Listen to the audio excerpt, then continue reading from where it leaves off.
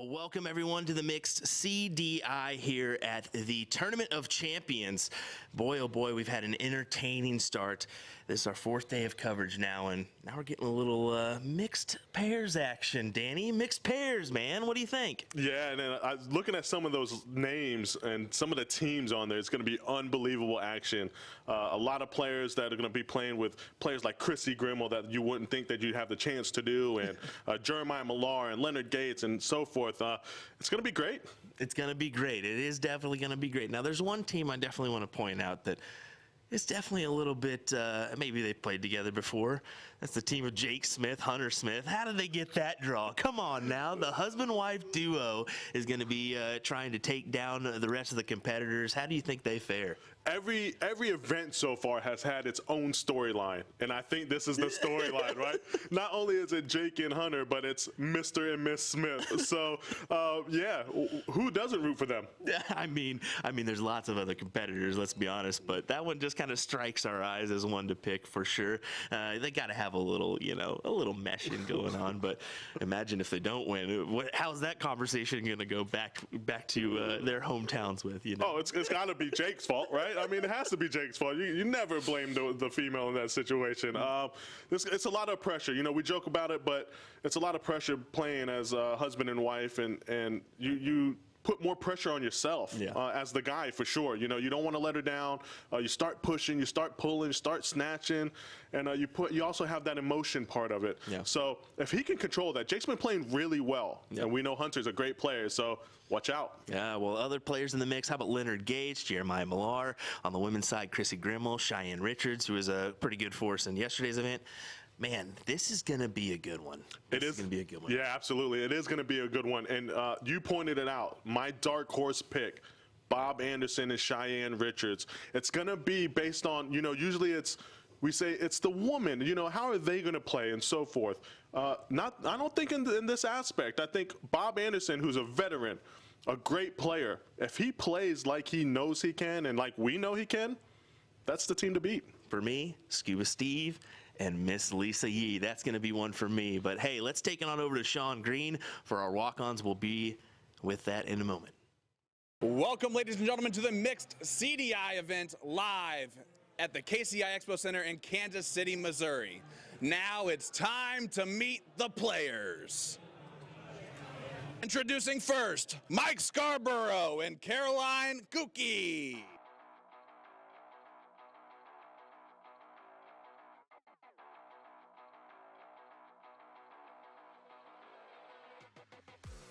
Garrett Rakowski and Jenny Howd.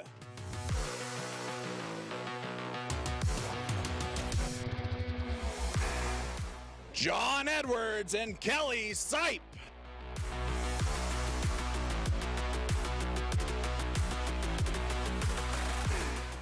Jesse Gore and Christy Davis. Brandon Pritz and Crystal Gonzalez. Taylor Hedman and Leslie Gardner.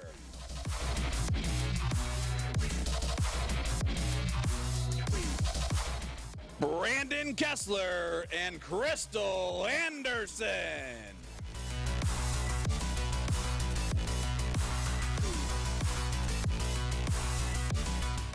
Jason Hawkinson and Danny Gass.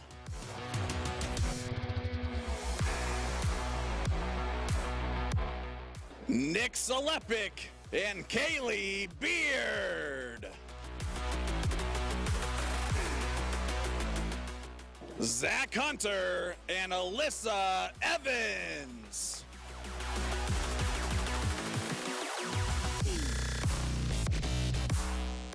Nick Yeast and Heidi Nelson.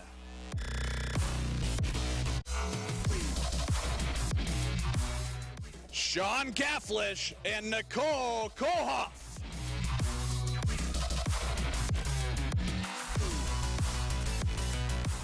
Mr. and Mrs. Smith.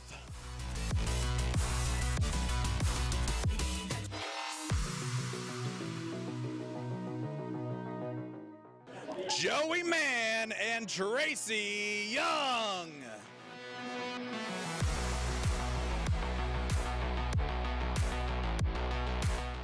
Gary and Cole and Terry Johnson.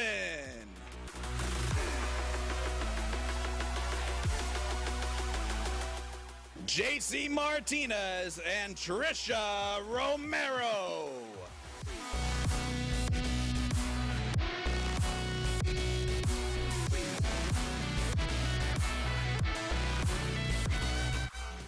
Ram Guevara and Kaylee Morton.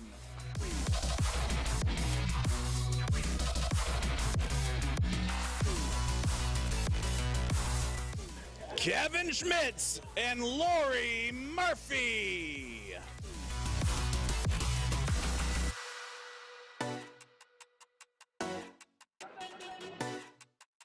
Kenny Doyle and Peaches McGee.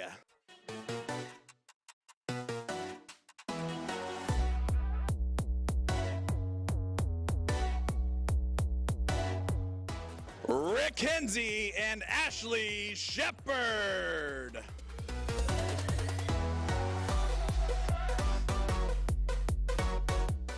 Mike Carter and Jamie Nowak.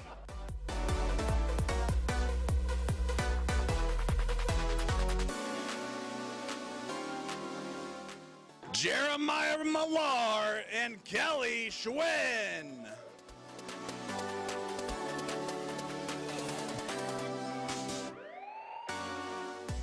Sugar Shane Johnson and Rachel Rayfield. Gabe Steffen and Kelly Mears.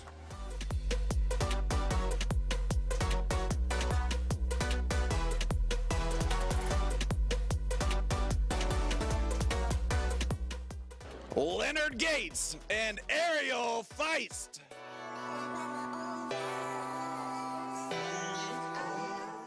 Austin Braswell and Meredith McGee.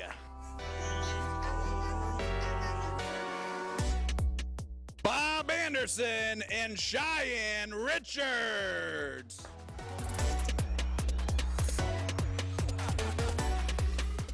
Jules Van Dongen and April Patterson.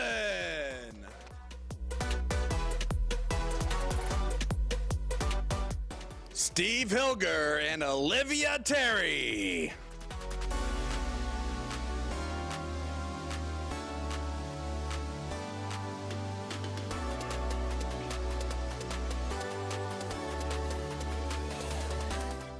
Mike Maloney and Ashley Went.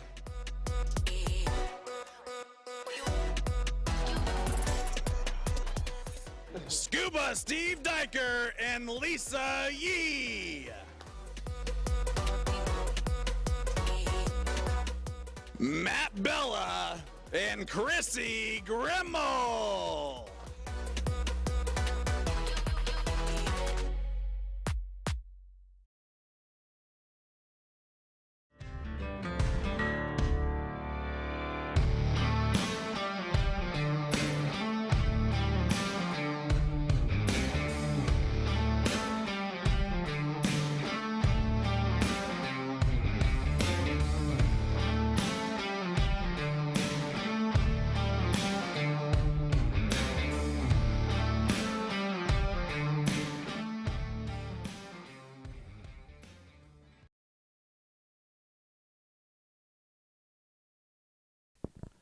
Good morning, everyone, and welcome back to the 10th Annual Tournament of Champions, brought to you by Partners Promoting Darts, live at the KCI Expo Center in Kansas City, Missouri. I'm Sean Green, your play-by-play commentator, and I'm pleased to be joined in the booth by the handsome, the amazingly talented commentator, the oldest gentleman in the room, Mr. Danny Baggish, the gambler himself. Danny, I sure did gamble with that opening, huh? Yeah, you did, Sean, and I would say I appreciate it up until the last part. So, no, a pleasure once again, and what a few days it has been. And last night, oh my gosh, holy cow, Let's talk about it. Rick, Henze, and Tyler. Yeah, they first of all have to run through the one-loss side of the bracket for a little bit of time. They eventually end up with 2 losses before they get to play in the finals, where they have to triple dip some unknown players, Mike Maloney and Leonard Gates. Yeah, I actually – You gave them a 0% chance. I did. But you know what? I think 99 out of 100 of us would have predicted any team, Yeah. it doesn't matter who it was, to give a small percent chance to triple dip arguably the 2 best players in the room. Yeah. I mean, you're not wrong. And the coolest moment is, of course, the father-son duo of Rick Henze and then Tyler Henze's welcoming party to being in person, under pressure, and performing at the highest level that we've seen him ever perform. And they get the job done. They did get the job done. And I think the reason why they got the job done is Tyler Henze paid off the operator who was installing the faceboard with the 888 magnets. Oh, my gosh. So could not miss. No, he could not miss. It was unbelievable. And it just, man, yesterday, it was just another storyline that just captured this huge event. And I look forward to what storyline we're going to have today. There's plenty of them because this is the very first mixed CDI event. And I'm telling you right now, it's going to be a great day. The reason why is because this is wide open. It's a parity draw, top 32 men, top 32 women. The woman with the highest average, Chrissy Grimmel, plays with the lowest average male player, which was Matt Bella, which is still, his average is what? 4.695. 4.695 is the lowest average of the men here. Yeah. And then they just continued to go down the line there. So we ended up with some interesting combinations. Yeah, we did. And Matt Bella and Chrissy Grimmel, as we're going to update you on some of these matches, they, I believe, have already suffered 2 losses, Sean. I'm looking currently at this to make sure that that is the case. For some reason, nothing is updating. It looks like Matt Bella and Chrissy Grimmel are still on the 1-loss side of the bracket. They did defeat Jake and Hunter.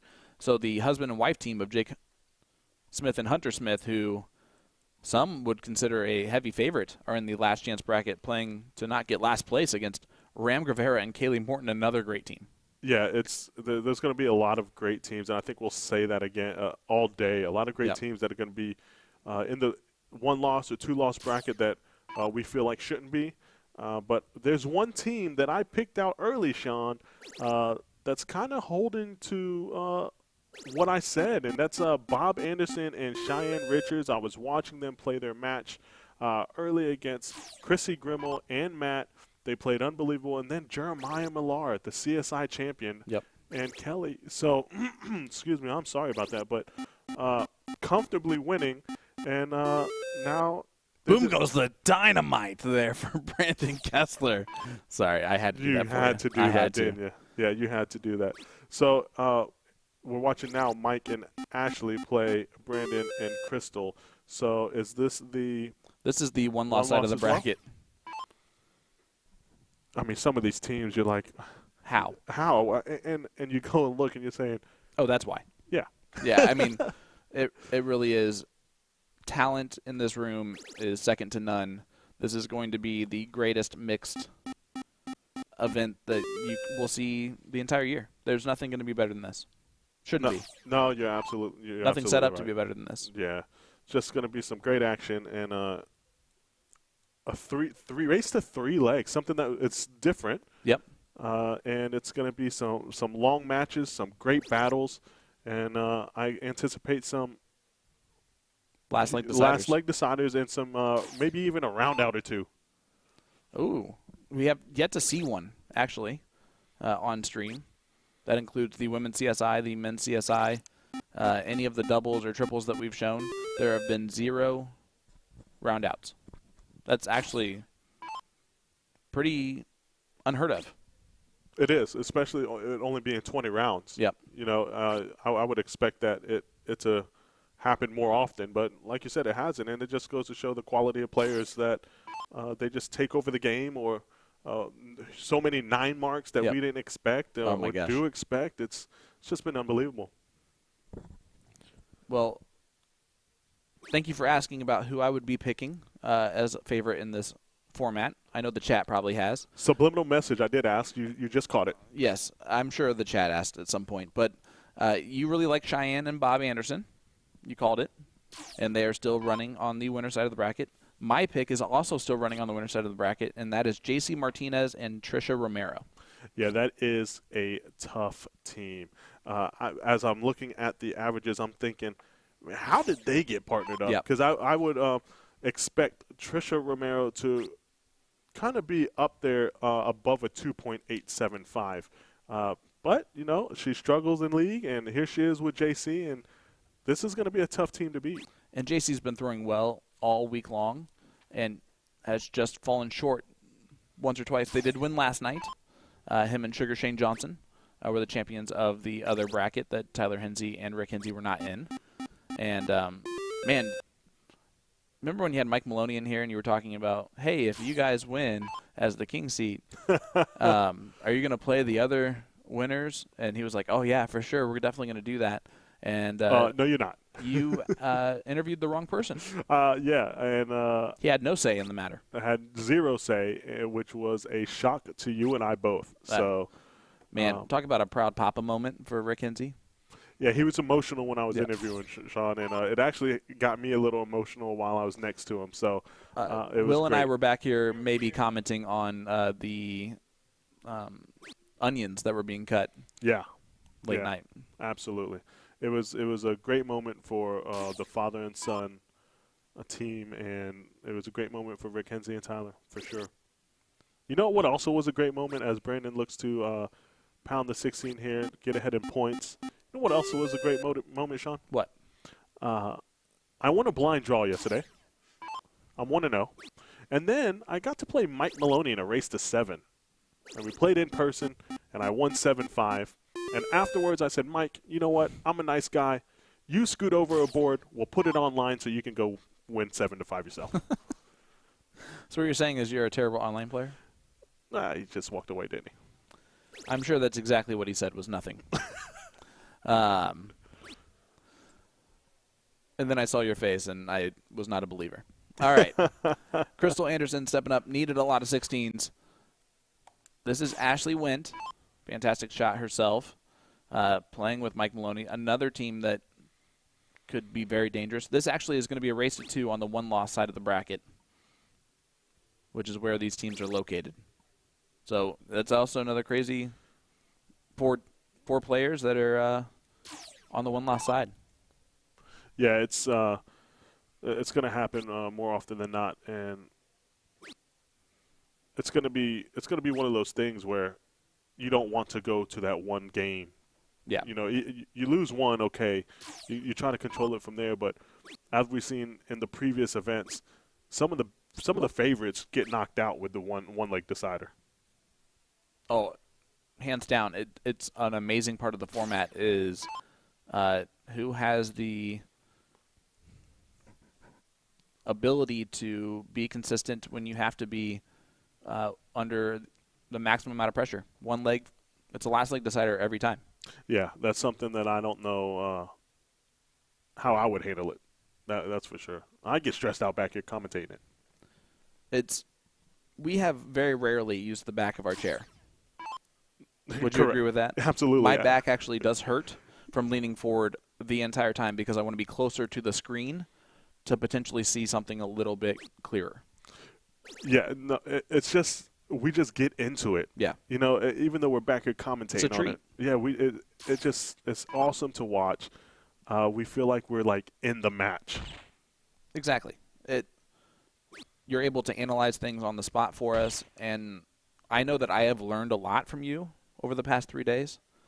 What not to say mostly, but also the strategy of cricket, that you really do pay attention to high ground versus nothing else, which honestly, again, I things that I would consider hero shots that other people would be upset for me trying to take, I have been proven that that might be the right shot to take from time to time. Now, of course, someone my quality of player is different quality of player than you are. So my strategy of pointing on that last dart might be a little bit more efficient than your known ability to hit a triple if you're going to shoot at it. Yeah, absolutely. But don't sell yourself short, Sean. You did open up with a 180 against me, as Ashley puts in the bullseye there to go up 1-0 in this race to 2. 3.47 from Ashley.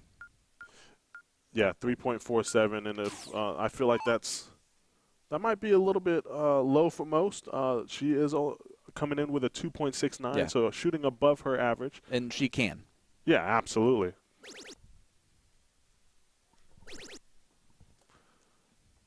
Brandon Look at Kessler that. starting off with a boom goes the dynamite for Brandon Kessler. He is also playing one of his sponsored players currently as Next Gen Elite and X1 Elite. Sponsored player Mike Maloney playing against owner of X1 Elite. You know what's interesting about some of these players? You know, when we play singles and even men's doubles, we try to concentrate on what we're doing, and we have that determination and so forth, right? But when we play mixed doubles, there's a lot more pressure coming in because we know what we're capable of, and we know what our partners think we're capable of, for sure, and what they expect. So not only are we playing for ourselves, but you feel like you don't want to let your partner down. And Danny, I'm going to talk to you from the reverse side of things, as someone who might be on the other side of it, as a lower level, even in men's doubles, right? If I was playing with you as my partner in a blind draw, so to speak, I feel like I know what you're going to do. So if we lose, that's my fault completely. Do you know what I'm saying? So even though you're going to have that pressure on you that, hey, if you didn't hit a 9 mark every time, it was your fault, that's fine. You know that's actually really unfair. And as you have shown to be able to throw Nick Dichiria under the bus rather quickly from the blind draw yesterday, you'll just let everybody know when you played well and your partner didn't. Yeah, no, especially when it's Nick. But so you're actually really, really spot on about that, and it's really unfair because back at home, when I do play these blind draws or bring your own partners or whatever the case may be, if I shoot a 4-5 and we win, right, it's because I shot a 4-5 for sure, and it's we won because of me. That's what Hands their down. perception is, hands right? down. But if I shoot a 4-5 and we lose, it's because my partner didn't shoot higher than what they shot, right? And it's really an unfair comparison, and in that aspect, I don't like it because if anyone was to ask me why we lose, 99% of the time I'm telling them, I might have shot I might have shot a 6-0, but maybe I could have shot a 6-5 and it would have made a difference. And I'm apologizing immediately to you after we lose because that's the fairest way to go about it. Sure. Although if you shoot a 4-5 and we lose, I'm going to tell everyone it's because Danny shot a 4-5. Yeah, no, absolutely. And someone that's not shooting a 4-5 going to happen right here. Yeah, someone that's not shooting a 4-5 is Brandon and Crystal, because they are absolutely smashing the board. Yeah, they're smash and smash. They are smashing smash in round 6. They're already at 193 points and only needs two bullseyes. Would you agree about the fair assessment that whoever wins this event, it'll come down to the best female player of the two? No. You do disagree with that? Yes, I do disagree with that. Okay. Correct. Because in this event, I think Michael, what was that? Depending on who it is in the matchups, right? I think for the men, if you're at the top and you have a lady that is in the middle of the pack and you partner up with her, sure, it's going to be how she shoots. But for the women, if you're at the top and you have a guy that's in the middle of the pack, it's going to depend on how he shoots. Does that make sense? It does make sense. So it really just depends on where the dynamic is on the teams. That's correct. So, and that was kind of my me pointing it out that with Bob Anderson averaging a 4.7, if he shoots that 4.7 or higher, that's why they're the favorite. Right. That's fair. And right now they're taking on Kenny and Peaches. in the winner side of the bracket. Peaches McGee. I love Peaches. Absolutely. Character. Look at that. Huge 7 mark by Mike going second in the last leg decider. Has to take that quickly.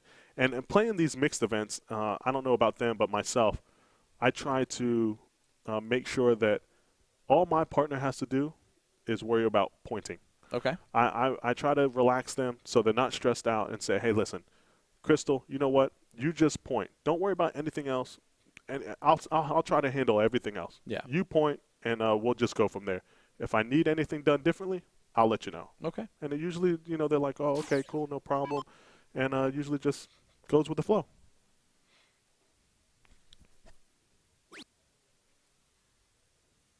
Oh, just inside there.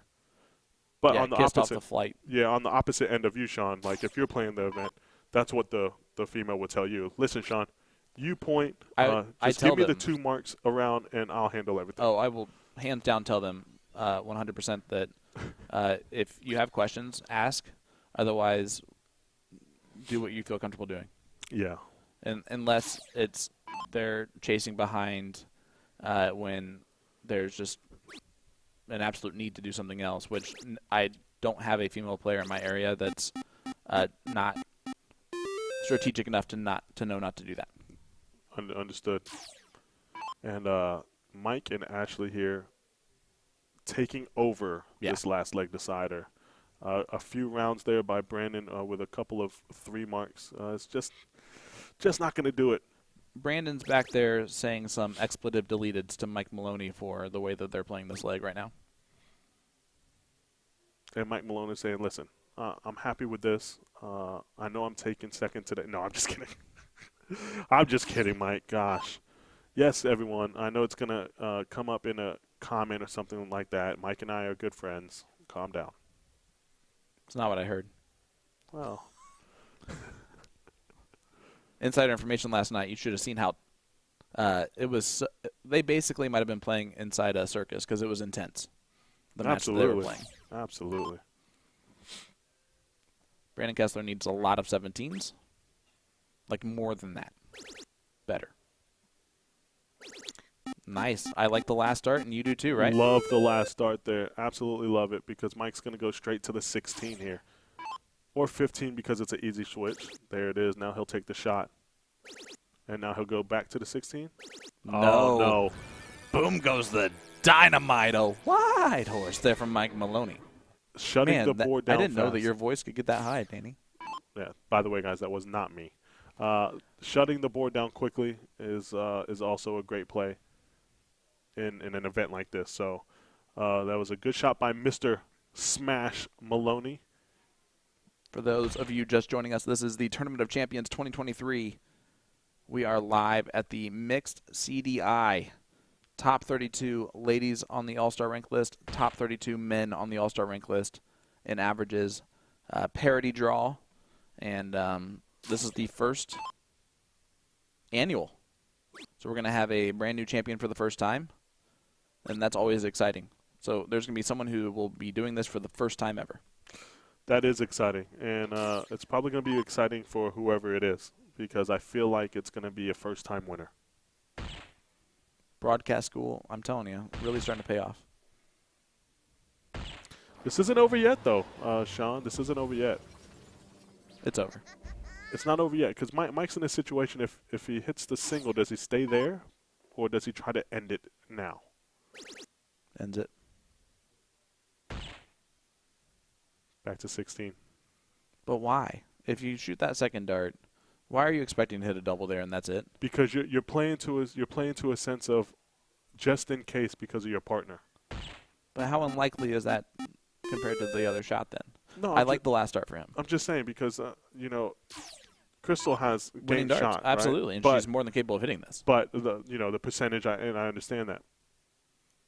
It's a time and time again we see a player, no matter how good they are, go up and that was a good first dart. Yeah, go up and miss one ball or whatever the case may be. This is a lot of pressure if she hits the ball.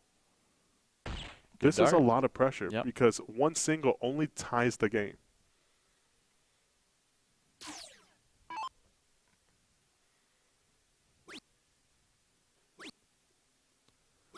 And so this is it, right? So now Brandon has the shot. Yeah. And I think that's that Mike was playing that in his head, 3 to 6 starts ahead. First start is the important one. And it does not go in. So there's the point lead. And again, not over yet. It's not over yet. And remember, we talked about this before. I don't think Mike will do it, but how often they go single in this situation knowing that they need the triple. Danny Baggish.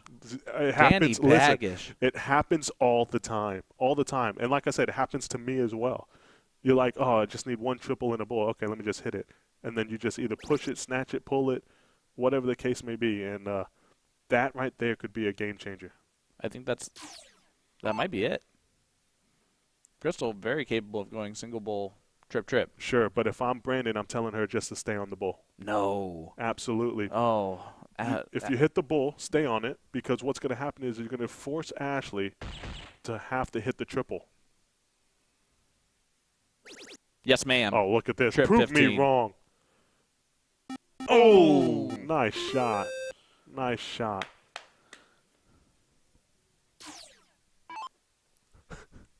Thanks, Will. Ashley needs the triple.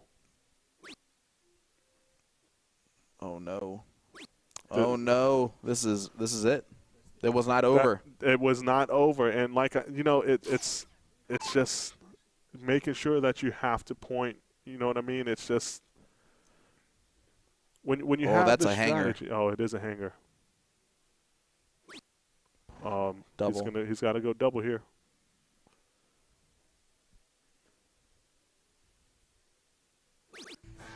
Look at that. Maloney got Maloneyed. Maloney got Maloneyed, and that is it. Wow. He is dejected after that one. And look at this one. Austin Braswell, Meredith McGee versus Jules and April. Loser side of the bracket, so this is the one-loss side. How about that? Did you get what I was saying, though, about 100%. As the guy, you're trying to plan 6 starts ahead? 100%.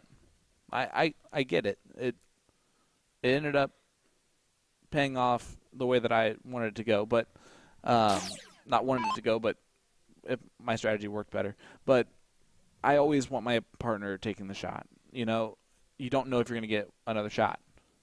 You never know if you're going to get back there. So take it while you can. Understood, Sean Green. Especially after that fight. I like it. Yeah.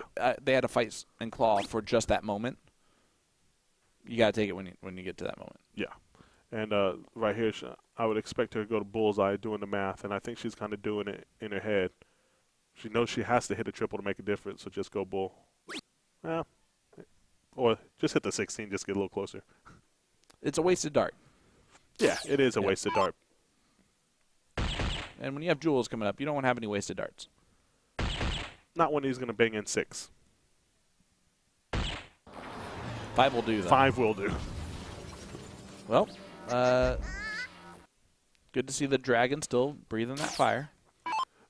So this is kind of the same situation with Austin. If I'm Austin, I just load up the 16s. I don't even take a look at the bullseye.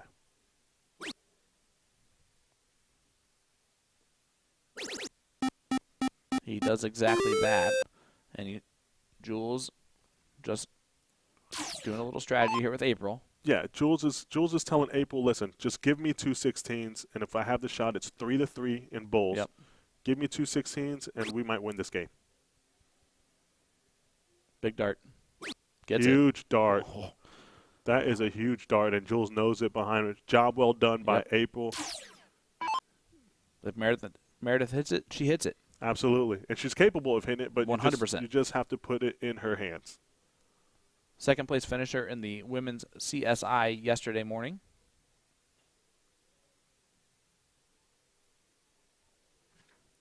Yeah, a lot of pressure now. A lot of pressure on this.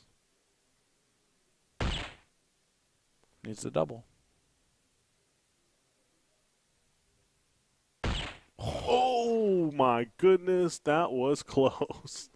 If that would have registered as a double, we would not have second-guessed it. No, absolutely not, because it was close. It was absolutely close. Well, this is where Jules does Jules things. One There's his hole in. patented fist pump. 6.20 for Jules Van Dongen in that leg, and it came down to one bowl. Yeah, it's Austin shot a 6, by the way. what a matchup this is. There we go, leg number 2. One of these two teams is going to be in the 2-loss side of the bracket. That's crazy. That is crazy, and I feel like this also has last leg decider written all over it, and I think we're going to say that a lot today. Especially with a lot of automatic last leg deciders in the 2-loss side of the bracket. Who do we have down there now that you feel like? We have 2 teams that are out right now. And which 2 teams are that? Ram Guevara and Kaylee Morton. Wow. And Jason Hawkinson and Danny Gass. Wow. Okay. And you're asking what team down here is potentially one that can run for quite a while? Is that what you're asking me? No, I was just asking who is in the 2-loss bracket that we didn't expect. Mike Maloney, Ashley Wendt. They're in the 2-loss? They are. Oh, my goodness. Jake Smith, Hunter Smith. Wowzer.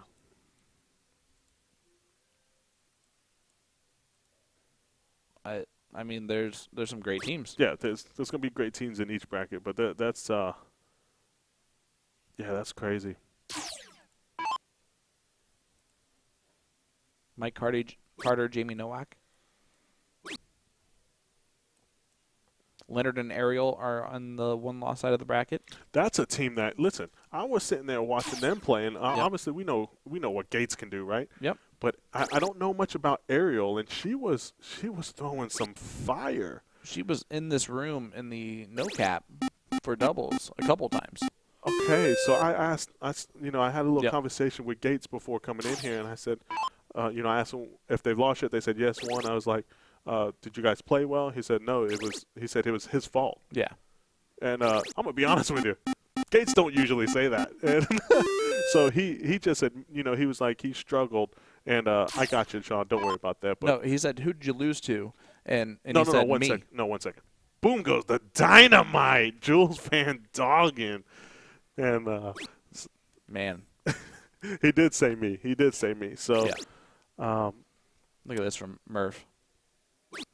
Good darts. I know you like staying up there, right?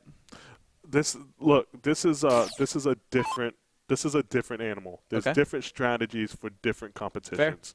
So in this instance, no, I probably would have taken a shot at the 19. Okay. So Austin's going to shut the 19 down. Now he's going to throw all the 20s. Because what you do is, and this isn't a knock or disrespect to anyone in the game when I say this, but you see that Jules is behind you. Yeah. Right? Jules is more apt to hit a big 7 or 9 mark than April is. Yeah. Okay? So you kind of play it that way. Just like you said, this is kind of more chess than the singles matches because now you're playing doubles chess. Yep. You're thinking 4 moves ahead for your next throw, and also at the same time having to think about your partner's throw. Exactly. If I'm talking too much, you just tell me. Always, but we'd be here for quite a while if I reminded you. Listen, Sean, no disrespect, but we're going to be here for quite a while anyways, my man. Guys, thank you so much for tuning in live here at the KCI Expo Center in Kansas City, Missouri. USA Darts Productions, partners promoting darts. Sean Green, Danny Baggish, Will Stewart's in the room doing God knows what. This is Jules and April taking on Austin and Meredith at the mixed CDI, first annual mixed CDI here at the Tournament of Champions. So far, it has been everything that we have ever wanted. Yeah, absolutely. As we're switching over to Bob and Cheyenne, and look at this. Last leg decider. Wow. Winner side of the bracket. Wowzer. I wouldn't have expected this. Especially the teams that and how do you pronounce that? Karen? Is it Karen? Peaches. Peaches. Just call her Peaches. With a huge 6 mark there. I love Peaches' outfit, wardrobe. Look at that, the pink with the pink shoes. hands down. And Kenny's matching with her too. Man. You know it's not shocking. Nick Dichiria is watching darts instead of playing it once again. Sean, stop. I'm not doing this with you today. Okay? I am not. Don't get me going. Don't get me rolling. And he doesn't have – he knows exactly where to stand now. Oh, my gosh. He knows exactly where to stand. And I expect him to be back here in about 10 minutes because someone has said we are talking about him again. Look at this from Kenny Doyle. Oh, looked over at the trip 20. I like the move, but Cheyenne, the type of player that can punish. Yes, and I don't see her. This is a last leg decider, and I would stay on the 20 no matter how many you hit. But you want to try to hit at least 5 here. And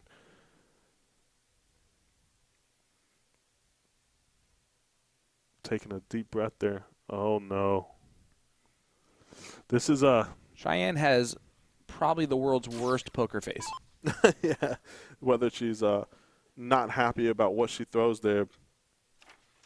And Peaches is going to try to close the 20. Oh, just. You know what I like right is that there. she just threw the third dart. She did not get dejected after darts 1 and 2. It was a quick nod like you got this and attacked it once more. Yeah, Kenny's a good supporter there. Just, you were right there, and let's see if that hurts or not. By the way, did you hear it is Christmas in October because Santa's birthday is today? Today, listen, is this another storyline? Kenny Doyle, 46 years old today. Will is looking at you like, is he really 46?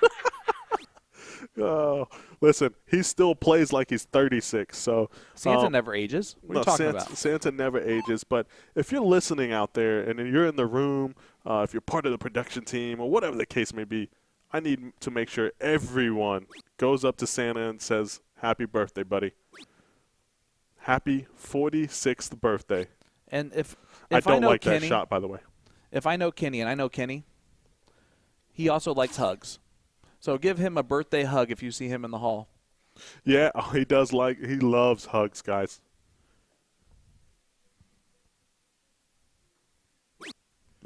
This is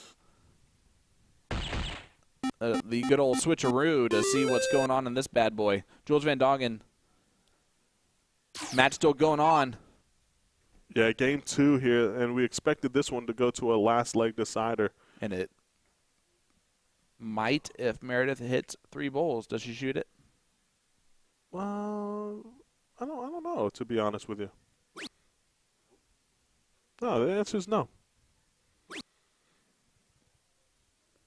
I mean, just go ahead and get one with 20 at this point. Or 3. How about 3 more? Yeah. Let's get 3 more 20s, Meredith. And as we get back, huge last start to get the point lead. And this is a moment. This is a moment. Yeah, this is a huge one. And once again, if I'm Cheyenne, I just load up the 20s here.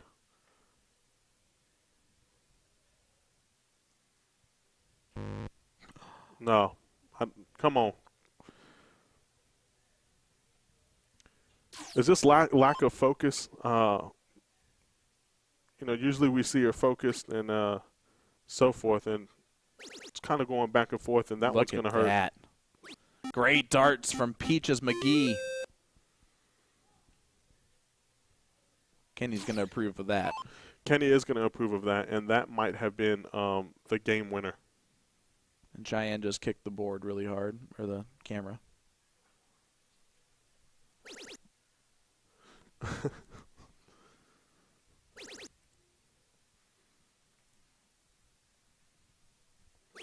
Oh, look at that, and boom goes the 8 mark.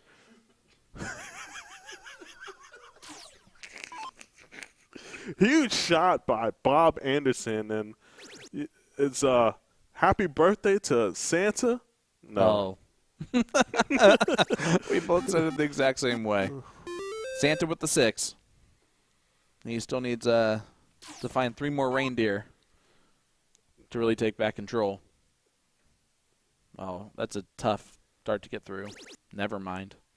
15s? No, she's going to stay there and just above it. The only reason why I like 15s there is because it was blocked. definitely blocked after the second dart. No, I don't disagree with you.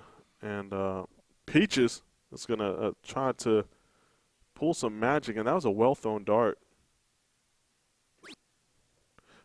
She doesn't get up. She doesn't get upset at all. Nothing phases her, and all three of those were right there. And on the other side, Austin and Meredith win. Nah, they forced the last leg decider. They won the game 2 and forced the last leg decider. Sorry, that wasn't written in the notes. Well, I knew the second game was going on, so it was kind of obvious there, Sean. Sorry. What's Bob do here with Kenny behind? It's a do or die of 15? Oh. It was. Yeah. Let's see if it's actually do or die. I think it is. I think that will kind of write its own story because Kenny's not going to miss like he did last turn. There's all 9 reindeer. Rudolph has led the way. There's just been some questionable shots in this leg. Close to 15. Just out of frustration. Oh, no. You got to at least hit it. Got to at least hit it, you know?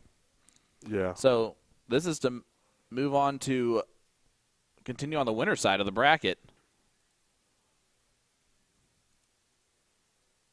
As I look on over here to see who that would be. Yep. This has made a winner of Gary and Terry and Joey and Tracy. This has opened up the gates here for a lot of teams in my eyes, and Kenny's got to be excited for this. Absolutely. I think every player playing in this is excited for this. Except for the losers bracket. No. Even they're excited to play in this. It had to be. Sure. It was a really fun idea, really fun format. Every single player moved up. Oh my goodness! I would have never expected that. And Cheyenne, very capable of hitting this. Well, we're just going back and forth this leg. Needs 3. This has been absolutely crazy. She can redeem herself here. That's in. That is in. She got it. Yep, she got it. That's it. That is it. Look at that. Cheyenne Richards with the kill shot there, right at the end. What if that would have bounced out on dart 3? I don't even want to think about it. I don't know. Wow, what a steal. Yeah, that is a huge steal, and I think they're going to be going. They're going to go back and kind of regroup and say to themselves, "We got away with one." But sometimes, Sean, getting away with one writes your story for you. Absolutely, you need those breaks. Well, the birthday boy moves into the one-loss side of the bracket. To be honest, maybe the hug for the birthday is not good right this second. Give him maybe a minute or two. All right, last leg decider. Jules and April, Austin and Meredith. This on the one-loss side of the bracket. So one of these teams is going to go to the last chance bracket after this match, after this leg. Jules doing what he does best. Beth is what I said. Yeah, well done, Jules. You did what you did, Beth, and congratulations there. All right, here's Austin Braswell. You are a teacher as well, right, Sean? Listen. Listen, Linda. Oh. I don't teach speech. He's going to need a triple here, but even hitting a triple here might not be enough.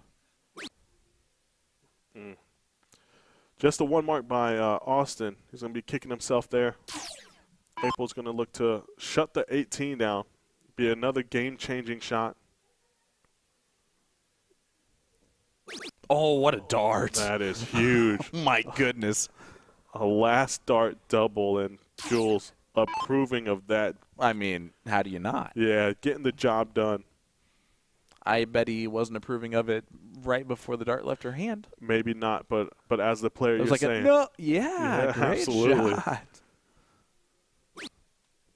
You know, it's funny because some of the players, like when I'm saying, hey, Sean, just go up there and hit 2 16s. Yep. And you hit 2 16s, then miss, and you're like, oh, my bad. And I'm like, no, you know what? You did exactly what we needed you to do. Yep. And that was the key shot. Actually, I don't say my bad when I come back. I said you should have told me to do more after that. Yeah, well, I kind of maximize your talent by telling you to hit 2. So when you do that, man, you did your job. You got to lower expectations. I get it. Big darts from Jules.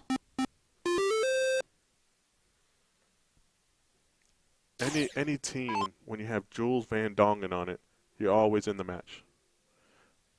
You feel like these players, even Austin, they're all capable of just hitting 9 at any time. Yep. Oh, absolutely.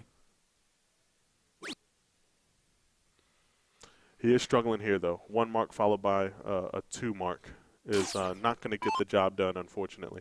No, not in the last like decider here. Big last dart again.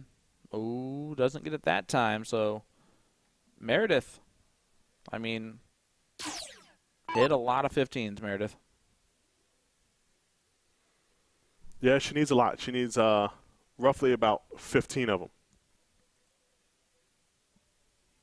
9 here would give her 120 points, so it would be at 268, which she is capable of doing. Oh, look at this. That third dart was so good, too. So good.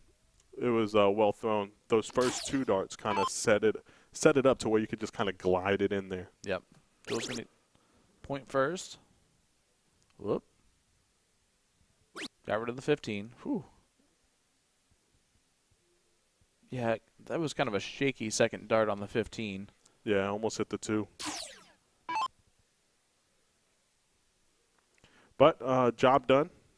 Needs 6 bulls to 3 here. Austin's going to try to shut it down. He does. So 6 bulls to 3. You feel like, April, give me 1 bull here. I know you're capable of taking out, but don't put pressure on yourself. Just give me at least 1. If you hit it, you hit it. If you don't, you don't. That's okay. And that's what she does. It forces Meredith to hit 6. Yeah, absolutely. Absolutely forces her to hit 6. Yeah, whether she hit 1 or 2 there, it forces her to hit Yep. 6. I get what you're putting down. And Jules is going to be coming back for 2 bulls if Meredith doesn't get the 6 here. And doesn't look like she will. It's almost in the writing. Jules will hit the 2, I believe. Oh, don't hit the 2 doubles now. Yeah, definitely don't. Oh, she hit the dart. It should have been 4. It moved the whole dart around. Sometimes you feel like the board does lie, but Oh, Jules. Looks like he's going to get it done. And he does. So let's look over at the bracket real quick. You see here, we are waiting on the winner of J.C. Martinez, Trisha Romero taking on Sean Kaflish and Nicole Kohlhoff. Sean's been throwing really well. Nicole is an up-and-coming, really good player. Steve and Olivia still on the winner side. Another great pair there, Steve Hilger, Olivia Terry. That's going to be a really fun team no matter what else happens. Taking on Shane and Rachel. You got Joey Mann and Tracy defeating Gary and Cole and Terry. And so that will be a match, Bob and Cheyenne versus Joey and Tracy. That's going to be on 1C, which is not one of our streaming capability boards. You got Matt and Chrissy taking on Kevin and Lori currently. The winner of that one gets Gary and Cole. Just, jump right in whenever you want, Danny. Yeah, we got well, I don't know some of these last names, so I was just going to let you go through the bracket, Sean, but we got Mike and is it Caroline? Yep. And Taylor and Leslie. Winner of that one's going to take on Gates and Ariel with Kenny and Peaches over there, and that's on the next board, streaming board on 1B. Yep. Thanks for the co-signing with the yep. we're getting over there. And this is the 2-loss bracket. So Look at that. Steve Diker and Lisa Yee. yeah, that was another team that I feel like it was going to be based off on which Scuba Steve do we get? How well is he playing? But Mike and Ashley, you know, In the last chance. in the last chance, and like you said, the Jeremiah and Kelly. yeah, Jake and Hunter, Jeremiah, Kelly. I mean, the list just goes on and on. It's just It's crazy. It's crazy. It's not going to get any easier. But what does happen is you're going to get a great match in every single bracket. You're not going to want to miss it. Not 1 second as we head on over to Taylor Hedman. That's Mike Scarborough. That is Mike Scarborough. And Had that jersey made just based on his performance yesterday in the walk-on of 2 days ago, the men's CSI. yeah, let's. He was going to do that again today, but his partner said, no, not with me next to you. I also did a different announcement for the players this morning than I did a couple days ago. Okay. I brought Mike in personally to make sure he heard that there is such thing as doing too much on the walk-on. Forget what I said a couple days ago. Thanks a lot, Mike Scarborough. Leslie Gardner, big close there, and good darts. Yeah, big close In and control. gets the bull. It's like a plus. Yep. Just get the close. You get the bull as well? Awesome. Here's Caroline. Great darts. Originally from Kenya. Now currently residing in Washington. First look at her on the stream. She played in the women's CSI, but there it is. Taylor Hedman gets it done in leg number 2. So let's go to a last leg decider. Mike Scarborough is going to show. Another last leg decider. These are the moments we get up for every day. Last leg deciders. I want to see one in every match. Every single match. Mike was not happy with that title based on his reaction once he threw it. And it's a tie ball game. It is. He's going to get redemption. I don't know how many times someone's been one hole in the bowl or just outside the bowl. Yep. And I just totally buckle. Oh, for sure. You're like, oh, this is easy. Nope. Yeah, I'd always rather show. Do you think it throws your opponent off if you throw the diddle first, miss wherever you do? That's a tie ball game again, I think. Either that or Taylor got it. And yell out like a, ugh, or great. Yeah, just to throw off your opponent. Yeah. Because now they know that you think that you've automatically lost the diddle. So they're like, now it's my expectation to win the diddle. Everything. Absolutely. Listen, it's all gamesmanship. It's, you know, you're not pushing the player, you're not touching the player, you're not blowing in the player's face or anything like that while they're throwing. But yeah, a little bit of a, oh man, you know, Yep. something like that. You feel dejected. It's kind of like when you miss the third bowl and they only need 2 and you walk back and go, good game. That is my biggest pet peeve. Is it? Oh, yes. Ah. Someone did that to me in the CDC one time. Yeah, they missed it, and as they're walking back, they said, good game, and I missed the next 3, and they won the leg. I won the match, but afterwards I told them, I said, don't ever do that again. Yeah. Like, that's just unsportsmanlike. Like, you're not supposed to talk directly to me. Right. That's right. That's all. Yeah. You know what I mean? Talk to yourself, no problem, but I'm on the line ready to throw. Don't tell me good game. All right, you can do what you want. I'm doing that every time now. No, yeah, that's fine. Every match I have now, someone's going to do it. It's your fault. You reacted as the way you did. All right, here's Caroline. Last leg decider. Taylor winning the cork, but only starting with 120. Well, it's a scrappy leg. The loser of this one goes to the last chance bracket. The winner moves on the one-loss side. And he only gets 2 there. So Mike Scarborough going to try and run a little bit. Yeah, close it and maybe throw one at point, but I don't mind the 18 after closing the 19 here. He's going to go 18 first, but he'll shut the 19 down now, I would imagine. And that's a bad dart on the 18, so he might go to a different number. There, he does. You didn't miss a single beat right there. No. Here's Leslie. And that is unlucky from Leslie. Those are two well-thrown darts. Oh, absolutely. Well-thrown darts.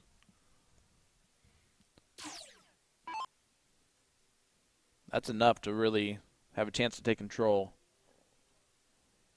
For Caroline and Mike, great dart. Look at this. Miss Gookie doing well. How do you pronounce that? Gookie.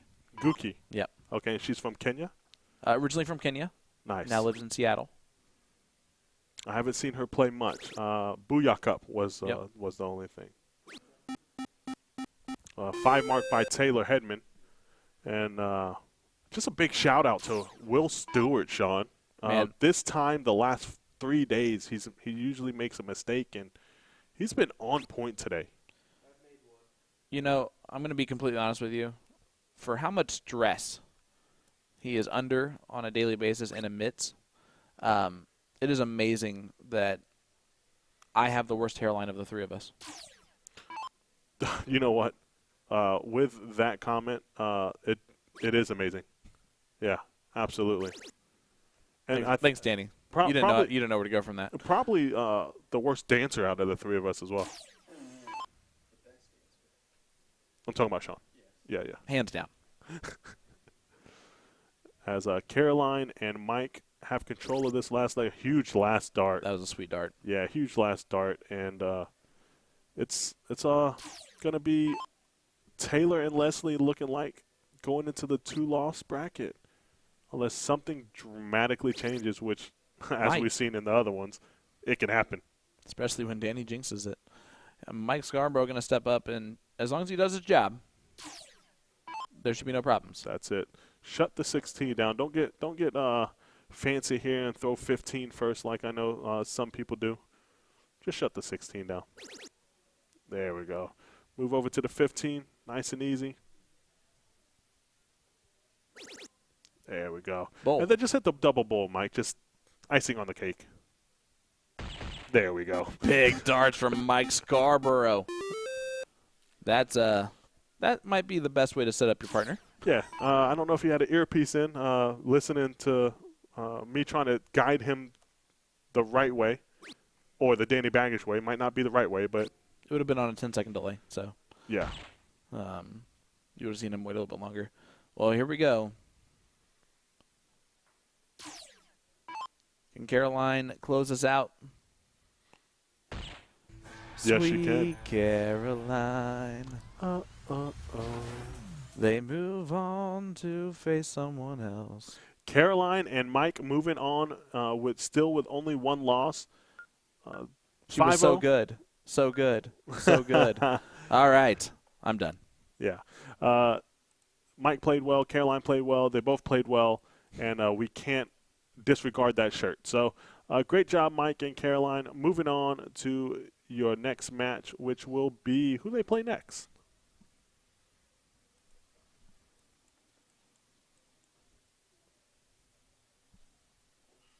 We don't know. No idea. No idea. That's all right.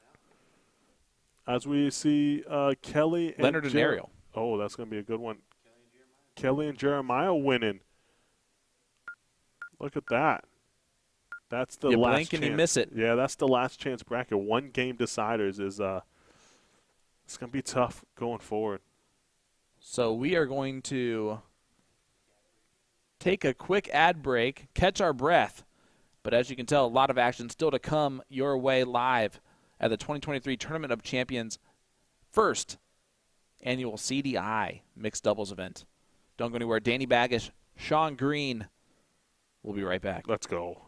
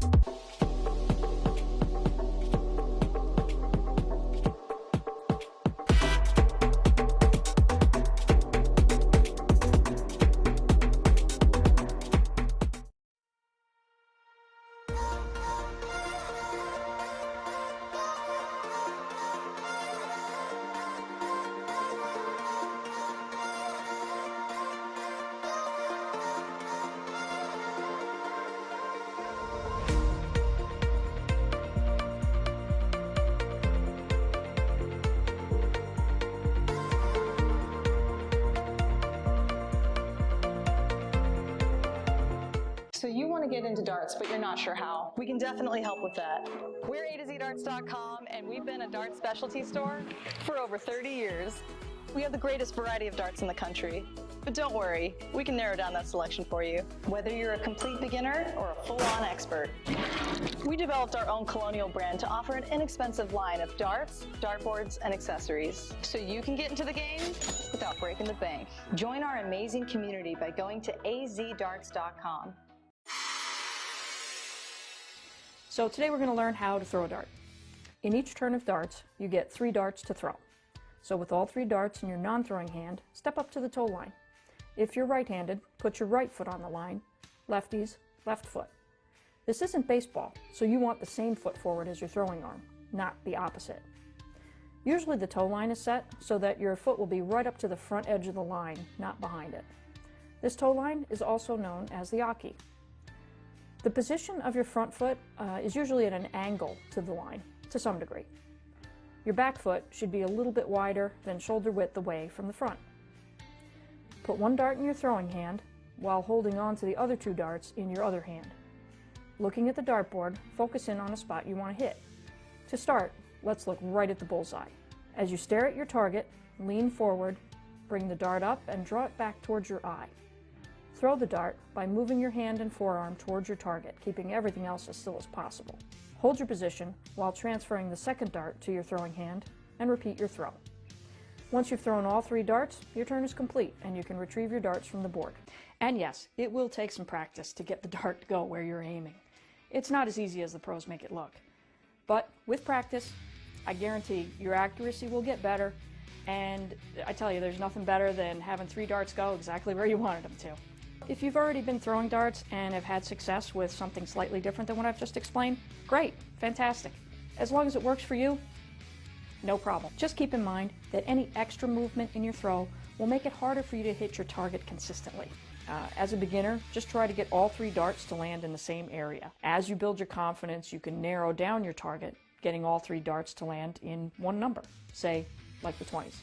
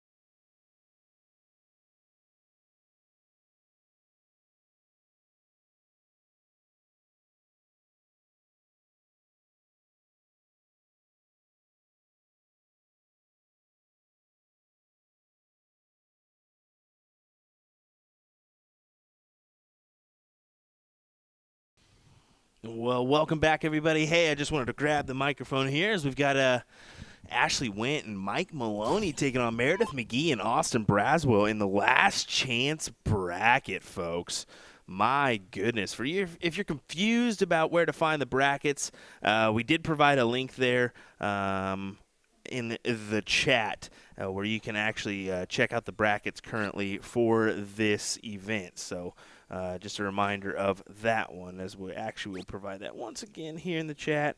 If you hit that, we will take you on over to the brackets so you can take a look and see who's in the last chance side and whatnot. But we'll kind of keep you updated on the screen as well. But hey, let's take it on over to Danny Baggish and Sean Green for some more commentary of our mixed CDI event. Yeah, I appreciate that, Will. Thanks for filling in for that minute there. Just outside catching in on the action, and, man, some great matches going on. Right now we have Austin and Meredith versus Mike and Ashley.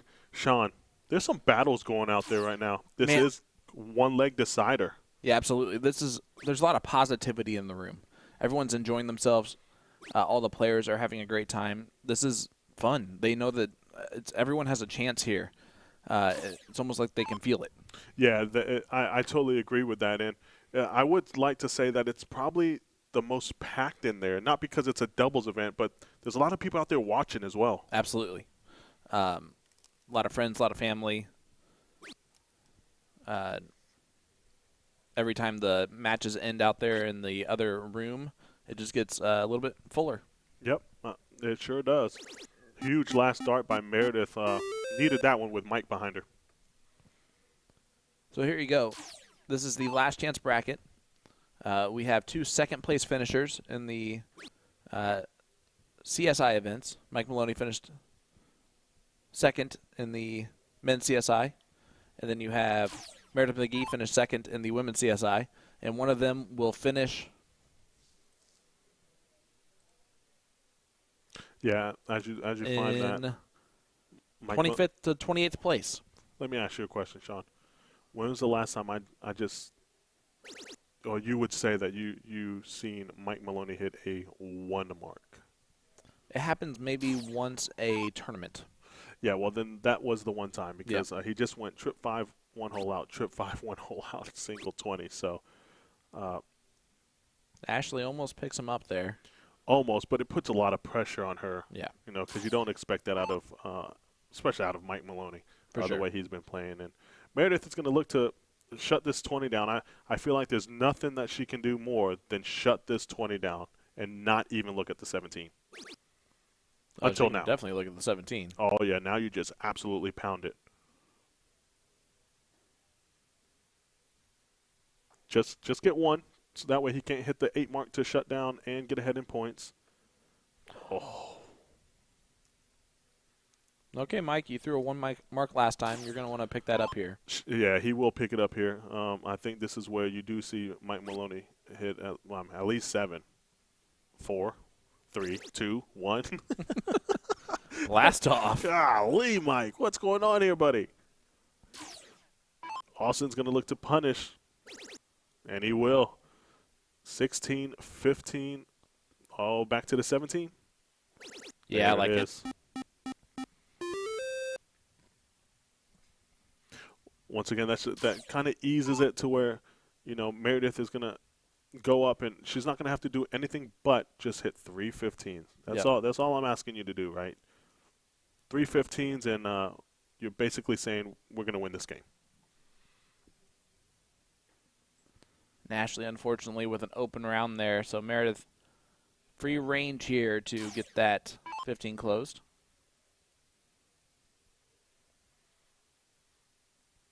Yeah, 6 starts from Mike Maloney and only 5 marks.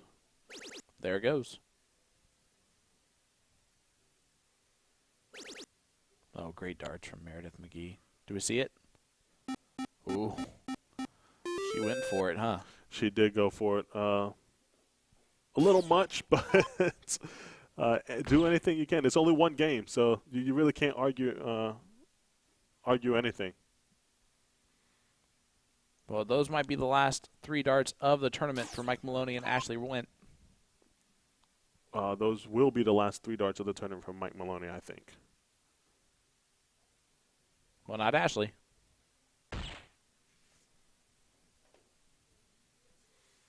Yeah, this is a tough going for Mike and Ashley this game. Winning the cork, 1 leg decider. You like your chances usually, and sometimes you just have that game where you're both not clicking at all. Yeah. And unfortunately, when it's a last chance bracket and you're only playing a race to 1, and you can't afford it. Cannot afford it.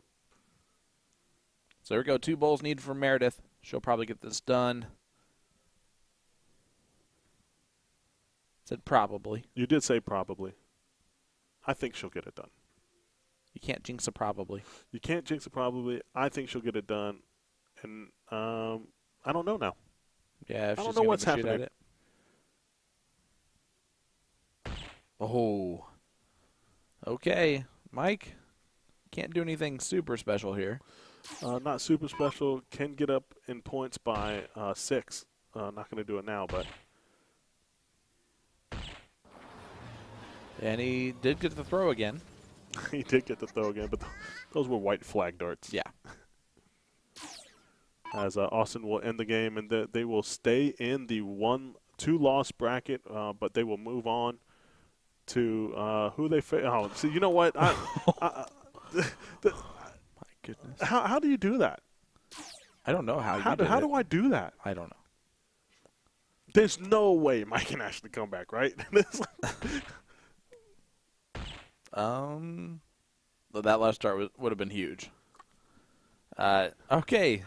Meredith is Go ahead, going Sean. to you take stop over this nonsense immediately. Like, come on, Meredith and Austin. She's going to try her best to hit one ball. That's a better analogy than what I've been saying. I'm going to have a talk with you, Austin, when we get done.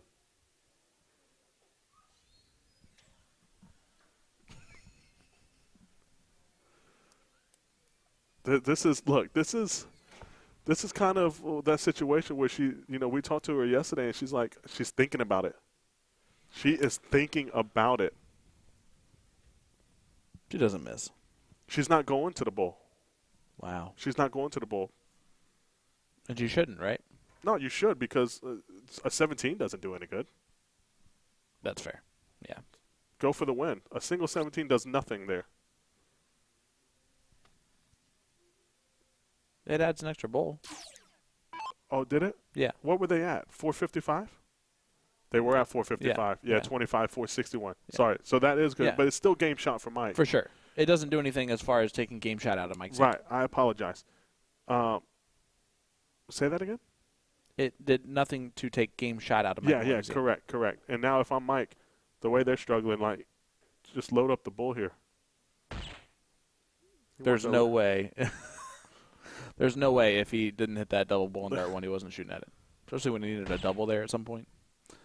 No, well, of course. Of course. But I'm not going to even say anything here, Sean. We're just going to see what happens. Okay? Yeah.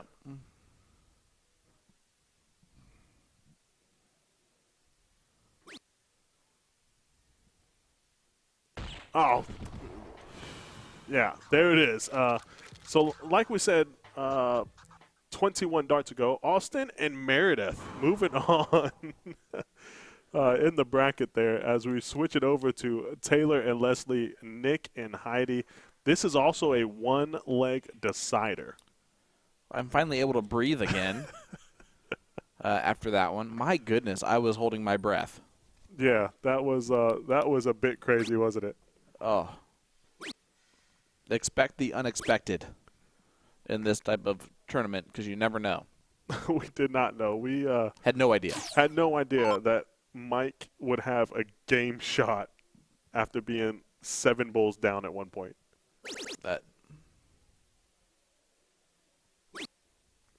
Taylor needs one more triple here. Doesn't get it.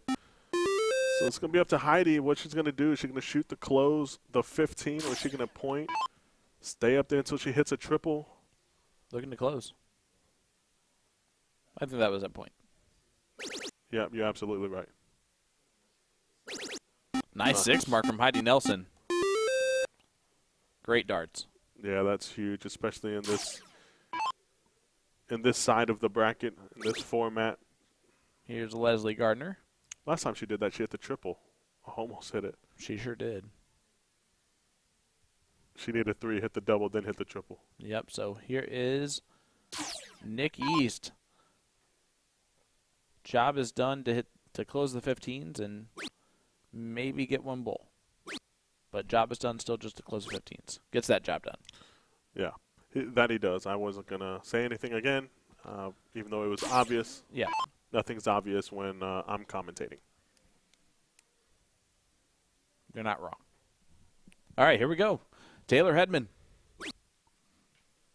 falls into the single 20, and with how tall he is, that's very blocked.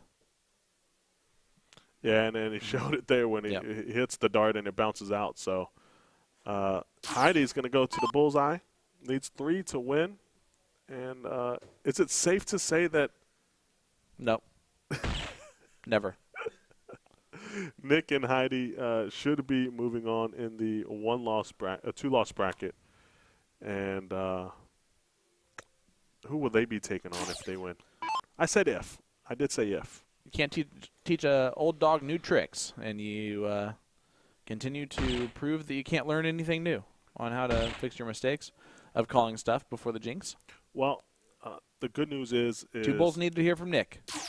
Nick's going to hit this and prove me right. So thank you, Nick, for allowing me this moment and advancing into the next round. Ooh. You know what happened there? He did not have a yellow dart, so he gets it done. As we head on over to Scuba Steve Diker. He is playing with Lisa Yee, and they're taking on John Edwards. Give me a little. What are you looking for? Someone stole my list. This one? Yeah. Yeah, John and Kelly Sipe. Kelly for Steve and Lisa, and also a 1-game decider. Yep. Yeah, we're going to jump into a lot of these matches most of the way through, halfway through, maybe at the beginning. You never know. And it will be one of those where you might blink and miss the ending of them. But we don't want to miss these big moments when we can help it. Yeah, and that was going to be a big moment if he hit that triple 15 to shut it down. He just misses, and he awards Lisa a shot here to get ahead in points and try to close the 16. Like I said, she doesn't like this point battle. Oh, but she misses the 15 there.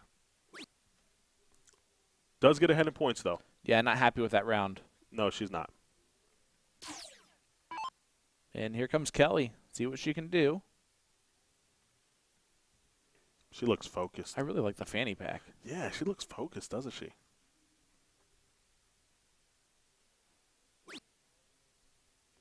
There's the point lead. She has a great throw. She has a really good throw. What a dart there on dart 2. Go back at it. Big darts from Kelly Sipe. That might be the kill shot. That is, I don't know who Kelly is, but I love every bit about the approach, about the technique, the mechanic, and the follow through. Yeah, it was, and the delivery. She paid off. Yeah, that was good to watch there. Scuba went for the close on the 16s there to put a little pressure on John, but John, math-wise, he still has that bailout on the 16s if he misses one of the first 2. He does, and of course one of the 16s will give him another ball, which he'll probably go straight to now. One more would do the same. Yep. There it is. So now it's 5-3 with Lisa up.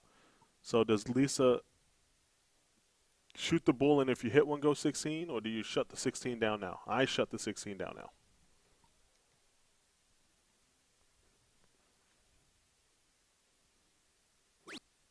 Now I definitely shut the 16 down.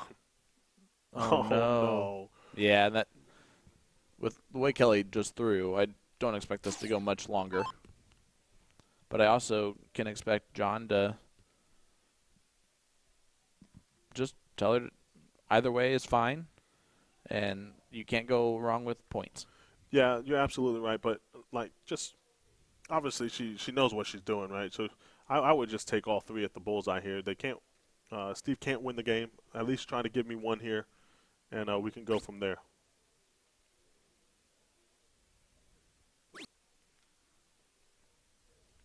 Well, it went from 5 to 6 bulls. Okay. So 6-3.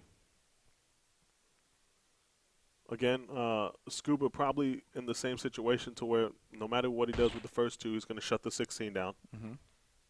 You don't want to leave it open for too long. There it goes. And look at those jerseys. See, it says it's for this event Scuba's wearing. It says the CDI Invitational on it. Yeah, that's a nice jersey. Nice jersey and well thought out. John's going to hit the 3 bulls here, isn't he, Sean? Maybe. Nope. Again, right? Again. I wouldn't have thought it, but here we go. Lisa Yee with 4 bulls to win. And don't let her size fool you. She can be a killer. Oh, yeah. This is doable. This is Very. way more than doable. And first dart's going to be the momentum dart. Momentum's gone. Momentum is not there. Ooh. Needed the double-double. And that's going to be a very unhappy Lisa Yee. Yeah, just gets one there. She's obviously capable of hitting the 4 and would have wanted a few more. The one thing we don't know about Kelly yet is pressure situation here. Yeah, she's so calm and smooth. I don't. Yeah, look at Right, that. almost a dead center. Great dart from Kelly Sipe. And they move on. Yeah, I'm impressed with Kelly. I'm impressed with Kelly. Here is Ashley Shepard.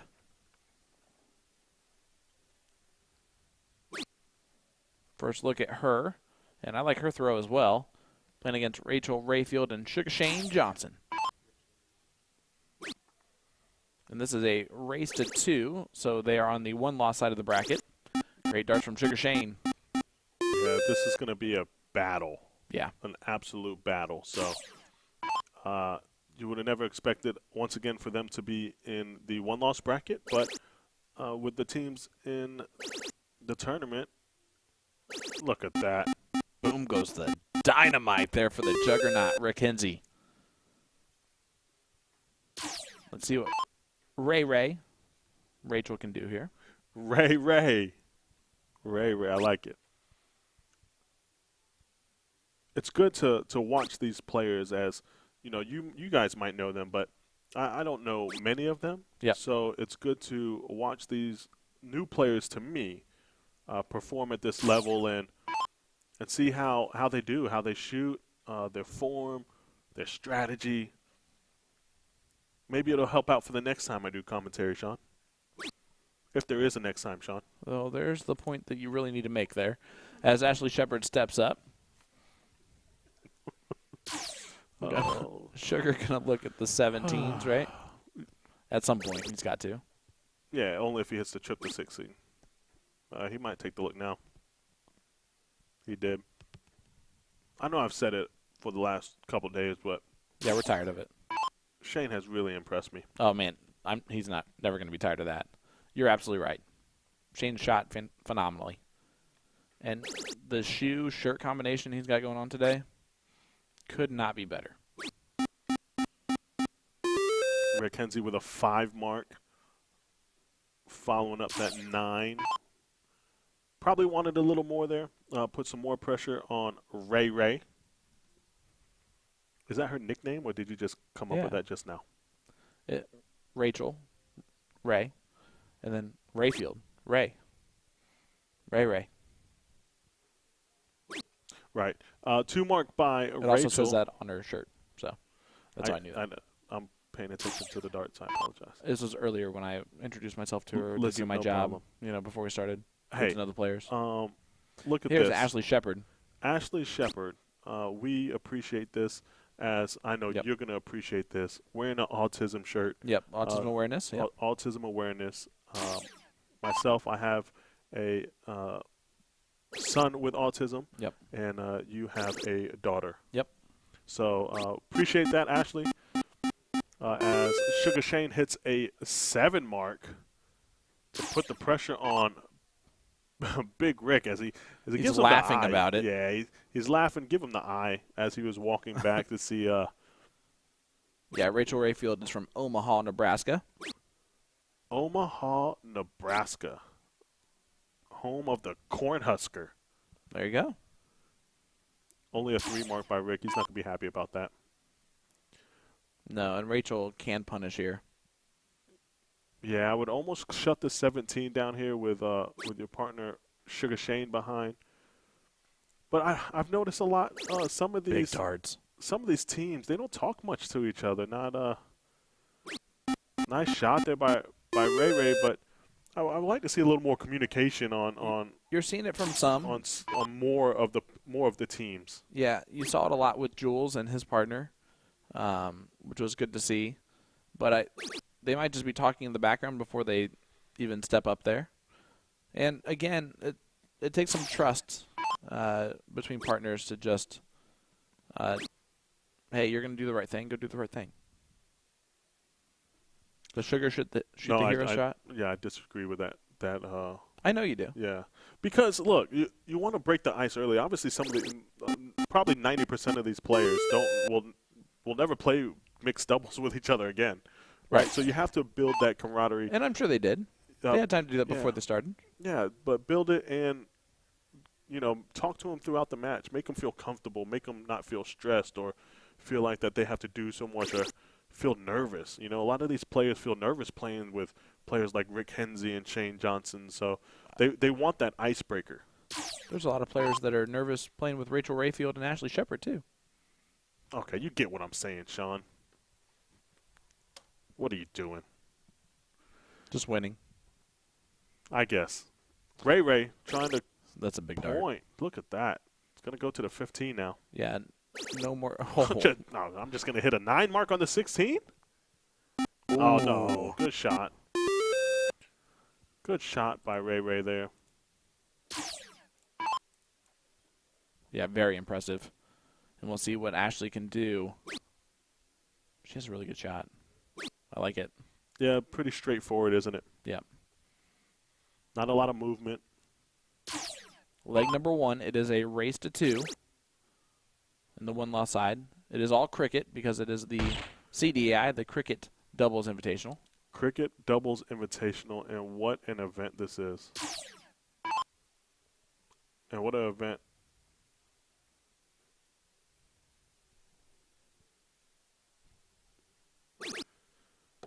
Oh, Mike Maloney. Rick Hensey, probably ready for the next leg. Yeah, it gets the 16 close there, but Rachel's been shooting phenomenally. You almost expect this to go. Do you think in this event, because I've been sitting here really thinking about it, right? Yep. The top male is There it is. Nice shot. What was that average in that? I'm so curious. 3.46 from Rachel. Yeah. What's her? A 3.46 from Rachel, and coming in, she was under a 2.75. There you go. Do you feel like when you're at the top? You're already asking the wrong person, but keep going. Yeah, that's a good point. But when you're at the top of the average and you're playing with number 32, Yeah. right, and they do the matchups that way, Yeah. the middle of the pack, Heavily favored. 14 and 19, 100%. 15 and 18, Yep. 16 and 17. You're going to see it more often than not. Because the grouping is so tight together in the Yep. middle. It's either that or you see number 32 or 31 really play above their level of play while the number 1 player on the other team does their job. Yeah, and in that case, that would be the team kind of running away with it. Yep. Yeah, exactly. Nice 5 mark by Ashley Shepard. Yeah, leg number 2.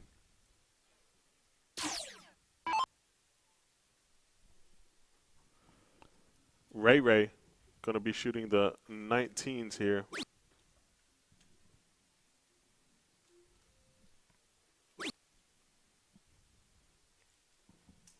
Wants a triple. Hits the single. So Rick, chance to close the 19. Maybe look at the 18. Maybe look at the 20. Maybe do whatever he wants. We did all the things I said, just in a different order.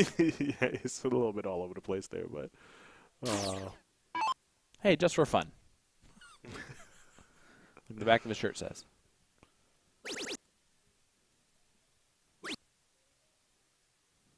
I thought he was going to go up to the 20 there, take away the 20, but he stays on the 19, hits the triple, 27 points up, and Ashley's going to look to just pound up this 20. Great darts from Ashley Shepard. Yeah, really good darts, and I like them staying there. Just point. Yep. Whatever you do, just point. Don't worry about anything else. If we're up 200 points, just point. Just listen to the board. Boop, boop, boop, ba-da-da-boo. You mean like that? Yeah. Is Ray going to take the shot if she gets ahead? What did I just hit if that was a sound? 5 mark. Actually, it wouldn't have done anything because that's a 4 mark. No, that's a 6. boop, boop, and then the boo is the last one. Oh, no, it's a 9 mark. No, Yeah. Sean, No, it'd be a 9 mark. 'Cause boops for every boop, mark. No, but if it's a 9, it goes boop, boop, boop. It doesn't do anything weirder than that sound. Boop, boop, boop, boo. It just does it for everything. If you hit 3 of whatever it is. Right? Sugar Shane up here, he's going to look to hit the 6 mark on the 19s, just misses. Same another sound. 7 mark. Never mind. That was different. No, but it counts the marks. I know. you I get hit. it now. I get it So now. you went- You're right. I'm wrong. You went Let's boop, move boop, on to the next boop. right-wrong scenario. Ashley Shepard's going to step up here, hit a lot of 20s. There it is. Stay up there. Gets it.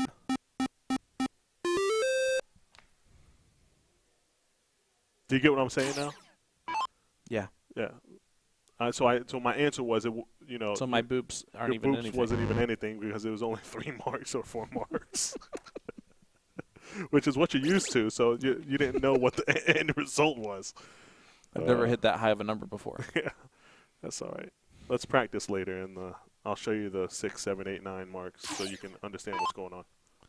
Thank you, waiter. And Rick Henze up here. He's going to look to shut the 19 down at some point.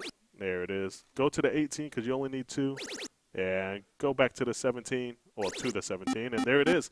Look at that. A huge 8 mark by the juggernaut, Rick Henze. Does makes it look easy. He does make it look easy, as most of everyone in this room. And you know what we're going to have? A 9 mark? No. Yes. Boom goes the dynamite Sugar Shane Johnson with the 9 mark. I was going to say we're going to have what looks to be a last leg decider, but I stopped myself because if I say it, then it probably won't happen. Yeah, you do not want to put that on. Like, people are going to start wondering why you hate them so much. You're not wrong. Going to step up on the 16s. Yeah. Nope. Yeah, no. But Or we're going to chew those quietly. Listen, the sandwich just looks fresh. It does. Like the bread is soft. And Stop it. Because it does. Everything about it really is looks exactly really good. what I've been thinking. Yeah, absolutely. 1 point, only down 1 point is Big Rick. So, do you shut the 16 down here first? Yes. Not if you're Big Rick. You shut it 3rd. Oh, he's going back up. Yep. Well, okay. I would say protecting the high ground, but there's 3 high grounds. Yep. Okay.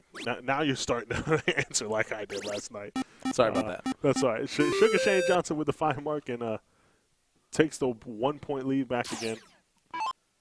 For every 5 16s, it's 4 20s.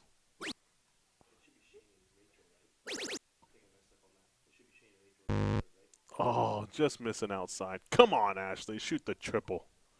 Shoot the triple there. Ray is going to try to load up the 16 some more. This is a big battle. You're battling 3 numbers here. Yep. And not going to be able to do anything but open up the door here for Big Rick Henze. Can Big Rick make it look big easy?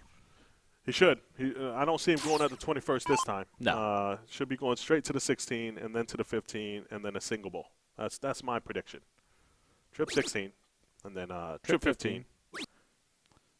This Now. start trip 15. Yeah. Okay, Oh. next time trip 15. Okay, come on, guys. I feel like you just took over Will's inner thoughts for a second and yelled at us through him. It's not that we're good at commentary. It's that the players make us look good at commentary when They do what they're supposed to do. Yeah. Gosh. Just wish everyone would just listen to us. We should do a captain's. Like we each get a team. We just coach the team. So we don't get to play. We just coach them. No, that would be unfair. No, we're a huge underdog there. Yeah, Danny Baggish and Sean Green versus Mike Maloney and Will Stewart. We're a huge underdog. No. It's in person.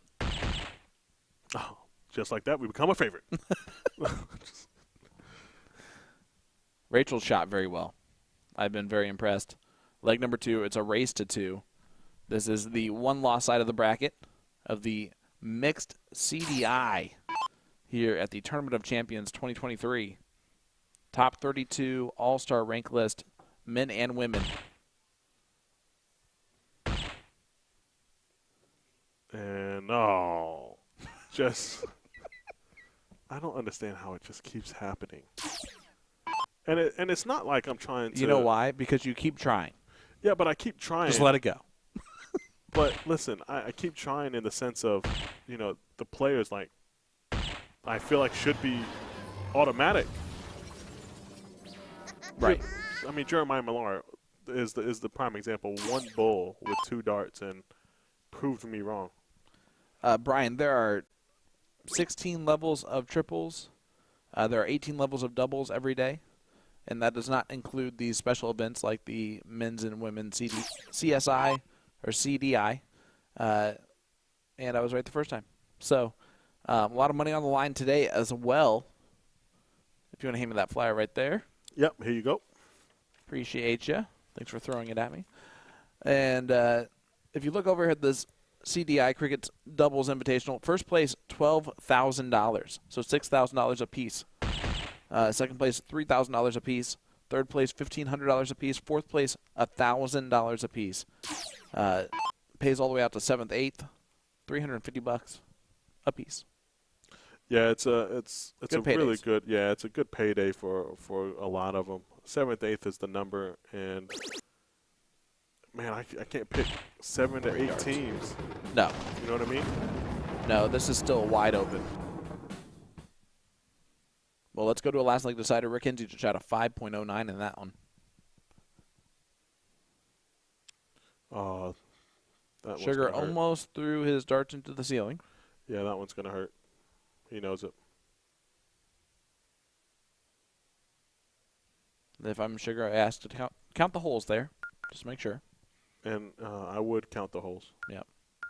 I did that. I pulled that move in the blind draw last night, and the person turned around and said, I mean, I can if you want me to. And I was like, oh, no, we're really okay. Yeah, it's a joke, buddy. It's a joke. How did you do in that blind draw?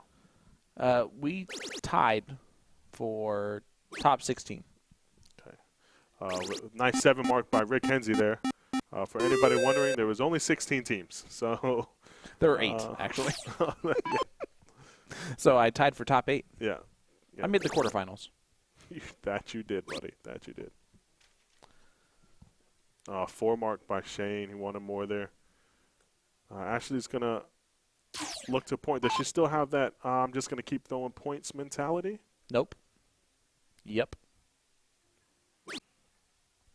Shooting great, too. Oh, 1 hole out in the trip 5, 1 hole out in the trip 1. And a little bit of a door opening, just slightly. Yep. For Ray. Just so you know, I did talk to Ray before the event started, and she was doing like the hands on her knees pose that some people do when they're nervous, and then some people do when they're like trying to like focus intently or get out nerves or whatever. Her back just actually has been hurting, so it's just to stretch it out. And that's a 9 mark on the 7s. It's unfortunate. It is very unfortunate. That means it was just it was 3 pretty well thrown darts, Yep. just a little off to the left there, and Big Rick's gonna punish here. Yeah.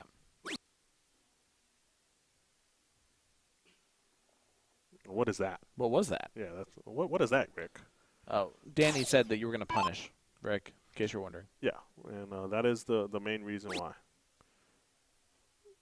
Shane, I'll let you throw first before I comment, but I think you're going to hit a 7 mark, and it's there it is, 7 mark by Sugar Shane Johnson, brings them back into the leg. Actually staying true to form, pointing. It's going to stay there. Yeah, great darts. Nice, solid 320s. That's what you need there. Yep.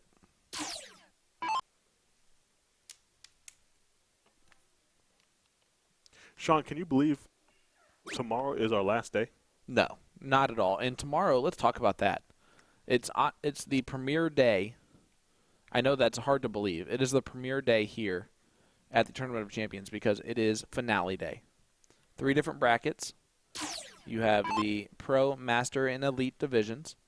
If you win the men's elite finale, you get $20,000 to split between 2 players. And it is a blind draw format. You had to qualify to get into one of those brackets. And once you're qualified, it is a blind draw format. And so you could be partnered with Jeremiah Millar. You could be partnered. It could be Jeremiah Millar and Mike Maloney, which everyone would complain about. But it's just random draw. It's not parity. There's nothing along lines like that. Last year, you saw Jules Van Dongen take it down with his partner. He's not going to be there tomorrow. So it really is anyone's ball game. And then, of course, in the ladies, last year, Abby Scott and Hunter Smith drew each other in the blind draw. So they were able to win that pretty handily. Yeah, we're gonna have at least one new champion for the men's side. Yes, at absolutely. least one. And then let's see what happened on the women's side as well. It's gonna be interesting. I'm gonna be looking forward to seeing that bracket get posted so we know who the teams are, and comes out tonight. So everyone waits for. It's gonna be exciting. Will it come out while we're on commentary?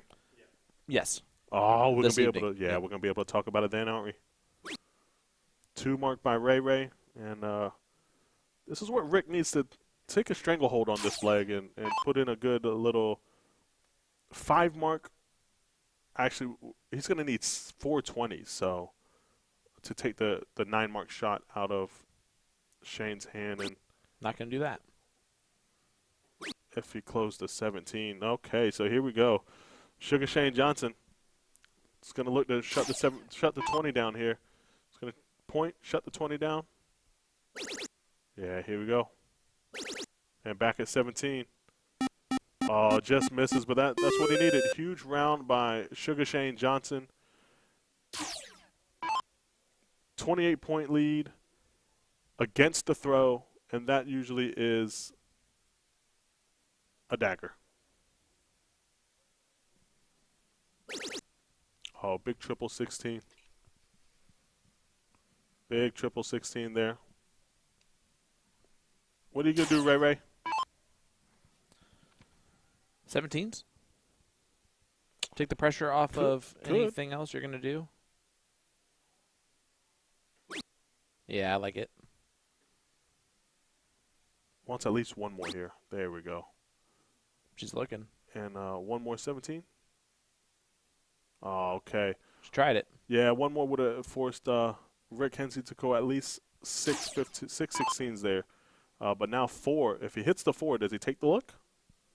It's only a 2-point lead at that point. If you miss, you got Sugar behind you.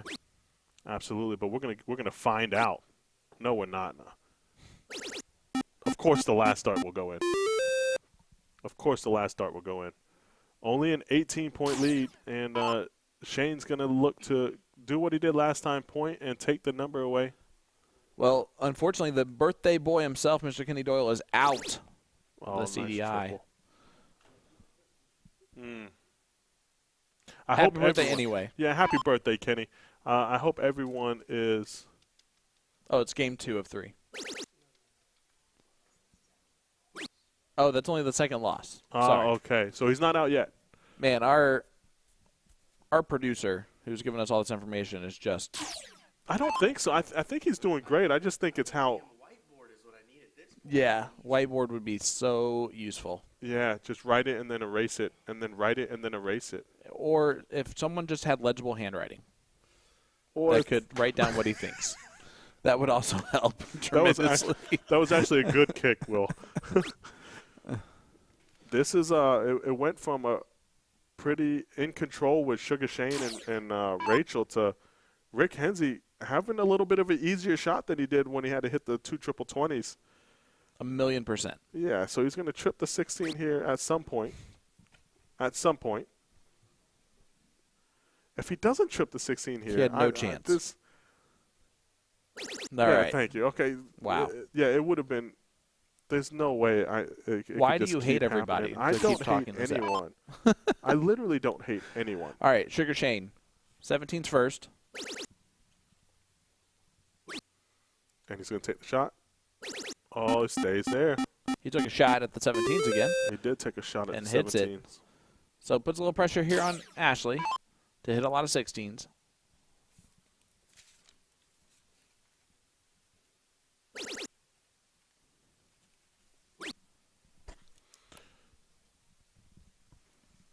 Oh, 4 16s there gives him a 6-point lead. Well, you know that John Mellencamp's from Indiana? I did not. Well, here's a little ditty about Bob and Cheyenne. They are sitting in the King Seat match where they will take on the winner of Sean and Nicole and Steve and Olivia. Sean and Nicole. That means Sean and Nicole beat JC and Trisha. Yep, moved them to the one-loss side of the bracket, so that means that Danny's favorite is still in the winner's side, and Sean's favorite has moved over to the one-loss side. Yes, but I want to say something, Sean. I still have Bob and Cheyenne as my pick, but Sean Cafflish and Nicole. It's a good team. Sneaky good team. Yes, I was watching them play as well, and if Sean is playing anything like he's been playing, and Nicole is giving him the help that she's been giving him all day today, as that was a huge 7 mark by Sugar Shane, I think they have a chance of beating them. I agree with you completely. It's still got a long way to go here in this mixed doubles invitational. Ashley Shepard, a nice 5 mark to respond to Sugar Shane's 7. Yeah, this is a good last game decider. Back and forth in the 600s in points. It's going to need a triple here. Oh. Not going to get it. A single there would have been all right. You know, that would have gave him 613.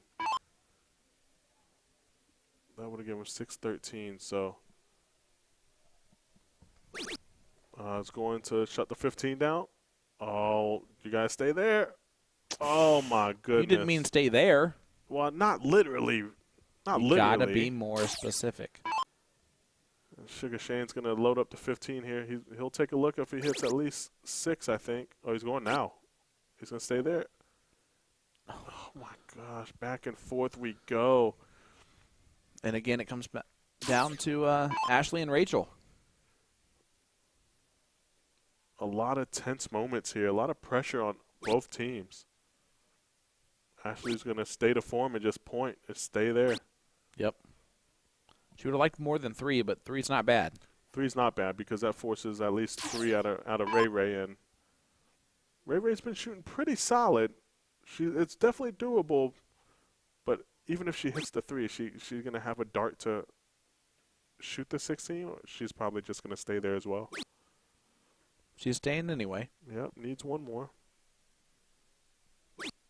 Gets it. Oh, one hole inside, and Shane back there going, oh, that and was you know close. Why? Because you have Rick Hensey who's going to get a chance to close everything down, and he's going to.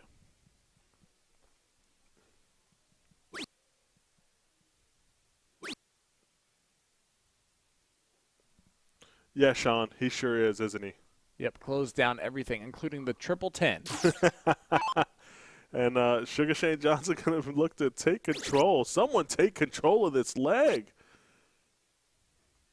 There it is. Sugar Shane shuts the 15 down, and this is a moment where I tell Ashley, "Hey, shut the 15 down." Now, especially, right? The communication part, look at this, though. Those are good darts from Ashley. The king seat / queen seat is coming up next. It's going to be Steve Hilger, Olivia Terry, taking on Bob Anderson, Cheyenne Richards. Steve Hilger and Olivia Terry. That was Will Stewart's pick in the pregame. Yeah, that's what you said. All right. So Ray Ray's gonna shoot the 15 here. Oh, that's a big double. Well, I mean, listen, the first two were outside, so for her to adjust even to the double there was some nerves in those three. There is some nerves, and they need to pay attention, Sean, because if they don't, they're not going to pay attention. But I believe this is round 19. It is round 19. And if you're Rick, you still take the shot if you hit the double. Now you got to stay, no matter what, because of it being round 19. And if you're Sugar, you don't move, right? Sugar, yes. If I'm Sugar Shane Johnson, I stay on the 15. I don't care if I hit 2 triples. I'm hitting the third one. And I think he knows that. Yeah, that's a veteran move. I think he knows that because this is the last round. So unless she hits 3 bullseye here, it's over. And Ashley hit 3 last time up. Needs the double. She needs the double. And there it is. Ray and Shane are going to win this game on points, potentially, and the match. Rounding out as I thought we would have a match like that. And we have it. So congratulations to them. Good battle. A humongous performance there from Rachel and Shane. They do get the job done. So they will take on JC and Trisha next. As looking over here, this is Ariel Feist. Ariel Feist. And Leonard Gates taking on Matt Bella and Chrissy Grimmel. Blech. It's been nonstop action today at the Tournament of Champions 2023 that I have. I'm refusing to speak clearly anymore. This is a match. One loss side. Chrissy really wants to win. Yes.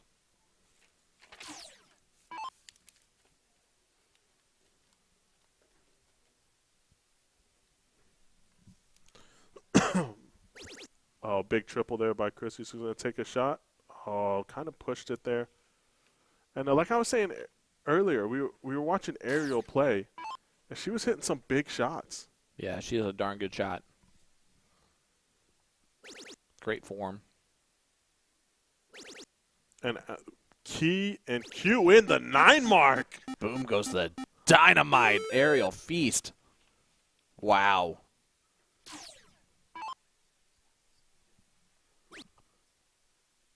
That was very timely. A 9 mark.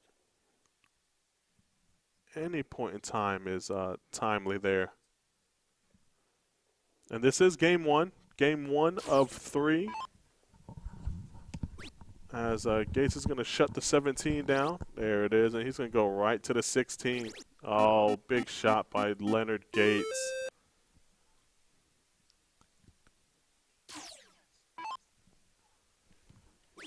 They're going to be going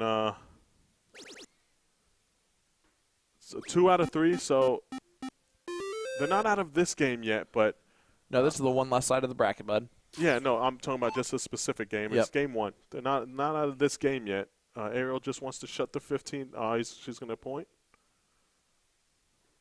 Oh, she is. Look at that.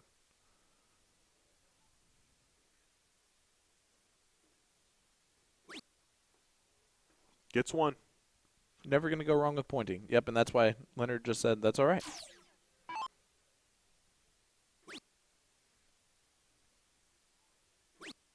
And this is one of those teams that, you know, Matt Bella, he's a solid player. He's a good player.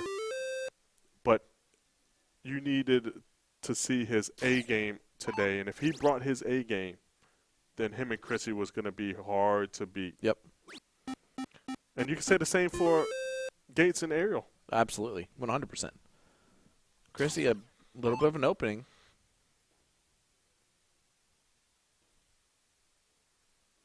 She's a fierce, feisty competitor. She's just struggling a little bit today, isn't she? Well, just right this second. And we haven't seen her play until this moment. But yeah, she's wondering what the heck what that was. Yeah, I was watching her earlier, and it just same thing. Like, yeah, she seemed like it's just a struggle, and it could be fatigue. She's been playing a lot. She is the women's CSI champion. She has 3 of those titles. Yeah, 3-time CSI champion. I don't care who you are, whether you're Chrissy, Paula, Olivia, any of the females. 3-time CSI champion is huge. Yep. It's a great feat for sure. And Soldier going to try and finish off this leg right here. Oh, now he's going to go to the 18. He's going to stay there. Stay.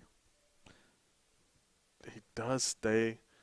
And I was just letting you know what he did, not what I thought he was going to do. No, of course. And, you know, Chrissy can put some pressure on if she hits a few bullseyes here. Needs the double. It's 2 good fallouts. Falls into the 16. Yeah, 2 good fallouts. And Ariel, just based on how she's been playing, I would think is going to end this game. Yep. But then again. That was a little off, so. It is the jinx, isn't it? Nope. Oh, yeah, there you go. All right, so there you go. Leg number 1 goes to Ariel and Leonard. Let's head to leg number 2. This is the one-loss side of the bracket to see where we are in this tournament. The winner of this gets Sean and Nicole, who just fell to Steve and Olivia. So the King seed again, Steve Hilger, Olivia Terry, taking on Bob Anderson, Cheyenne Richards. That's the next match coming on stream.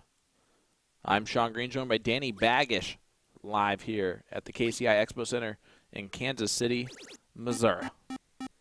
Yeah, this has been an absolute pleasure to just be in the booth with you, Sean. Obviously, my idol. It's got to be an honor for you. It is, yeah. And I know you're being sarcastic, but I'm trying to be funny, but I'm being serious. Thank you, because I think you are one of the best commentators that we have. Well, I appreciate that. You kind of got stuck with me. At the end of the day, I don't go away, and so I think people just put up with my nonsense at this point. I think I've just really put you into submission as well at this point in time. Day number 4. So I appreciate the compliments. It means a lot. I'll make sure you get your $20 after we're done. Yeah, please do, because you're not going to pay me to say that again. All right. Matt Bella. Someone can cut that, please. Stepping up here. Only gets the point lead just barely. Leg number 2. Gates a chance to close the higher ground. That's exactly what he does. Back on down. Yeah, he's going to hit it too. And here's the thing. He opened up with a 5 mark, and Ariel followed the 5 with a 7. Yeah. And now Gates goes 7. So 5-7-7 to start in this mixed event is always going to be a tough task.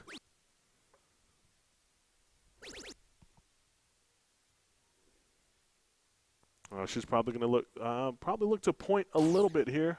I think she's going to try to point first and then try to close, or maybe stay on all points. Yeah, that was at the point.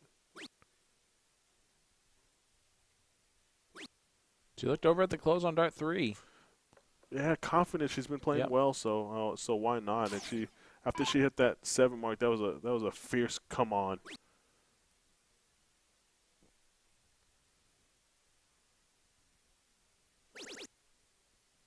Good dart there from Matt Bella. Yeah, smooth throw as well. Yep. Smooth throw, and but 5 in front of this man is sometimes is not enough.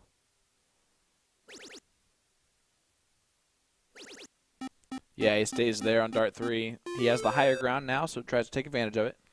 Yeah, puts Chrissy and Matt a tough hill to climb. You're going to have to hit a lot of 7s and 9s to do that, and unfortunately, it's just not happening right now. And with every leg, more and more pressure, right? Because it's a must-win leg. So with every round, it's more and more pressure. That's what I meant to say.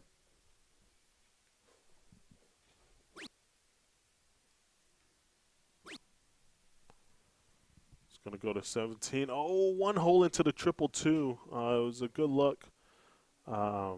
Just missing it. A slight opening for Matt Bella. If he can get those first 2 triples in, it's not going to do it here. They're going to have to take a shot at it sooner or later. Does hit 5, but look for Gates to close that 17. I know it seems surprising that both of these teams are on the one-loss side of the bracket. Leonard and Ariel came out of the gates losing to Garion and Terry.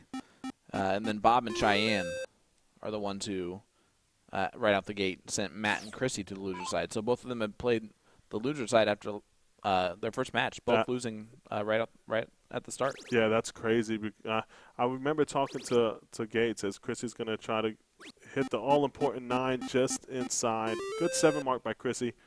I remember talking to Gates earlier, and he was just like, it's his fault. So he's obviously playing a lot better, and if he's playing better, his partner's playing better, and if they're both playing better, look out. You can feed off of that. Absolutely.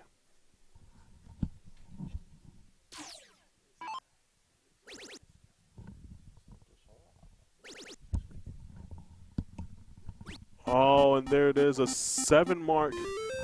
He didn't take the shot, Sean. He had 615 and 615 to 589. And you might not get another opportunity. That's exactly right. You're not going to get another opportunity.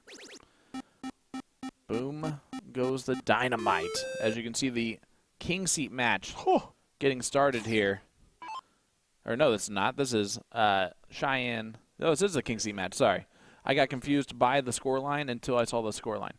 Apologize, everybody. That was a huge 9 mark, and that's what we're saying. Sometimes you just have to take that shot. Yep. And when Matt goes trip, that shot at that 19 was needed. Whether you hit it or not, gotta take a look at it. Yep. Just pointing away. They'll never be able to catch up. And look at that last dart. It's a kill shot. That is a kill shot. And you saw Matt Bella and Chrissy, they both made eyes, and Matt said, "Son of a gun." Yeah. I don't know if that's exactly what he said, but it's tough. It's tough when you have. It looks like he might say "son of a gun," doesn't he? Yeah, you're not wrong about that. But that was a huge 9 mark by Gates, and then a huge 5 mark by Ariel to shut that down. And listen, this is what I was talking about earlier. He does that when he goes to bowl. And what happens here when Chrissy goes trip 19?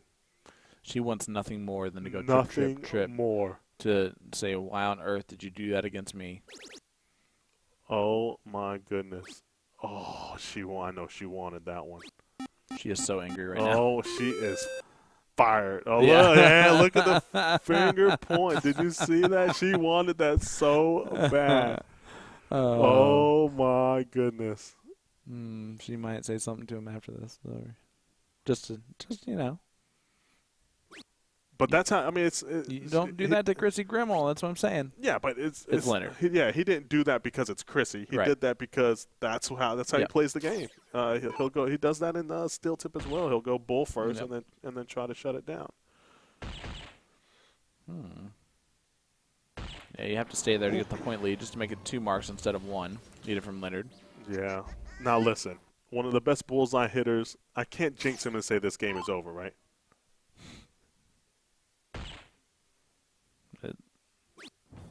Nope. There it is, a 5.57, and let's. Nope, she was super nice. As we head on over to the king seat match, Cheyenne Richards, Bob Anderson taking on Olivia Terry and Steve Hilger. And we got miles to go before we sleep in this one. It's a race to 5, buddy. Best of 9. Yes, we do. And I tell you what, this Olivia Terry, she is a fierce competitor. Boom goes the dynamite there for Olivia Terry. And you got to love it. Oh, my goodness. What a shot there.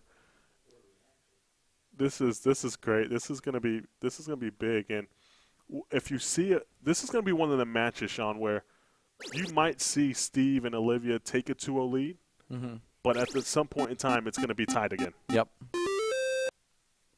And or it's just gonna go back and forth. hold throw. So this is gonna be exciting. As we see here, first time watching Steve, no matter what he does.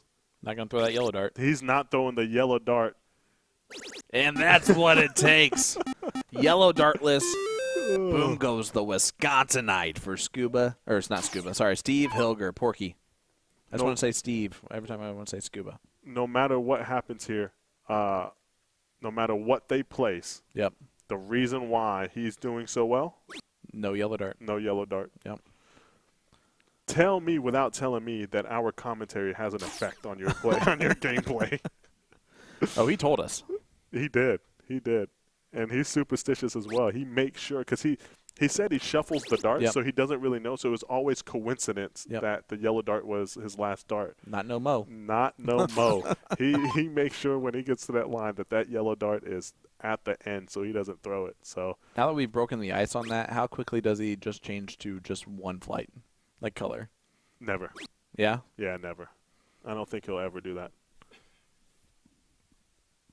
But Bob Anderson here, this is I think we I say we all. I think I expected Bob and Cheyenne to be in this match.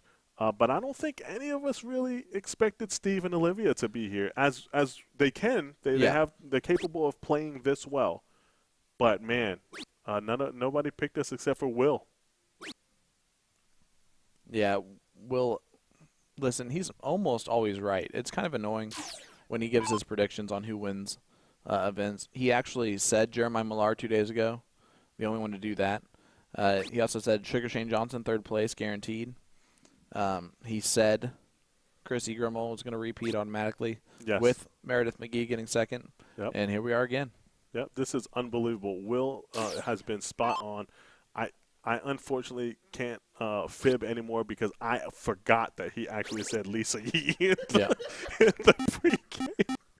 And I was trying to give him the benefit of the doubt and just pump him up, and it's just not true. And that is how to leave your other commentator out to dry. 101, as I tried to agree with everything that you said, and then you just proved us both wrong. But once I start agreeing, you just can't. No one watched the pregame. Everyone watched the pregame. As soon as they saw it was Will, they turned it off. Guys, let us know where you're tuning in from. Let us know who you have in this one. Sean Green, Danny Baggish, Will Stewart's here somewhere. And we got quite a battle here in the King Seat match. No yellow dart in sight and a 6.40 average from Porky. They take a 2-0 lead on the race to 5. 6.40 average.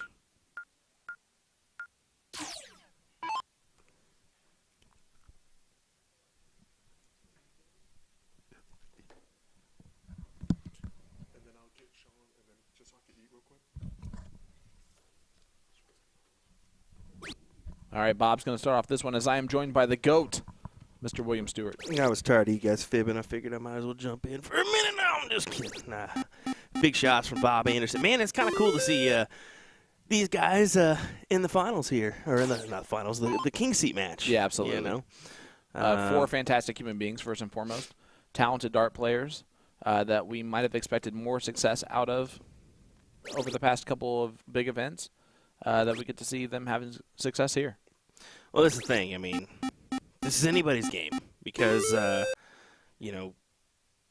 when you really look at it and kind of look at the averages and whatnot, I mean, when you mesh these players together, how do they flow? How do they play together? How do they react to each other? Yep. And how do they talk a lot more? That is the key that you have to see here. So, I know that Olivia Terry and Porky are friends. They get along real well. So, I was kind of interested in seeing how they would do. And then you think of Bob Anderson and Cheyenne Richards. The thing about Bob is, Bob looks like a shy guy. He's Bob's the chillest. He's just so cool. He's just smooth. Yep. Smooth, cool, relaxed, doesn't Yep. care. You do anything with him, he's going to be like, all right, I can handle that. And we're seeing it here. Talked to Cheyenne earlier, and she mentioned that she's like, I love Bob Anderson. It's like, I didn't know Bob before this. Bob is a fantastic partner to have. Look at her bowing down and stuff. Yep. They're having a great time. Oh, yeah. And that's why these are the 2 teams that are right here in the King Seat match, is because they're meshing very well. The only thing I don't like is the glare coming off of Steve Hilger's head right now. And there's nothing we can do about that one, unfortunately, except maybe give him a towel to kind of wipe that shine off every once in a while. Yeah. I do quickly want to say, Liz Tynan, I apologize. We are watching all of the chat.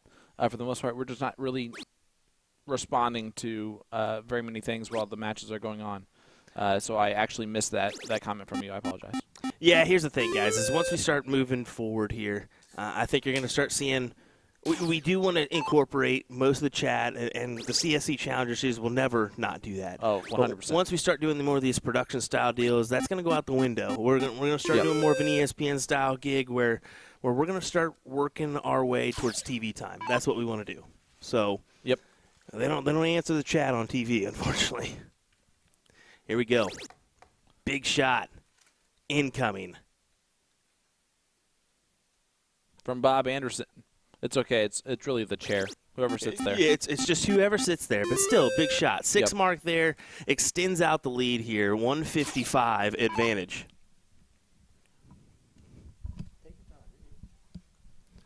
Speak for yourself. All right, so here is Porky Steve Hilger. Going to look at the 18s. Olivia just back there dancing, glancing. Hey. Seeing how it goes. 6 answer, but nowhere near touching distance, I feel. She look early? Again, she plays the high ground more. I actually like the point there on the last dart. Anyway, you have the higher number. They can't catch up if you continue to point. And Olivia Terry, in the reverse situation, right? You got to take a look at the 20s at some point. Otherwise, you just play with fire as the game gets longer. Mm-hmm. I learned it from the wonderful Mr. Danny Baggish. I think that we do see that, though. I think we do see that more into play where maybe it's more of a conservative play. You think? I don't know. Some of these guys, I mean, you got to think. Extra points never hurt. How many times have you played with the individual? Probably never. They have. I don't know about Livia and Steve. Yeah. But I know Cheyenne and Bobby have never played before. Yeah, exactly. I mean, most of our Together. competitors in the room, but I'm going to say it, have probably never played together. They might never again. Yeah, That's why this event is so cool. It is very cool, and I like to see this little mixed pairs side. You know, how does the male follow up when a lady comes up? How does the female follow with a man throwing maybe a single mark or 3 or maybe even a big 9? I just like that it's what does the good dart player do when the other good dart player has an off round? Yep. And it's cool to see them competing with each other and at times out shooting, no matter the gender. Oh, got a little kick there. Sorry about that one. Earthquake test. Yeah, just a Multiple. little one. I think it's Dominic sitting down there next to our camera. He's really not moving. I don't know if it is him. Yeah, because he moved there and didn't touch anything. Either way, it's going to completely destroy Will on the inside if this continues. So you're going to see him leave the comms booth here real quick if that happens. I'm going to give it over under 2 more times. Probably, yes. You're right there. It's big 7 from Olivia Terry. Yeah. Great darts from Liv. You see that just camaraderie between her and Steve. Really enjoying themselves, dancing. I think we had a little twerk there in the background. I guess we'll play trade-off duties once again. Maybe I'll be joined by the one and only, the man, the has-been, the never was. No, I'm just kidding. Danny Baggish.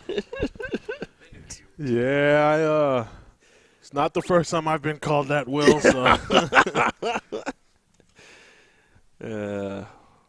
Welcome to Strictly Commentary Duties. Yeah, this is Game 3, 2-0, Steve and Olivia. This is unbelievable. Unbelievable match we have here. Round 9 of 20. Yeah, look at this. 600s. We haven't even touched the 17s yet.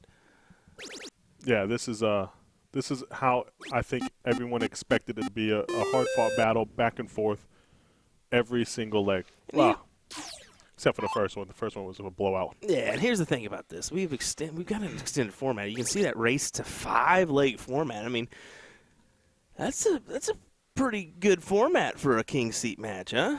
That's a good format for any king seat match. You're hardly ever going to see it in a mixed event. Yeah, exactly. So, but good for them, and it gives them time to settle in, settle any nerves, or whatever the case may be, and just battle it out. But like I was telling Sean, I don't think anyone picked Steve and Olivia to be here. And then, I mean, that just shows the depth of the teams that we have. It's not that they weren't capable of being here, right? Two great players, but the way the team set up, I just don't think they were a favorite picked as, the top 3 teams.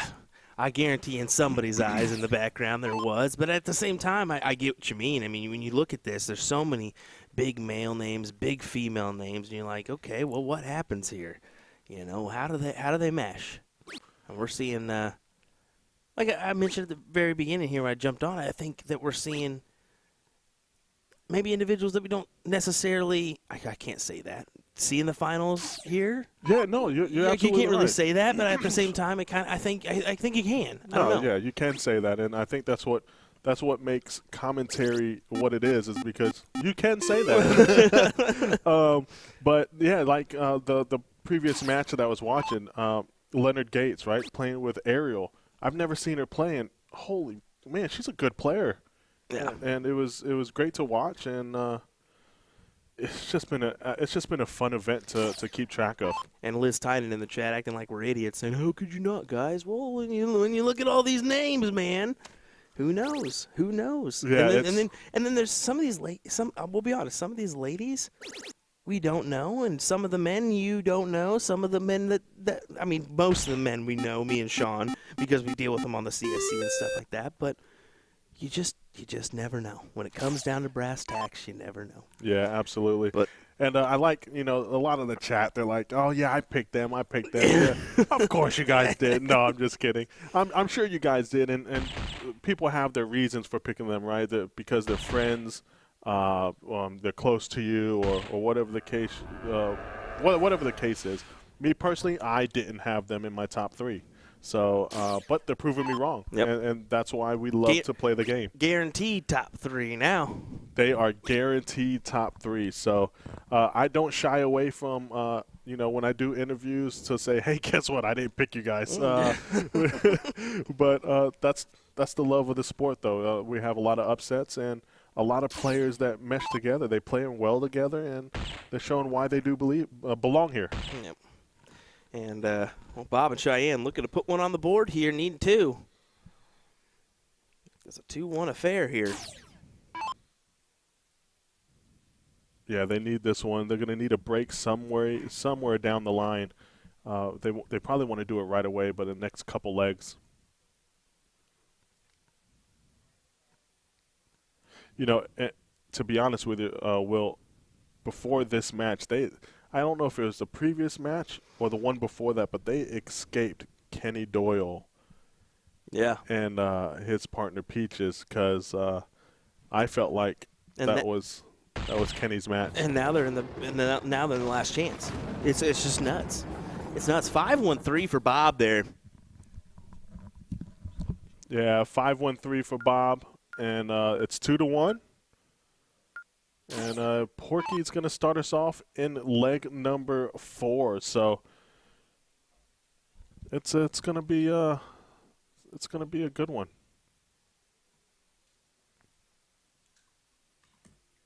No, it can't be. Correct me if I'm wrong. I know this is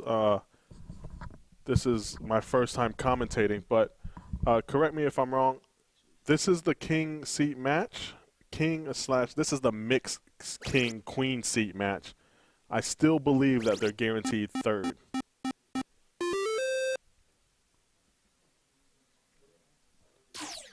So what's going to happen is if whoever loses here, it's going to give them 1 loss, right?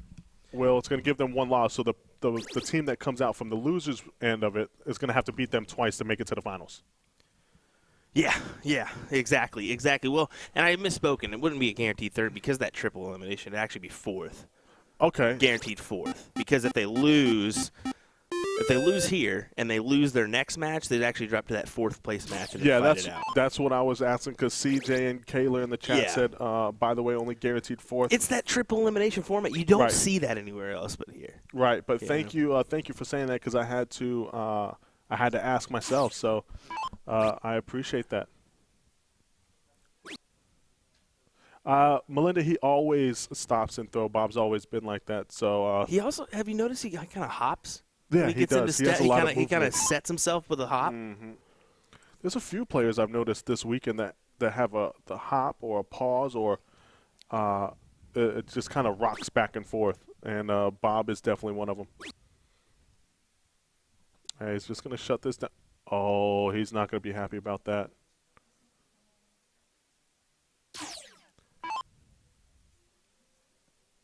Yeah, I'm reading the chat. Well, it's Danny because Danny doesn't know. Absolutely. You got to remember, guys, Danny's the newcomer to the group, so we're trying not to read the chat as much just because the thing is we're going to try to put these more on towards a TV basis. Yeah, it makes sense. So makes sense. You're going to try to see us more in that PDC style. So just so you guys are aware, I mean, we're not trying to get suckered into it. It's easy to, but yeah, of course. You know. So the subliminal message there is I'm not reading the chat anymore. So there you go. It's fine. Boom goes the chat no reading. I don't know what that was, but okay. Hey, Cheyenne has an opportunity here. Yeah, just go ahead and 3. I think this is okay. Go ahead and take your stab. 1, 2, 3 at the 20s. Get rid of them. Yeah, you're 87 points up. You're going second. Yeah. That's like we've preached on all this time. Take away the 20, and now you're obviously going to have the higher ground there. Porky's going to try to point on the 17, shut the 19 down. Oh, and he tries. And, that's twice from Porky. Only needing 119 and not hitting it. And Bob's going to look to pounce on that for sure. Yeah, it shuts the 17 down. He's going to take a look at the 18. Look at this. Timely. Great shot by Bob. And that just shows, man, things might have been different if Porky would have hit that 119 with the last dart. Well, here we go. This is setting up for a possible 2-2, and now things get really interesting. Yeah, they do get interesting. And Steve and Olivia, they need to regroup pretty quickly. They don't want to let it get out of hand. As Bob and Cheyenne, if they get going, they can reel off a few legs here.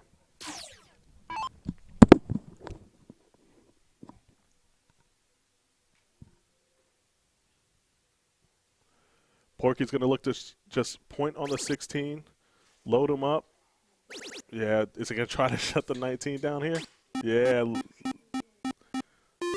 And he gives the sarcastic fist pump because it took him 3 darts to hit that 19.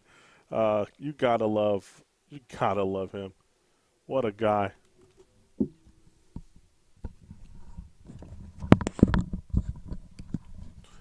And just on cue, you have your 2 favorite commentators back, and Danny the Gambler Baggish and Sean Know-It-All Green. Know-It-All. It's better some of the other nicknames you've been calling me recently. All right. Bob Anderson looking at the 15s. Appreciate Will stepping in there for a couple minutes. Yeah, Sean, you missed some good action here, and this I thought was going to be a little out of hand, but Olivia and Steve have fought back with a huge 7 mark by Olivia Terry. Look at this. There was 3 instances where Porky tried to shut the 19 down with 1 dart. Only needed a single and missed the first 2 times. So, but they fought back, and that's a big last dart. Yeah, it is. Is it enough to ensure Porky doesn't look at this? I don't think so. I think you look at it no matter what. Even if it takes you all 3 darts, look to close the number. Shut it down. If you do, you basically have control.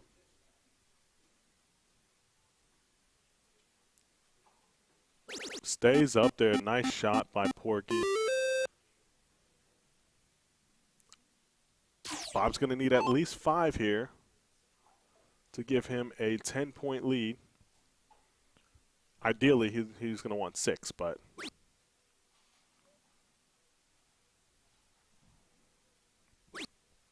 wow, needs this last one. It's got to have this last one. Staying? Yeah, he's got to stay. Oh, wow. You always hate it when it bounces out because you always just assume it misregistered. Yeah, of course. It was a triple, right? 100% of the time. Yeah. And what looked early, Sean, what looked early to be a 2-2 game is shaping up to be a 3-1 game. Well, my, how the turntables. Big last 2 from Olivia Terry. And all Cheyenne can do is hit a lot of 15s, bud. Yeah, even a lot of 15s might not give her the lead, so we'll see what happens. That's an unlucky second dart.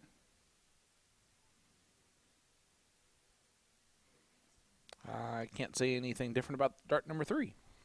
Yeah, 71-point lead, 6-3. This is about to be 3-1 Steve and Olivia, isn't it? Yeah, it was looking to be 2-2 for 3/4 of the match, I think, and then as darts usually does, the game usually does, it shifted really quick, and another last dart single miss. Porky. 3 times. You better go to timeout.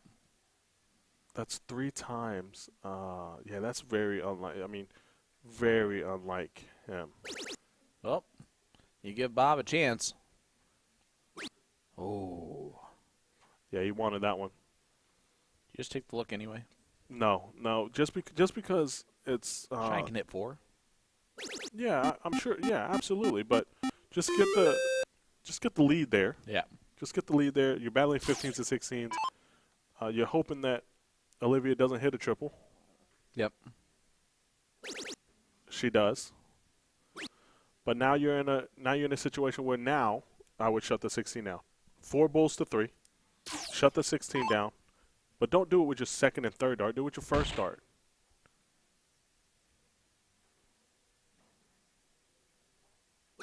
She did with dart 3 and gets it done. Well, Paying does off. Steve hit 3? Those doubles are paying off, ain't they? Or does Bob get a chance at 3? This is a very important moment in this match. It is a race to 5, so still a long way to go. Steve has. Oh, Well, that'll do. Look at that first dart. Yeah. 4.65 from Steve Hilger. The real question here that needs to be asked and answered: how much of the winning cut do we get for reminding him not to throw the yellow dart today? That is a great question in which I will. I'm gonna have you negotiate that. Yeah. I'll negotiate that, and we'll see what happens. But still not over yet. 3-1, Steve and Olivia, and Bob's gonna load up the 20s here. Boom goes the Wisconsinite there for Bob Anderson. That's a start. 3-1 scoreline here for Olivia Terry and over Bob and Cheyenne. And I can't yell it any louder into the microphone to where possibly, I don't know, a farm animal, maybe a goat, might be able to hear. Oh, unlucky last dart there. 4 19s for Porky, and Cheyenne's going to look to pounce on this. She's going to take the shot at the 19, I'm sure. Yeah, nice shot. 5 mark by Cheyenne, and they were climbing up a big hill last game was Steve and Olivia. So it's not out of the question that they climb up that big hill this game.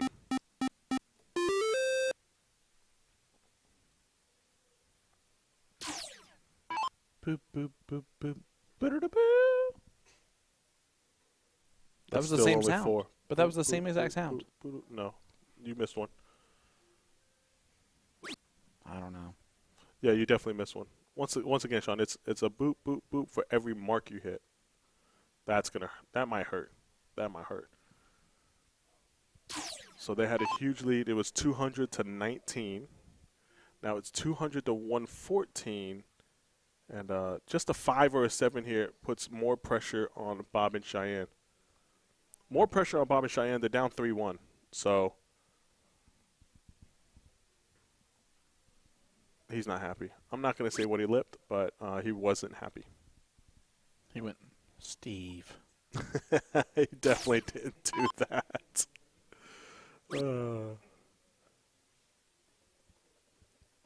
Oh, is she going to stay on the 18 there? Nope. Good switch to the 20. Staying ahead. Staying ahead and trying to kind of guarantee them this victory. Yeah, absolute must-win leg for Cheyenne and Bob. You do not want to go down 4-1. No, if they go down 4-1, it's basically out of reach, isn't it? But we've seen crazier things happen. Like a triple dip from Mike Maloney and Leonard Gates. Well, it wasn't from them. It was to them from To Tyler them. Hensey and Yes. Rick Hensey. Did you know that Tyler's only 18 years old? Sean, I do know that because you've announced it 16 times. You should have said 18. I should have said 18. You're absolutely right. Good Lord. Bonjour, Mr. Richard. Says, hello from France. And Bob, only 2. Something's happening out there, Sean, because we can hear the crowd go wild. Man, I hope something's happening out there. Something is definitely happening out there. Some good darts being thrown. Steve's going to need to load this up. He's going to get tired of that 20 sooner or later and just be like, you know what, I'm just going to close at 20. But it can't happen until it happens. And which it hasn't happened. Nor will it here. Cheyenne's going to get rid of that 18. We're not going to worry about that little guy. No, we just need 1, Cheyenne, not 2. There it is. Or 3, but we got 1. Yeah, or 3. That'll work. She's like, whatever. I got the job done. Olivia kind of regripped on dart 2. Ooh. This one might be a little bit over. Yeah, it might be a little bit over. It might be a 3-2 scoreline as Bob just wants to shut the 17 down here. But usually in these moments, you're pretty comfortable and the white horse comes out. You know what I mean? 100%. White horse comes out, just like you said. Just like I said. From D-Bag himself, Mr. Danny Baggish. Don't ever do that again. I was when I was in the PDC and I heard Dan Dawson say that on commentary. I was like, oh, Dan, don't do that again. That's exactly what you just said to me. Yeah. So what you're saying is I'm like Dan Dawson. Far from it. Yeah. But it's a great comparison. Anyway, here is Cheyenne Richard stepping up. This to make it 3-2. 96% of the time he doesn't want to hop on, and now he's trying to take over the mic. Oh, I just wanted to say about my interview technique that Dan Dawson. Oh, yes, absolutely. Yeah, we will definitely get you in there for that because Dan Dawson did say, did praise Will Stuart on his interview technique and manners compared to mine, which I don't understand because I would still hit him in the face with the mic. So fair. And here we go. 3-2. Let me not do it yet. Should I just wait? Yep. 3-2. Bob and Cheyenne have pulled within 1 in this race to 5, and they had a good chance of breaking them last leg, as we saw. Yep. But they need to make sure that they do it now. Well, they have to break at some point. Yes, they do. 3-2 scoreline. It doesn't necessarily need to be in this leg, but it just needs to be once before they get to that last leg decider if it goes the distance, which let's just assume that it will because we know better.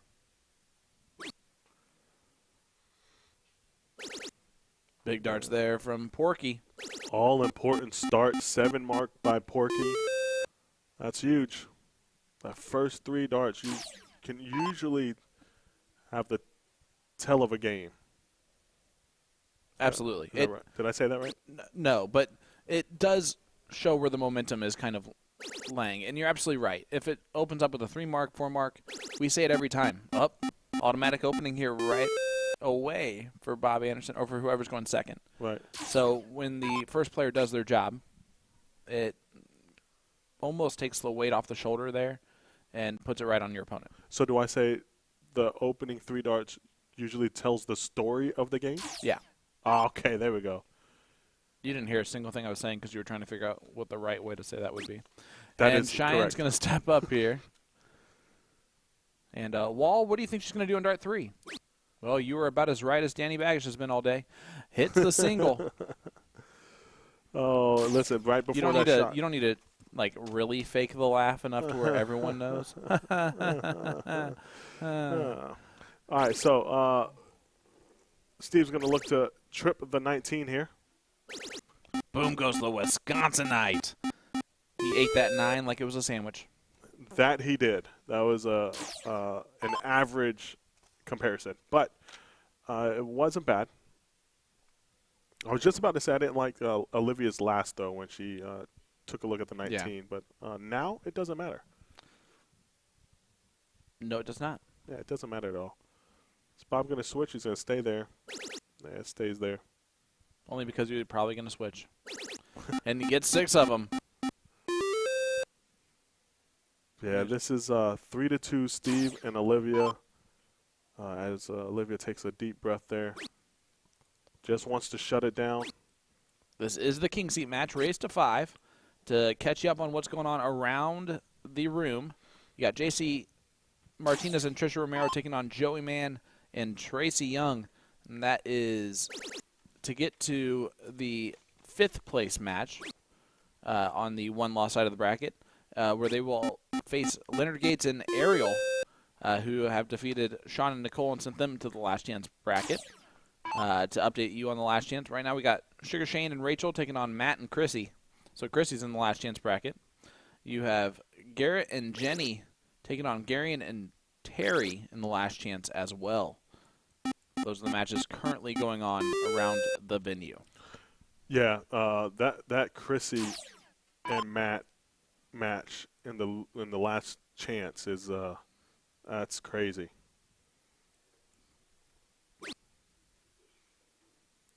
And like I said before, the team to watch out for out of all those teams, after watching how it's playing out, Yep.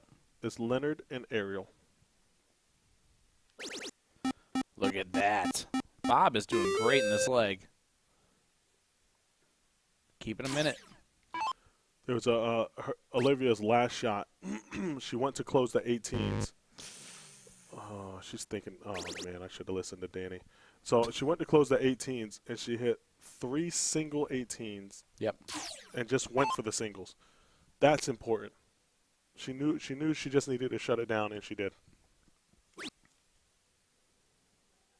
Cheyenne needs that to at least give a little bit of hope.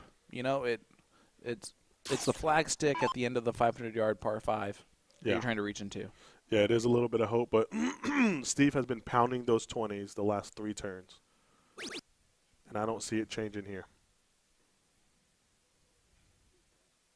Well, why would you? As he does hit the triple on dart number 3. So Bob has been phenomenal so far in this match. Going to have to keep it up on the 16s. Yeah, he's going Trip, to. take the shot at the 20. Take the shot at the 20. You're 1 bull down. He's not going to, but I would have liked it. Well, either way, he set off some dynamite in that round. Yes, he did. Because boom goes the dynamite. Oh, that's awkward. Oh, yeah, that was awkward. Almost feel like placing it pushed. Well, huge opening. yeah, which we would not have said a couple of throws ago. Cheyenne's going to take advantage. And she's going to take the look. Got it. Oh, she went back down. Look at this. 5 straight triple 16s by Cheyenne and Bob. And What a 7. Steve, you have to hit the first 2 triples to even have a look. 4 won't do it. So let's see what he does here. Back-to-back marks of a 9 and a 7. Yeah, he's not going to get the look. But a triple here would force. Yeah, that's a big shot. Another 7 mark. Big shot. What a match we have here. This is absolutely entertaining, fun match to watch. That's 6 in a row. That's 7 in a row. Darts is not this easy, ladies and gentlemen. Oh, what a shot. But 7 triple 16s in a row by Bob and Cheyenne. Oh, that is awkward as well. So is that one. Just above the triple. Gets it in there, though. Look at that. The last 5 rounds have gone 7, 7, 7, 5. And then whatever Cheyenne does here. Shut the 20 down. She does. 5-3 in Bulls. I know we're not there yet, but 15, 16s, 15s? Yeah, 15s first for sure. Make sure you get your honey hole back.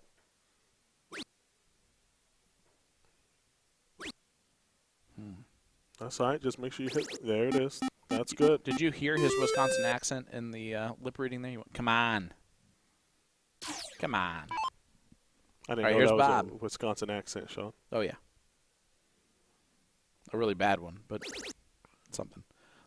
That's 6. Bob. That's 6 in a row for him. That's 7 in a row for him. This is the dart of this leg. Oh, he just dropped it. So 7 triple 16s in a row for Bob.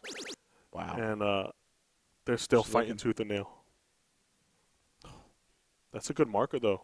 Oh, You got to go back. She moved across the line and then didn't move back to where she originally was. Did you notice that? so yeah, it's a shoot the 15. I do that sometimes as well when I shouldn't. Take your shot. She goes, what was that? Oh, it was a great first start. It was a great first start. It was idea. But still, Steve, an opportunity here again. Because you don't want to give Bob another shot at the 16. And he won't. No, he won't. Yeah, that's a great shot by Porkster.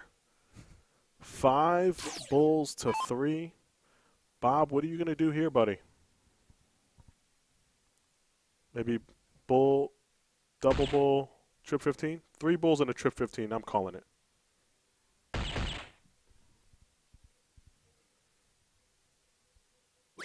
Oh, he went for it and just missed. It was the right dart. It was the right dart, as Olivia won't even look at the bull. Just kidding. She's going to hit all 3, isn't she? Man, no looks on the bowl for Olivia Terry on that first start. All right. Cheyenne, winning darts. Winning darts, but that 15 was huge, as Cheyenne needs 3 now instead of just 2.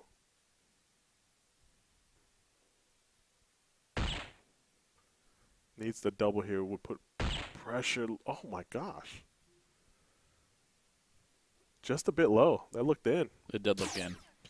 But here we go. Porky. Porky has nailed the double bull so many times in this situation, in this leg, in this match.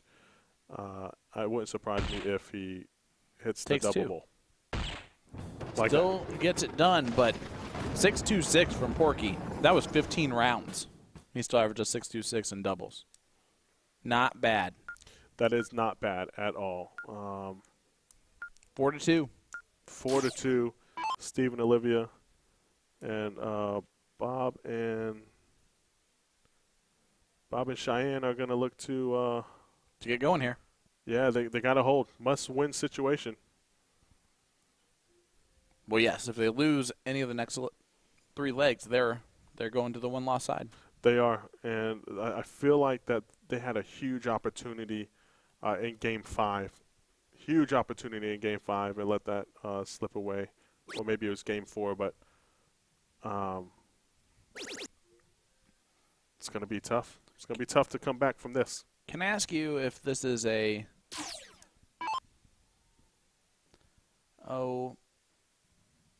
who cares type of situation, or if it's like, all right, weight's already completely off. Fourth place is $2,000, which these two teams are guaranteed. At worst, fourth place. So you're getting $1,000 apiece for today. That's all in a day's work, right? Oh, absolutely. Absolutely. Who wouldn't want that? Well, probably the team that gets $12,000. Well, yeah. Look at this. Ooh. Good darts there from Cheyenne. Yeah, good darts there. They're doing what they have to do here.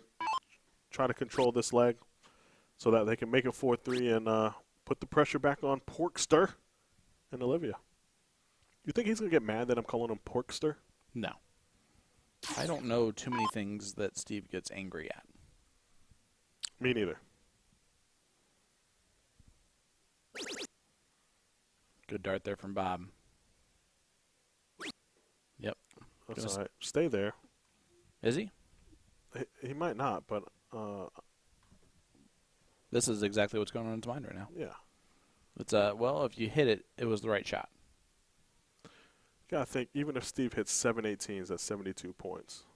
That gives him 167, right? It's only a 7-point difference. But then you would have 2 on the 18.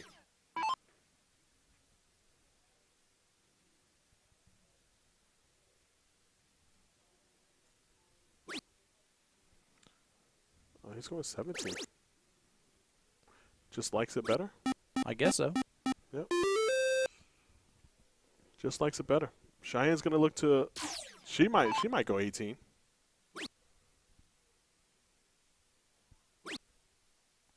She'll stay there.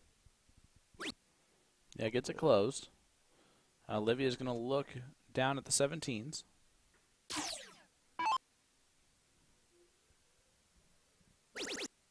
Ties it up. Look at this. Boom goes the dynamite, Olivia Terry. Yeah, this is Great 9. They take control for at least a hot second here until Bob throws his 3 darts. Oh, where's that, Bob? Uh-oh. For those of you that are wondering, that first dart, he's trying to hit a triple. So for him to throw that far high is a real bad dart for Bob. that it is, and it's hard to adjust when you miss by that much. Great darts. He does adjust. He does adjust, hits 5, does half the job. Yep. But Porky's going to look to score some points and shut everything down here.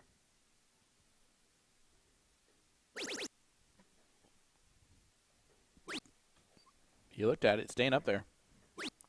Yeah, it's a good shot by Porky. And I tell you what, Porky is playing the best out of everyone so far. Yeah. Actually, I will tell you, Bob shot a 6.57 in that last leg. So What a Bob shot shot. great too. Great darts there from Cheyenne Richards. Needed it to regain control.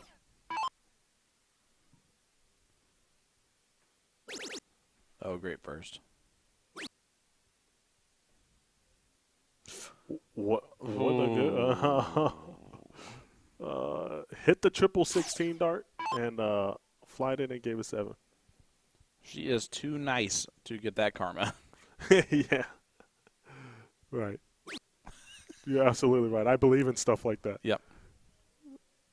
Some players that'll happen to, and I'll be like, to be honest with you, you shouldn't even hit the triple. We won't mention any names. 5 mark by Bob Anderson. 91-point lead. So Porky might actually hit 4 16s, or even if he hits the 6 16s and he's down, take that shot at the 20. Just get rid of it. Yeah, just get rid of it. There's 2 on there, and that's going to be killing them. You know, every time they hit 60, 48, 12-point difference every single time. Well, how about this? Out of this tournament so far, Rick, Hinsey, and Ashley, Austin, Braswell, Meredith, McGee, Kenny Doyle, and Peaches, Sugar Shane Johnson, and Rachel. To be honest with you, out of that list, even though you're surprised by all of those teams being out, right? The most I'm surprised on is Kenny and Peaches, because they were one dart away from being basically in the king seat match. Yep. So it just shows how things can change. One dart away from being a king seat match to being eliminated. You are not wrong. That's like music to my ears when you say stuff like that. You know that? Yep. I do know that. Huge last dart there. It's going to be 4-3. 4-3, 100 and a lot. Yeah, 100 and a lot. 116. It's not that hard. Well, I mean, I knew it was 116. Oh, you're just setting me up? No, I was just making you feel better because you didn't know it right away. Here we go again on my own. So it's it's 7 bulls to 3. Still 7 bulls to 3. Yep. Cheyenne here, going to look straight at the bull. I think Porky and Olivia, they're going to basically concentrate on the next leg because that is the important one. Yep. You're guaranteed to have the throw. Need to control the board right from the first 6 starts. And if they can do that, I believe they're going to be victorious.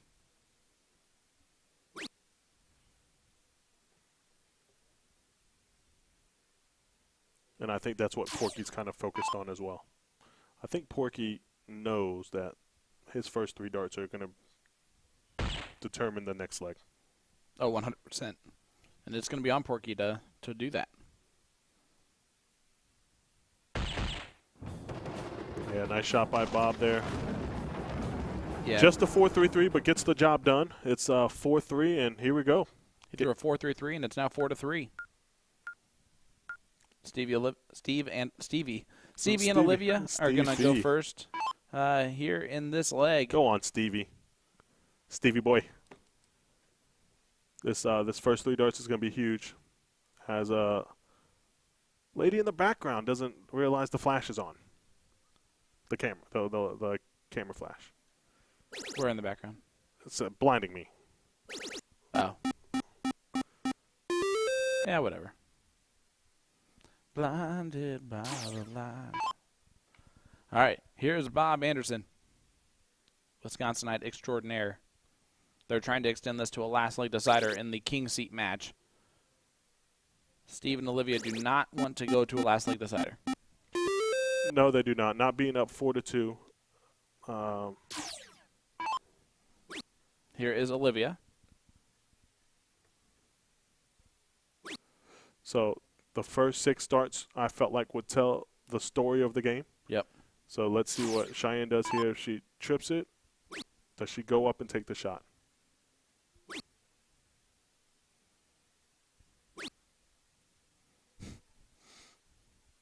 Yeah, basically, why are you throwing 3 singles, not even close to the triple? Right. When you were actually aiming at the triple. She's also wondering, like, wow, great adjustment, Cheyenne. Yeah, after every dart, it just stayed around the same area. He's going to stay up there. Yep. Oh, only 4, so. Has yet to throw that yellow dart.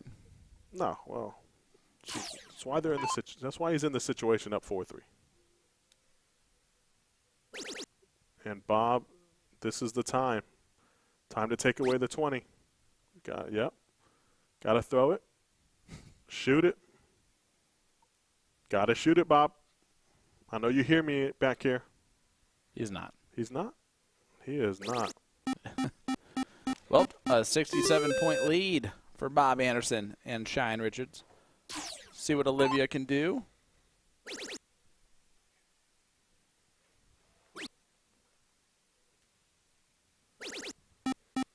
Not bad. Huge 7 mark in that situation. Guys, hit that like button, hit that share button. Sean Green, Danny Baggish, live at the Tournament of Champions 2023. CDI, King Seat, Race to 5, and Cheyenne Richards. Boom goes the dynamite. 7 mark by Olivia, 9 mark by Cheyenne. Bob and Porky sit down, relax, and they're taking over. Yeah.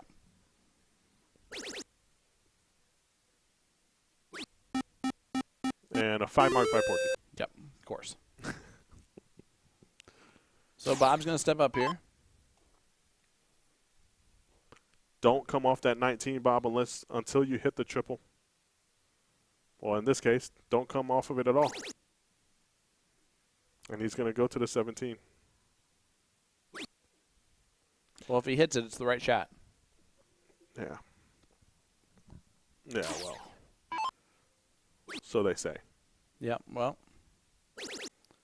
Olivia doing what she's been doing. Good darts. Yeah, a little snatchy on dart 3. Yeah, both teams taking the shot. Yeah. You know, getting ahead, take the shot, get ahead and take the shot. Now, what we haven't seen is Cheyenne follow up a big number with a big number, right? She hits a 9 mark. She usually doesn't follow it up with a big number. And you see 9 mark followed by a 1 mark. That's the concentration part of it. Yeah. The focus. And that'll just come with more and more time getting back into the game. She's only been playing since October of last year. Again. Yeah. Great darts from Porky. Great darts from the Wisconsinite, an 8 mark. And his good friend Bob, who hates him right this second, is going to step up here and look at the 18s. Yeah, that was a big shot from Porkster and changes the aspect of this game big time.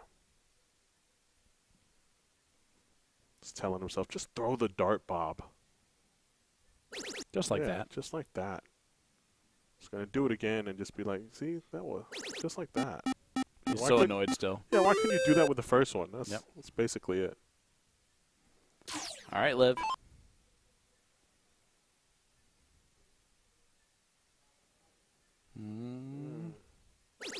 Good last. Big last. It's a big last dart. Cheyenne's gone 9-1, so now it's time for another 9. She'll take 8, though, or 7, or 6, or 5, or 4. No, you were going to get it right sooner or later.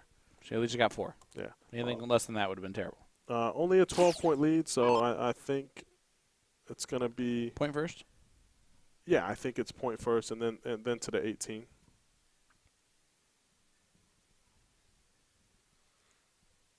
Nope, going straight to the 18. Yeah, point first. Regroup. That was.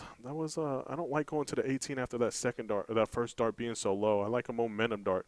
Hit the triple. Now you just stay there. Oh, See, no. it just didn't seem comfortable. You know, you throw that first dart, it was basically almost hitting the double. Yep. You don't want to take a shot at the 18 at that point because your momentum. But another opening for Bob. Down 4-3. He's going to want to follow through. Throw the dart, Bob. Yeah, that was a good follow through though. Unlucky. Look where that dart is. Super unlucky. Yeah, and he just can't do anything about that. No. That's one of those where you almost guarantee the single 18 and then take a shot at the close instead. On dart 2, is that? Yeah, that's not necessarily a bad strategy. That's not necessarily a bad strategy. I don't mind that. And or if you're gonna, if you feel like you're blocked, you only need 2 17s anyways. Yeah. She's gonna go back down. Oh, 1-hole trip 2. Not happy Seeing about it it. get a little shaky here. No team wants to really take control yet. Can Cheyenne be that person? It's a good start. Really good start. Darts here. Big 9 mark from Cheyenne Richards, her second one of the leg. Boom goes the dynamite. Yeah, that is a huge 9 mark from Cheyenne. And putting the pressure on Porkster. Yeah, and these are the last dart triple here. There it is. Back and forth we go. Similar situation for Bob here. If you're going to hit the single, do you shut the 17 down? He's struggling. We're never going to know. He's struggling on that 18. I don't know. I still It's like just that shutting, first dart. I still like shutting the 17 down. He readjusts perfectly for darts 2 and 3. Well, he did there and there. Yeah. Absolutely. Didn't do it last turn, but there he was spot on. It's like what makes a difference between the first and second and third dart, right? The concentration level. Another one hole out. And could this be the opening? Only needs 2 17s to close. You just got to go at the close. Just shut the 17 down. You only need 2, and then go 18. Yep. Single again. That's fine. Now trip 18. Perfect. Yep. Textbook darts. Textbook Cheyenne darts. Shot They the need to right- win this. Shot the right shot there, in my opinion. Must-win leg for Bob and Cheyenne, or else Porky and Olivia are your king-queen seat. Porkster trying to just keep the team in it. Only gets 5. Just hanging on by a thread here. Bob up 41 points. First start was great. Perfect first dart.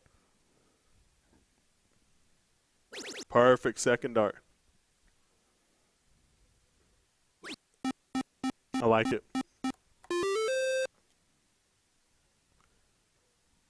All right. Olivia, a lot of 15s. Yeah, down 113 points, down 4-3. It's gonna be tough. Definitely gonna be tough.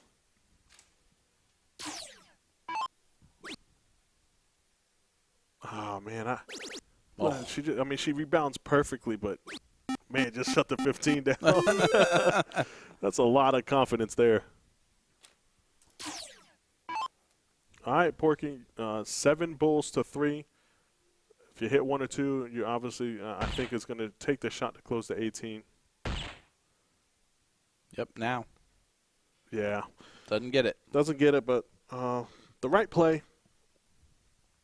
And Bob needs 3 bulls here to take us to a last leg decider. And what a scrappy leg that Bob and Cheyenne are going to end up pulling out here if they tend to do so. Really scrappy. Because there was a moment there that either team could have pulled away, and it is Bob and Cheyenne looking to do that. Yeah, just go back where you were. Just throw it at the dart at this point. Yep. He said, great, thanks a lot, Danny. Well, he moved over. And he moved kissed over. the dart. Yeah, I would have just stayed in there and just threw it, Kobe. The Kobe's what sold it for me. Yeah. Oh, a double here would put a lot of pressure on Cheyenne. Oh, just outside. 2 bulls to 1. Yep. Cheyenne, 1 bull needed for last leg decider. Let's go. First dart. There it is. 4 to 4. Last leg decider. 4-7-7. For Cheyenne Richards. They were all in the 4s there, weren't they? Yep. All right, so here we go. Remaining in this CDI with 1 loss, you got Matt and Chrissy, Garrett and Jenny, Joey and Tracy, and then with the 2 loss, JC and Trisha, Leonard and Ariel. Oh, my goodness. Steve and Olivia, and then Bob and Cheyenne, of course, are right here. So, still 1, 2, 3, 4, 5, 6, 7 teams remaining in this tournament. I don't know if you saw that, Sean, but it looked like he hit the black and it just fell out. Just like Porky. Just like. Yeah, it was like it like hit and then just went like that. Oh. And could that be the Bob difference? Makes him pay for it. So here we go. Bob and Steve both from Wisconsin. You got Olivia Terry from Toledo, Ohio, and Cheyenne Richards from Porter, Texas. Here we go. Yeah, this is going to be exciting. Last leg decider. This is going to be unbelievable.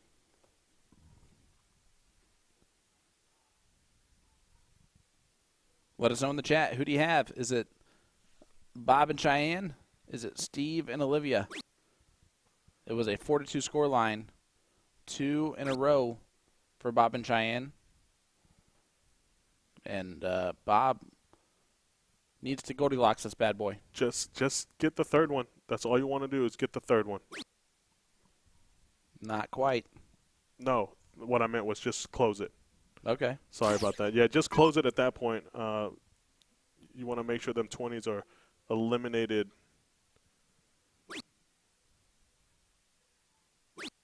And look at this. Scrappy already. 3 mark from Bob. 3 mark from Borky. He threw a yellow dart.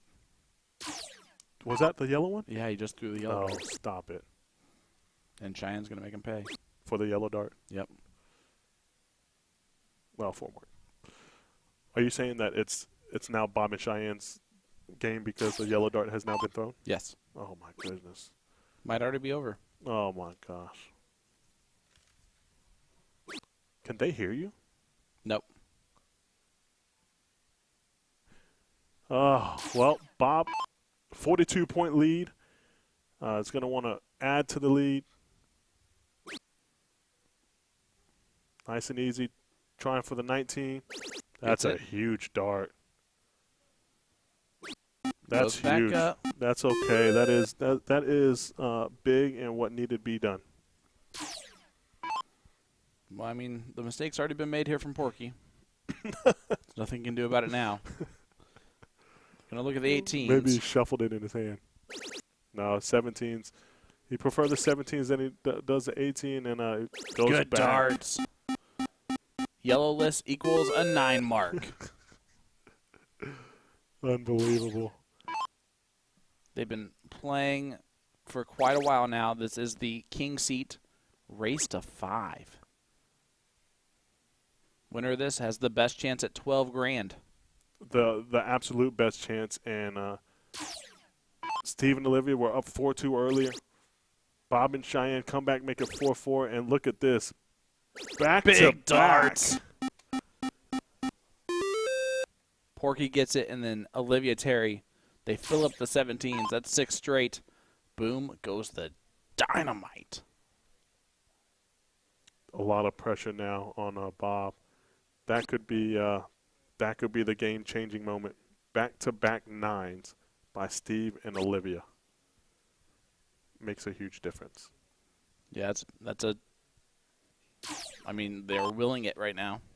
They are willing it.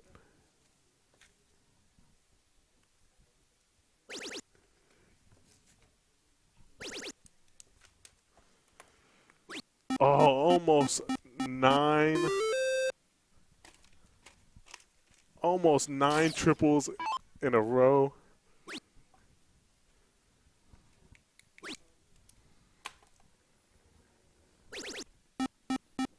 Nice last there by Cheyenne, and it's going to be tough here. 2 wedges down. Just shut it down, Olivia. That's all you have to do. There it is. Look at this. Going second, and, man, all week we've seen the second player team seem like they just break. OT from the TO is throwing lights out. OT from the TO. What's the TO? Toledo, Ohio. And Big boom goes the dart. dynamite. Bob Anderson says, Oh, that's a Wisconsinite. not yet. Wisconsinite? Yeah, for Bob. Yeah, nice shot by Bob. But the minute Porky switched from the yellow dart, what's been happening? This is in. The 15. Ooh. I didn't say triple. I just See said what it was happens. In. A lot of 15s here by Cheyenne Richards. Trying to avoid their first loss.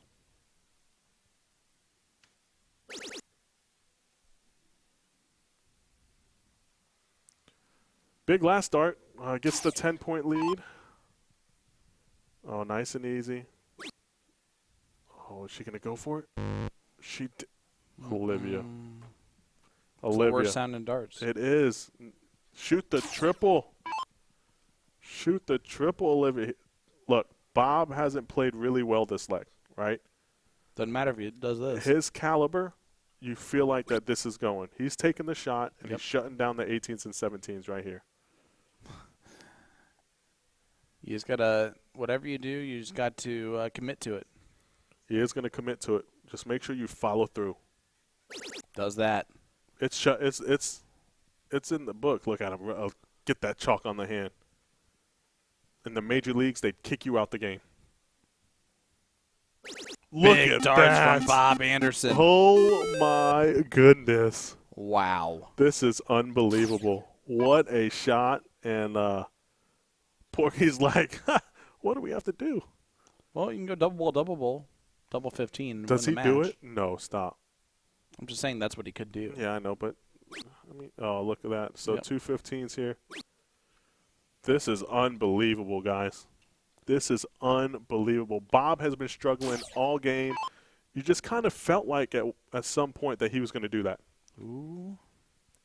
To be honest, she really just wants one here. 1 or 2, and put the pressure on Olivia. She gets the 1. Olivia hits Here we 4 go. here. The way this Olivia hits 4. game, she was checking her phone. She did the math on her phone, make sure she needed 4. And she does. So, oh, that's unlucky. Yeah. That first dart kind of blocked it. That was tough. That was tough. All right, so here we go. Big Bob. Oh, Bobby Anderson. I like it. These two. Yep. Just follow through. Don't make it pressured. Look at that. And how exciting is that? They come back. Clutch shot. 3 in a row. Struggled all game and wins it 5-4. Bob Anderson, Cheyenne Richards, your king-queen seat. Olivia Terry, Steve Hilger, and Olivia is just going to throw those darts.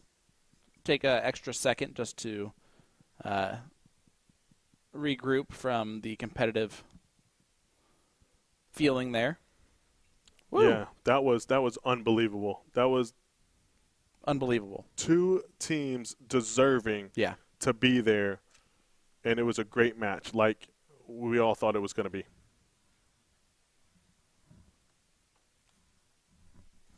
All right, well, we are going to look at one of the best moments of the TOC so far, a recap of the interview with Tyler and Rick Hinsey, the winners of the no-cap doubles last night. Sean Green, Danny Baggish will be back with more action in the CDI right after this.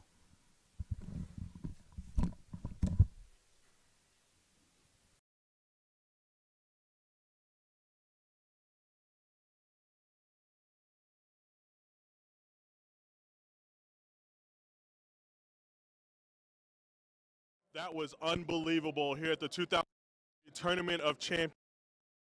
No-cap doubles winners with the triple dip, the Hensies. Congratulations, Guy. How did that feel? It felt amazing. It was hard. It was very Intense. yeah, that's the word I'm looking for, intense. And it was a struggle. Going against Maloney and Gates, they're like top of the top, you know. And being able to pull that first leg off, it was hard, but you know, it got a job done. You guys did get the job done, and I'm going to be honest with you. I gave you 0% chance, not because it was you two, just because I would have bet anything in the world that Gates and Maloney wasn't going to lose 3 times to anyone. You seem like, Tyler, I'll get to you in a moment, Rick, but you seem like that you had a magnet in the triple 18, and I want to get your darts tested. So how was that feeling that it was 7 mark after 9 mark after 7 mark after 7 mark? It's weird because 18 is my worst number. I honestly hate the number so much, but just when I need to hit it, I can hit it. And tonight I just needed to hit it, you know. Yeah, you looked comfortable that whole time, and I'm gonna get Rick over here. Just step on the other side here. Rick, this has to be a proud moment for the father and son to win this no-cap doubles against an elite team like Mike Maloney and Leonard Gates. What a moment for you guys. Oh, it's the proudest moment, proud dad moment, of course, and everything. And then, to top it off, to come in and first year here and to come through the no cap and win. And there's no words right now. Yeah, there's no words right now for you guys. There was no words for us. There was a lot of words for the crowd as they were rooting, basically both teams. But job well done to you guys, and what a match. Thank you, the viewers, and darts win at that. And congratulations, and thank you guys for watching. Thank you. 2023 CSI champion. How does that sound? Unrealistic, but it sounds amazing. I apologize for the emotion, but had a lot to prove to myself this weekend, so thank you. Now, I'm gonna be honest with you. You were probably third, fourth favorite according to a lot of players. That was no secret, including myself. I didn't pick you to win, but I knew your A game was the best in the United States, and you kind of proved that today. I don't know that you see my A game, maybe at times. The finals was very, very difficult. Mike and I have more in the tank, but there's so much history. Good buddy for a long time. The rematch, there's a lot of pressure that people don't understand that really plays into a match. So could we have done better? Yes, but at the end of the day, I'm just proud to be part of the #1 spot that you can't take away. That's it. No, you're absolutely right. We can't take that away. We also can't take away that Mike Maloney did not win again. But you know, it's going to be coming. He's an unbelievable player. It was a long battle. It was a long day. The talent in the room was unbelievable, and you did come out on top. We've seen some great moments, some struggling moments, but Jeremiah, you won the most prestigious prize in USA darts right now. I think $10,000 and champion. It's not about the money, honestly. You know, does the money help? Everybody loves the money, but it's more about the accomplishment. So the forum that was put in front of us, I mean, to get the platform to have the best players in North America to be playing, and I know you're playing next year, which only strengthens it, but to come out on top in this type of field is more than the money. So for me, I'll hold the deer and look forward to seeing myself on the G3s instead of that Jules guy. No, absolutely. Well, listen, don't worry about me next year. This is your time to shine. Congratulations on behalf of all of us. You're the champion, man. Enjoy that. I will. And thank you for everyone that supported me, both here and away, and my wife. Absolutely. Jeremiah Millar, 2023 CSI champion. Well done, buddy. Hunter Smith.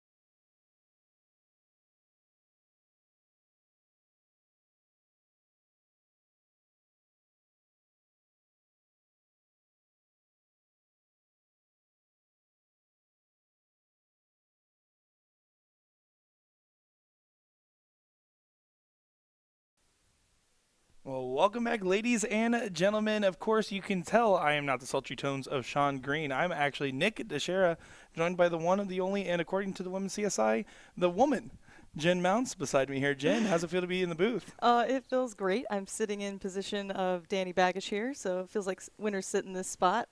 Feeling good and really excited to be part of the production crew this year. So what match do we have coming up here right now? So that's going to be Garrett Rakowski and Jenny Hood and Joey Mann and Tracy Young. This is going to be a last chance one-game scenario here. 6th place match. Loser gets $1,000. They're already making some good money. Winner still will be in that $1,000 range, but then it goes up to $2,000, $3,000, and so on. So payouts are getting big here. We are underway as Garrett Rakowski. To start us off here, looking good. A 7 is absolutely where you want to be in this starting position. I feel like a minimum 5 mark is acceptable. Oh, absolutely. And you expect that from the bullet. Joey Mann, honestly, during the men's CSI, shocked a few people. He's always been a good shot, but this has been a good weekend for him. Say the phrase. Say the phrase. Is that a boom? That was a boom. That was a boom. Sorry, guys. I'm new at this. Now, Jenny's starting off right there, going upstairs and giving Garrett some wiggle room. Oh, she went right for it. I would have stayed point in the last start. Would have went. Oh, wow. Good correction, though. I stand corrected. Yeah, 2 at the point, 1 at the close is the mentality there, but definitely a very interesting order of operations. Executed well, though. Jenny, you just keep doing you. Tracy just catching to the right-hand side there. Does find on the last, but now Garrett Rakowski loves the situation. In a one-game scenario, going up with the point lead and the big number already closed, this is a good opportunity for Garrett. Oof, first start. Let's knock that out. Looking at, thought he was looking at the 18s, but we're going to secure our spot here with 2 trips into the 20. Wow. Yeah, 7-7-8 mark is what this team has started off with. And, I mean, when we talk about how ruthless these last chance brackets are, these super losers bracket, I mean, this is ruthless. It's cutthroat. One game, you have to play your best. They're maddening. It's do or die. I wasn't prepared. This is starting off so hot. This is probably how it's been all week, though, I'd imagine. This is just a 6th place match. Like, can you imagine? Yes. Like, this is finals level quality from these players, and it just shows the level of talent in this room here at the Tournament of Champions. I can't believe we're already on day 4. Day 4, but we've slept as equivocal to about 1 day's worth of sleep. That sounds about right. Now, Going over a safety point there. Nothing wrong with that. let me ask you this, Jen, because you're a way better dart player than me. You always have been. I don't know about that. Well, maybe not anymore. I'm pretty good. No, I'm just kidding. Seeing a mixed doubles event like this, Yes. I mean, how does it feel in your experience compared to events that you would have played in the past? I would have really loved this event, in particular just as a viewer. I think this is one of the more exciting special events that Partners Promoting Darts put out for the players this year. It's very fun to watch. I love the high-low pairing as well. It's exciting because it's really the female player element. If they can shoot 3 points per round, that's going to be crucial. Wow, there's another boom. Boom goes the dynamite Yeah, from there Mr. you Garrett go. Rakowski. Yeah, the bullet does chamber another there. Yeah, it's definitely interesting to see. I mean, we see it with the finale event that you guys will be seeing later on, and with this event alike. Having these partners that most of them are playing together for the first time is so exciting to see. I like that element. You really don't know who's going to feed off their partner's energy. Are they going to work? Do they just do their own thing? Do they hype each other up? And it's a special memory that's hard to forget when you get randomly paired with someone and just going so far like this. And look how incredible everyone's in sync with each other right now. And the mentionable here, too, is, yeah, every one of these players is good if they're in this event. And we absolutely agree with that. But what's more important is the best players are the ones that can work ubiquitously with everybody involved. Fair. Absolutely fair. Tracy Young here. They have not given up yet. How competitive this final leg of cricket, or one leg of cricket, is here. Oh, my goodness. Huge moment. That was gaining the competitive advantage for the first time, I think, in this leg so far, for Joey and Tracy, but with a powerhouse like Garrett. Those Wisconsinites, man, I tell you what. Yeah, I know he was heartbroken. He was 2 spots short of making CSC Season 5. Oof. He was at 502 out of, you need to be in the top 500. So now that's changed to the top 1,000 and some of these other events. I mean, he's excited to really get involved with the PPD system. One more, is he going to take a look? He is. He has 20. to. Oh, just over. But he had to take the chance. Absolutely. Well, man, oh man, Joey, man, he's really been doing well. I mean, again, his performance in the men's CSI was second to none. He played phenomenal and really got a lot of eyes on him when most of the people weren't keeping him in the vernacular as they should have been. Jenny coming in clutch here, closing out the 17 with a decent point lead. They would want to be probably 3 marks more ahead, even 6 marks more ahead, but fantastic way to gain the advantage back again. I do like the difference between these two ladies' styles between Tracy and Jenny. Tracy more that stoic dart player focus on the action. Jenny, you can see after each throw she's trying to amp herself up. She's dancing with her partner in the back. An unfortunate miss for Garrett. Let's see if he can recover here. There we go. That was a good cover shot with a little bit of blockage going on. Yeah, made to do with what he was giving himself there.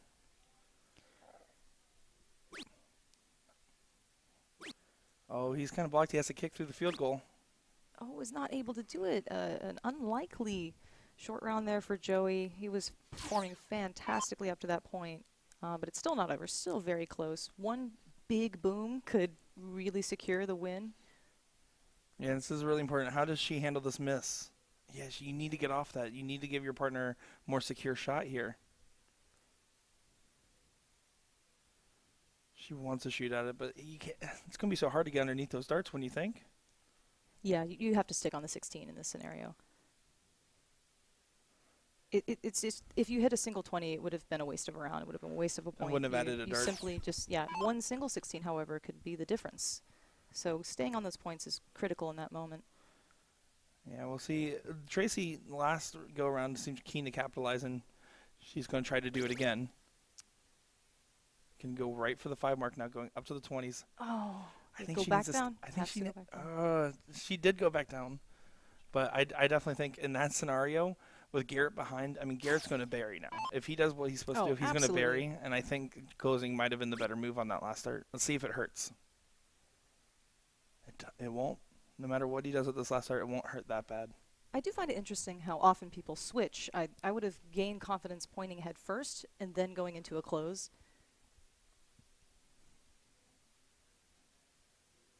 Maybe he thought he was blocked by that first start, though, and unfortunately he can't recover, so that's probably his thinking there.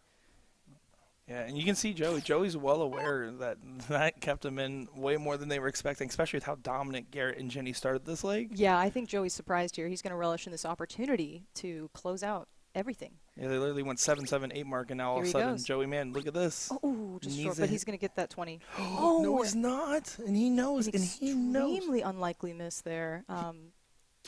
Those clutch single darts really change games, especially in a mixed event like this. It's the single pie that you really need to practice, folks at home. If you can't throw 9 darts into a single 20, you shouldn't be aiming at triples yet. No matter how good you are, the focus needs to be consistent. You need to keep that determination. You need to keep your eyes on the prize.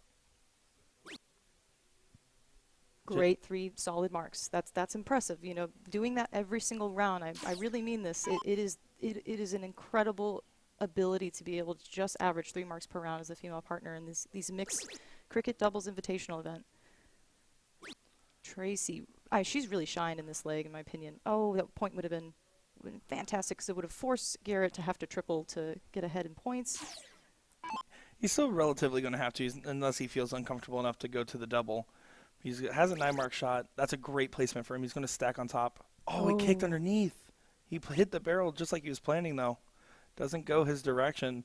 Joey Mann with another opportunity after a big scare in his last go here. I still can't believe how much of back and forth, tight, close match this has been. And just one leg of cricket. There we go, Joey. He gets it done. They would have preferred a higher point lead, I think, going into the bowls, but he at least did what he absolutely needed to for a clutch round.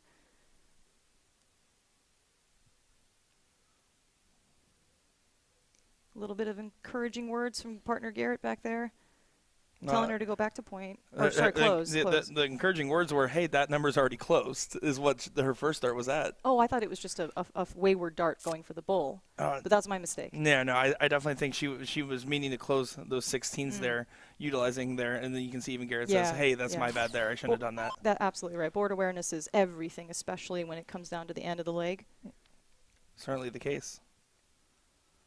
Single 16 does add a bowl, and triple will add even more. This is where you want to be going in. Don't pressure yourself to hit the hat trick. You know, get that point lead that's going to take darts out of your opponent's hand, especially darts out of Garrett's hands.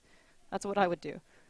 You can see Garrett just trying to hype up him and his partner, having a little bit of a laugh and keeping that positive mentality. I mean, Steve Hilger talked to me about this, and he said Garrett's come a long way in working on his mentality throughout the entirety of the match, not just when he's doing well. Right. Decided to go for the switch up there. I mean, that bowl's pretty heavily congested with the flights crossed. I would have stuck on the bowl. Well, Joey here can send her home and move to that 5th place position here in this bracket.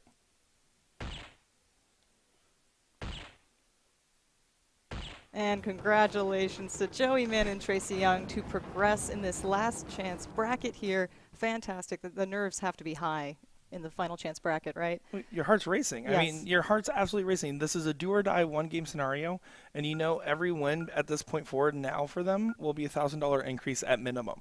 Well, I would say, honestly, when you're at this position, is it smart to be thinking about, oh, if I make it to the next round, I'm going to get this much more money? No. I think for me as a player, I never thought in this fashion. I never looked at the bracket. I didn't care who my next opponent was going to be, and I definitely didn't tell myself, you must win this, otherwise you're going to be missing out on this deficit of money. Well, when I was a self-claimed semi-pro player, my dad was my manager, and he would make sure to look at the brackets and never tell me where I was.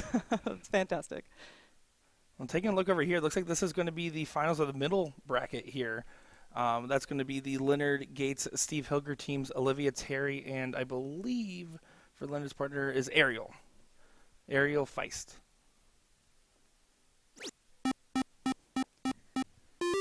Olivia Terry coming in hot with a 6 mark. She's one of those players that unfortunately, I never had a chance to really get to see her play or see her on an up-and-coming, wherever she's been traveling to. But I've absolutely seen her take a rise in her skill level, and she's made many appearances on USA Darts. So it's been fantastic to see her perform at a major annual tournament like the Tournament of Champions, and I think she's really held her own this week. Yeah, absolutely. I mean, Olivia Terry, we saw her amazing performance at the Booyah Cup, and she really did a deep run there. And on top of the fact that she just has a certain swagger and cadence about her. Yes. When doing her walk-on, she said, "You think I could do the whole script Ohio real quick?" And I was like, you know what, go for it. Do you. It is 1-0 right now in the favor of Leonard and Ariel at the moment here in this race to 3 format, and it looks like we will more likely be going the distance here. Yeah, Leonard Gates gonna have to throw the darts of his life here and survive on the 16s and 15s to make it back. But AKA Porky and Olivia looking like a very comfortable lead. Yeah, and that's a great start to this round for her. Wow, she is double bull. Just crushing it. She wanted to. She wanted to, absolutely. That's the only way to do that shot.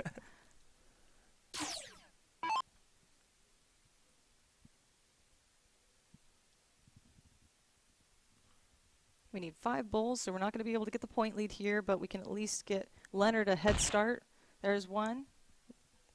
Yeah, if he gets another look here. Steve Hilger, though, 3 to take it to a last leg decider.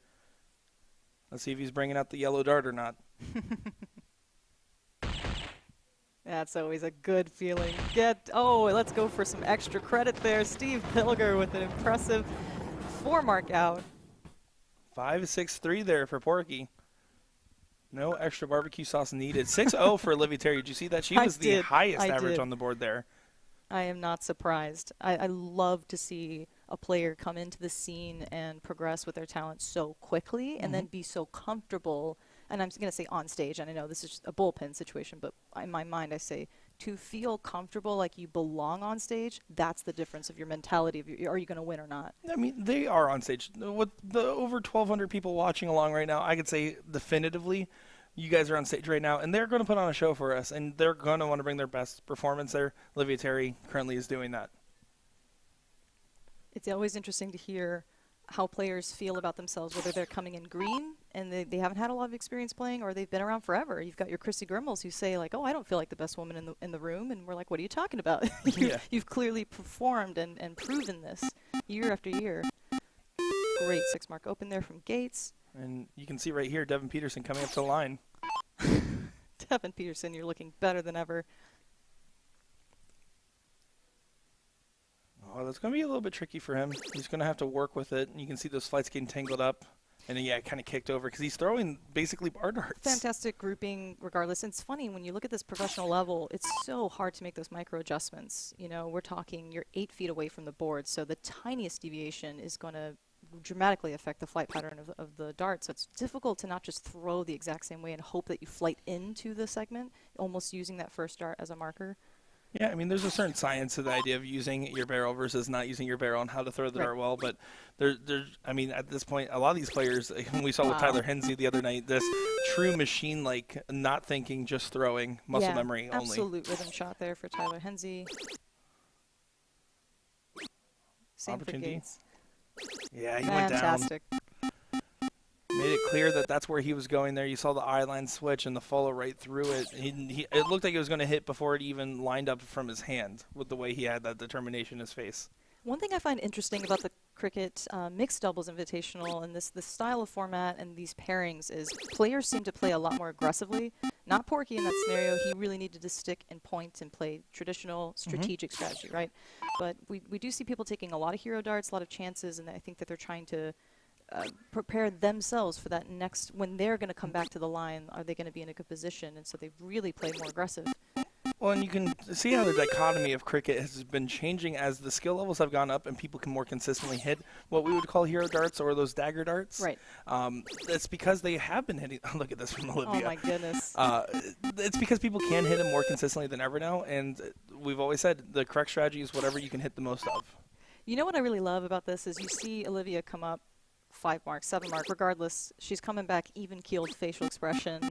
It's just another day. She's that good. Same thing. Steve Hilger's having that reaction like, yep, here's a fist bump because I expect that from you. That's how good you are. And it's really cool to see the level of play rise in North America. Yeah, certainly. And you can see, I mean, what she's staying focused also because she's listening to NSYNC in her headphones right now.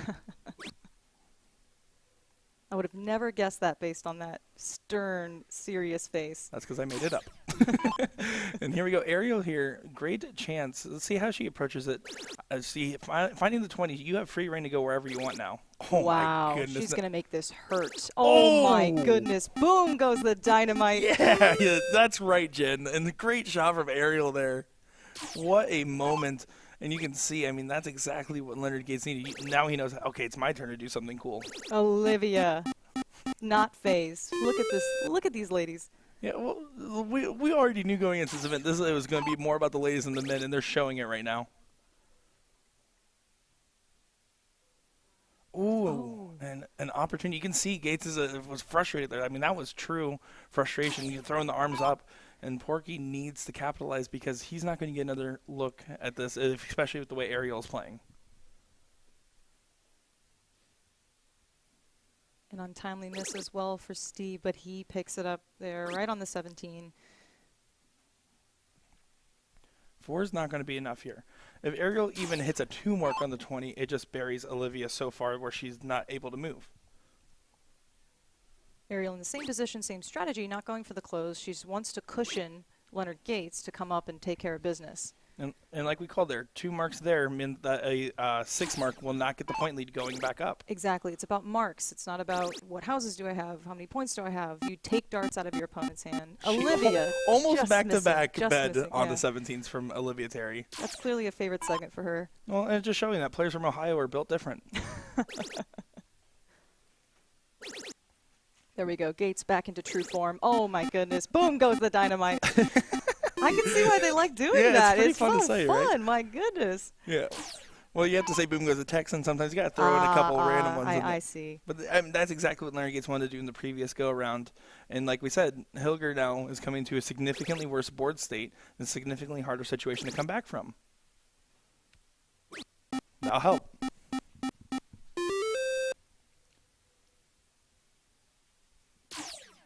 With a 59-point difference here, I think you can go right to 18, but with her strategy she's been playing, she's been throwing that trip 21st. Yeah. I mean, 2 rounds in a row, you know, that's if anything, I'm assuming Gates has instructed this as well. This is what he needs mentally to be able to come in and take care of and throw the way he knows he can.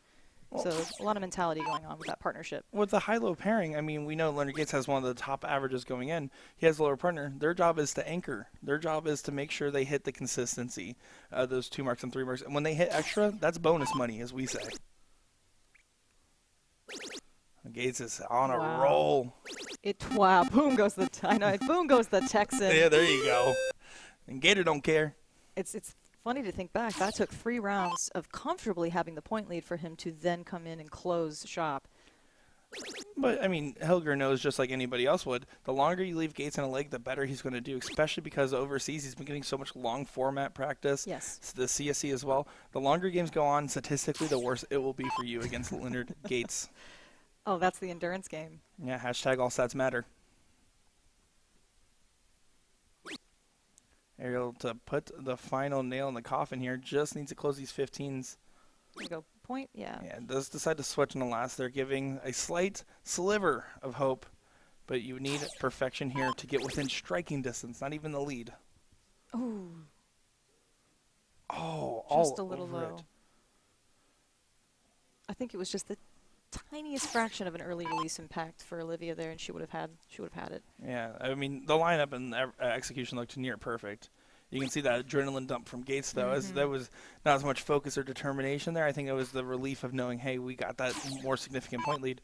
But now Hilger with an opportunity to get that point lead back. Look, if I'm Steve, I'm thinking, it's been proven to me that I can survive on these 15s. I just need to do it. This is do or die. Yeah, and he knows. He literally said, come on, Porky. Like, he's very well aware of how impactful this is. We're getting a little shimmy from Gates in the background there. Sorry about that. I just love me some Leonard Gates soul jamming. If I'm Ariel, I'm looking at the single pie 15. I'm going to hit 2 perfect. Yep, 2 big ones to seal it away there. Going over to the 16s. and getting themselves within range. They need 3 to close and then 4 subsequent bowls to get up, so 7 bowls in total. It's a nice flight out mark and a good correction on the bowl. Fantastic round. It's, you know, what can you do in this situation? You just have to keep hoping and praying. But it looks like there is no hope.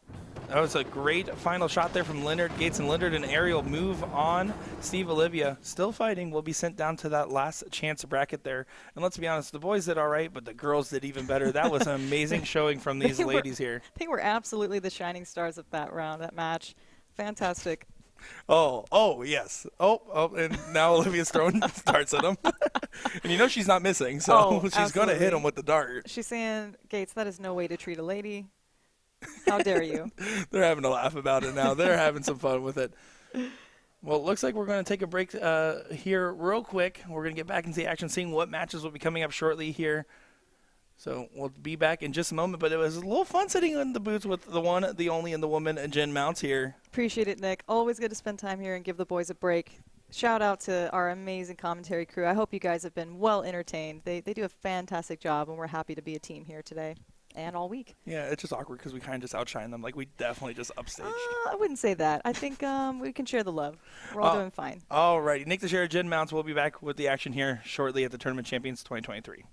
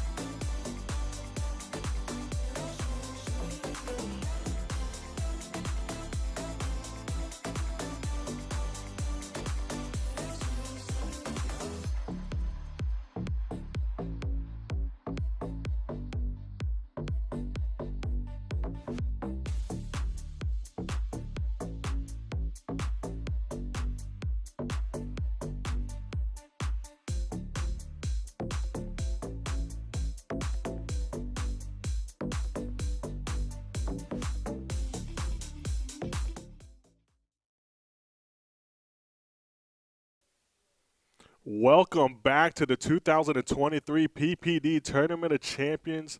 This is the Mixed Cricket Invitational. Your man here, Danny the Gambler Baggish, filling in for the legendary Jen Mounts and Nick. And joining me now is the other legendary guy, Mr. Will Stuart. Will, it has been an unbelievable event, and that last match was crazy. Dude, that last match was insane. Just sitting here watching it from the production standpoint, unreal what those ladies did in that event, man. Just insane. Yeah, it was insane. And what also is insane, that this match right here that we have is one and done. Yeah. You lose this match, you are out. And two good teams here with Joey, Tracy, and Porky and Olivia. Yeah, who knows who's going to come out on top in this one. But one and done, folks, your last chance bracket. And how about this? Your remaining teams in this one: Joey and Tracy, Leonard and Ariel, Steve and Olivia, and your king seat or your royalty holders, I guess I should say, are Bob and Cheyenne Richards. So really, we're set for a good finish here, bud. We are set for a good finish, and not to pat myself on the back, but Bob and Cheyenne was my pick. Man, I tell you what, this has been a great event. I will say that the back and forth camaraderie, just the big hits. This may be one that's gonna stay on the old bill for some time to come, I bet you. I think it should, because it has had it all. And it hasn't been what probably, as Joey just misses the 9 mark there, it hasn't been dominated just by the men. These women are showing out.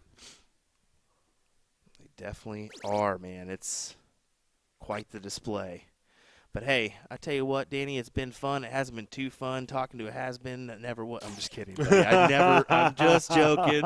Sorry, man. I'll give it over to the real man that you want to hear. Mr. Sean Green. Yeah, we're going to talk. That is funny, Will. I cannot believe Will said that to Sean's face as a commentator. Sorry about that, Sean. But welcome back, buddy. The has-been that never was. He is here. This is the do or die one game elimination. Yeah, I was thinking about this before I got back on the mic. This is a potentially only 9 more legs total tournament if whoever is the top player or top team wins without any other team or any other legs lost.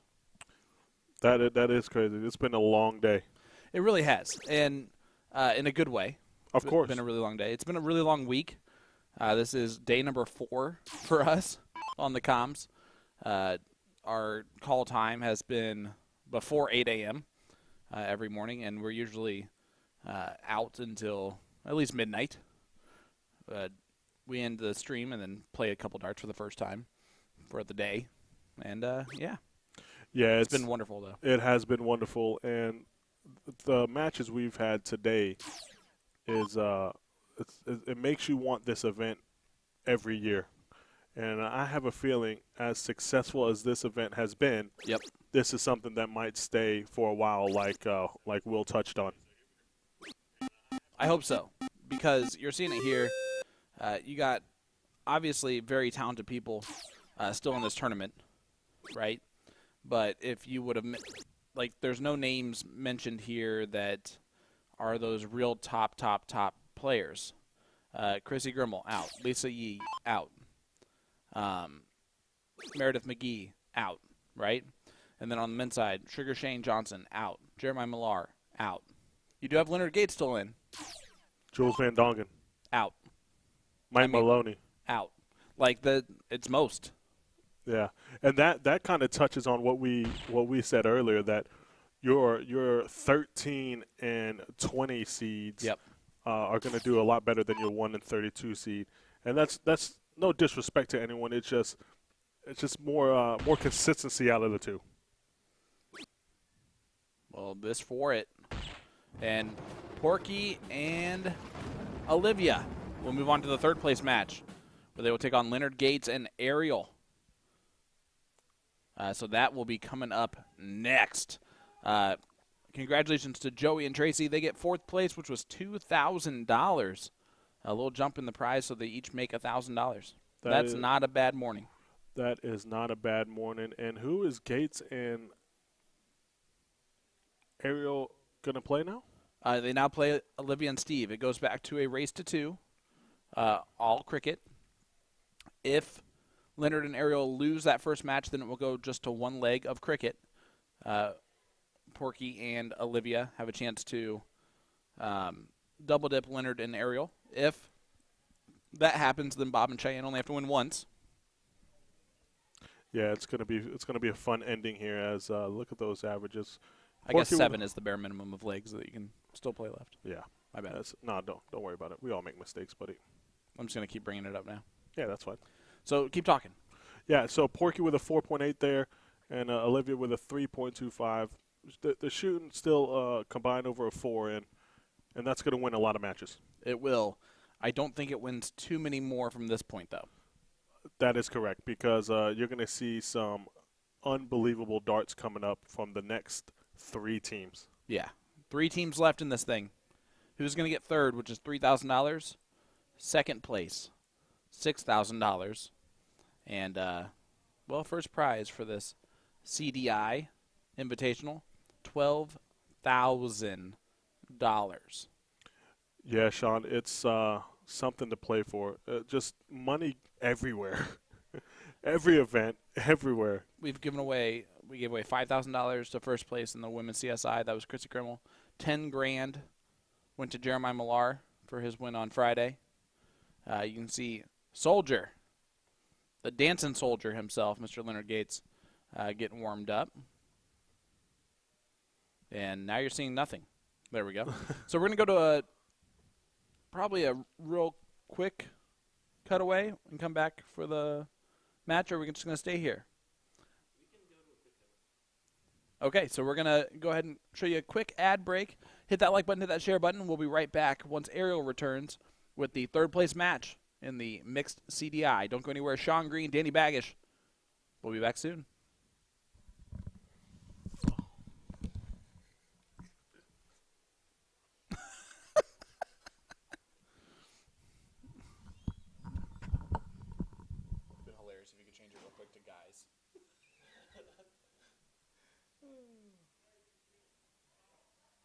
They know that they're on because they can see the TV. The guy in the room.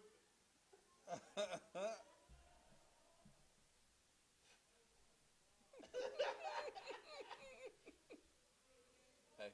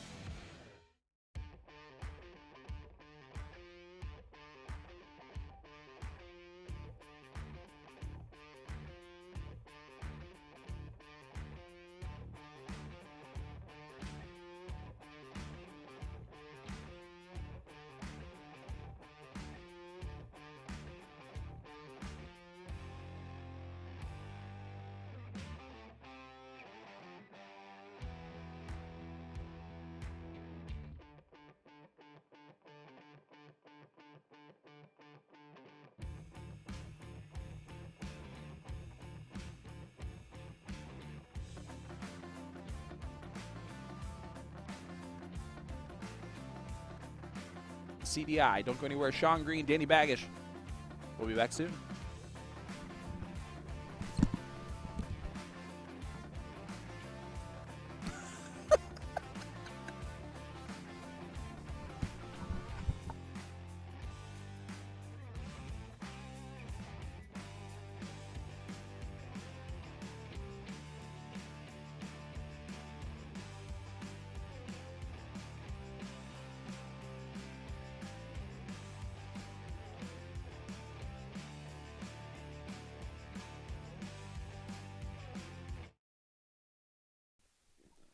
Welcome back, ladies and gentlemen, to the Tournament of Champions 2023 live at the KCI Expo Center in Kansas City, Missouri.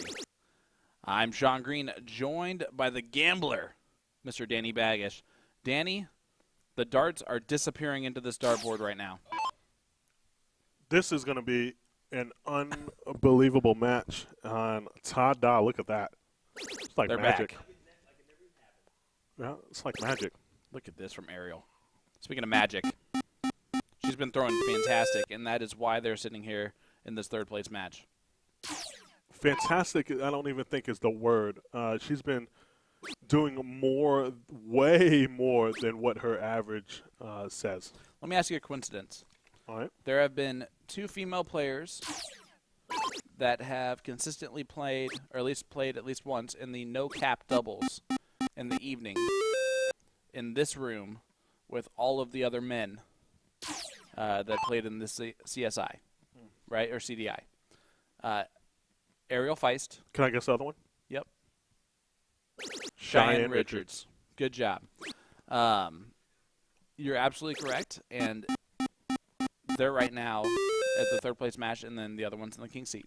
Is that a coincidence, or did the earlier nights prepare them for this?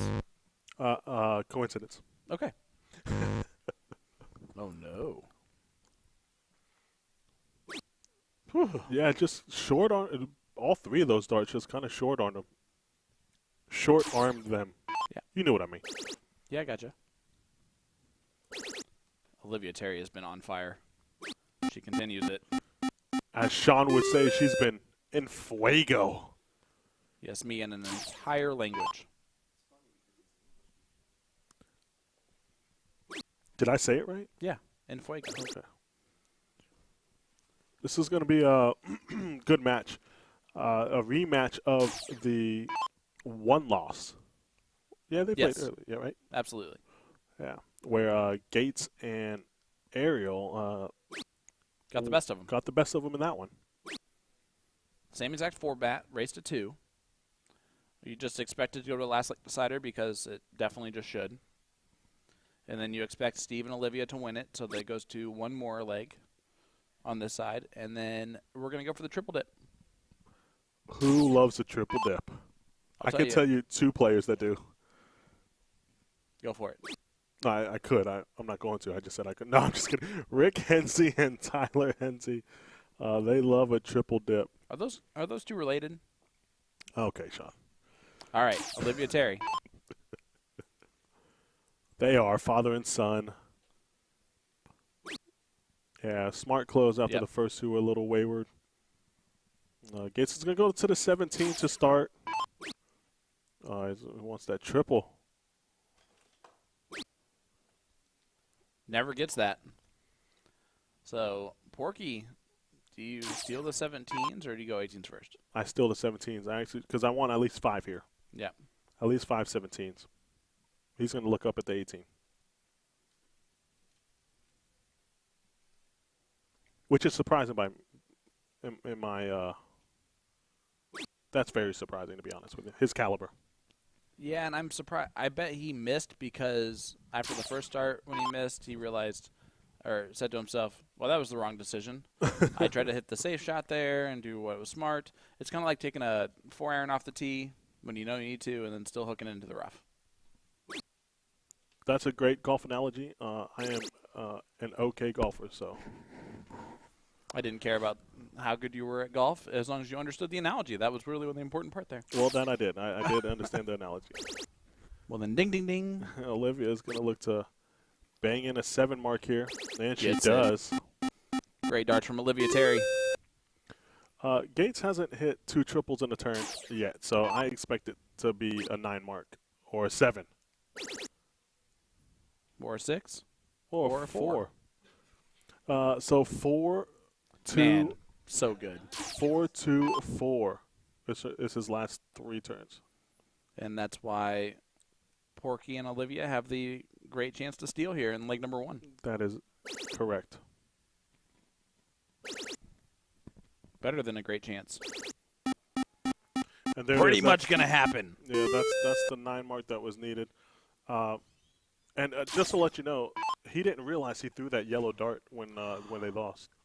Did you tell him? Well, I said, Porkster, do you know why you lost that leg? He said, I didn't throw the yellow dart. I said, you did. He said, no. Yep. I said, yes. He's like, well, that won't happen again. Yeah, he threw it right at the start. So, yeah. He actually asked, did I hit a triple with it? I said, no.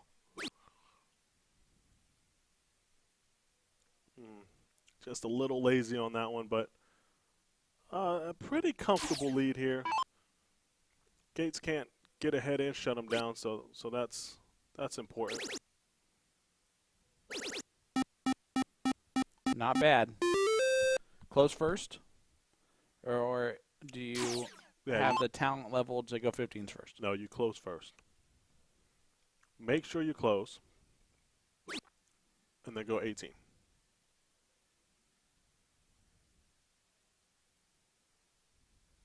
Wow. Yeah, that's so again we're getting scrappy, aren't we? Yeah, and Ariel more than a good opportunity to take control. Needs the triple. Not going to get that. She leaned forward more and more as she threw all three of those darts. More determined to hit the triple.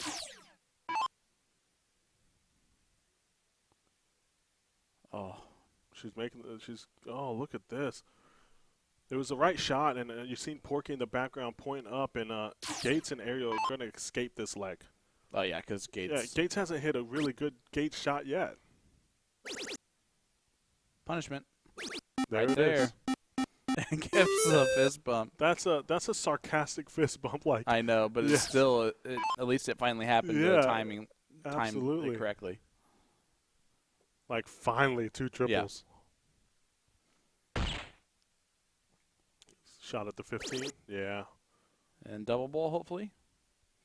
That would have been, the right shot. 4 balls to 3. The way she's playing, she's definitely capable of taking this game out. Oh, for sure. But Gates is just obviously looking for at least 1 or 2 here. Oh, wow. Great dart. Oh! Can Olivia Terry take out 4 bulls? She can, and you've seen it often to where a dart is missed barely, and then they jump on the opportunity. One more. No! Oh, my gosh. Oh, my gosh. Tense moments. 1-0, Leonard and Ariel. Yeah, Gates isn't missing this. And look at that. That's probably one of the lowest averages you'll see from him. 4.64. Gets the job done. It does. Oh, my gosh. Can Olivia respond from something like that? Look at her. She's all the way in the back. She's not happy at all. Look. So here we go. She'll shake it off. But, man, does that play in your mind? It would me. Yeah. Wow. But I'm weak. Boom goes the dynamite there for Steve Hilger to get us started. That will settle me down, though. For my partner to come right back out firing like that. You're absolutely right. But what you expect – oh, look. Yep. I like that. Absolutely love it. Let's see how Olivia responds here. This is what's the big shot.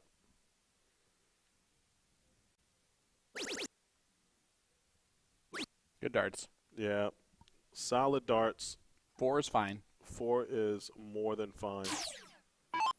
No, 4 is fine. 4 is great in that situation. Putting a lot of pressure on Ariel. Not bad. Not bad at all. Porkster. Going to go 21st? Think he's going to go 21st? No. Drills the 19, 17, and then right to the 18. He never even looked at the 20s. Gets himself a nice 7 mark. He did not, but I would have looked at the 20 because Gates can take the point lead at any point in time when he's up, like he does there. Yeah. And, it puts a little more pressure on your partner, Olivia. So if I'm Olivia, I just calmly just throw a bunch of 20s.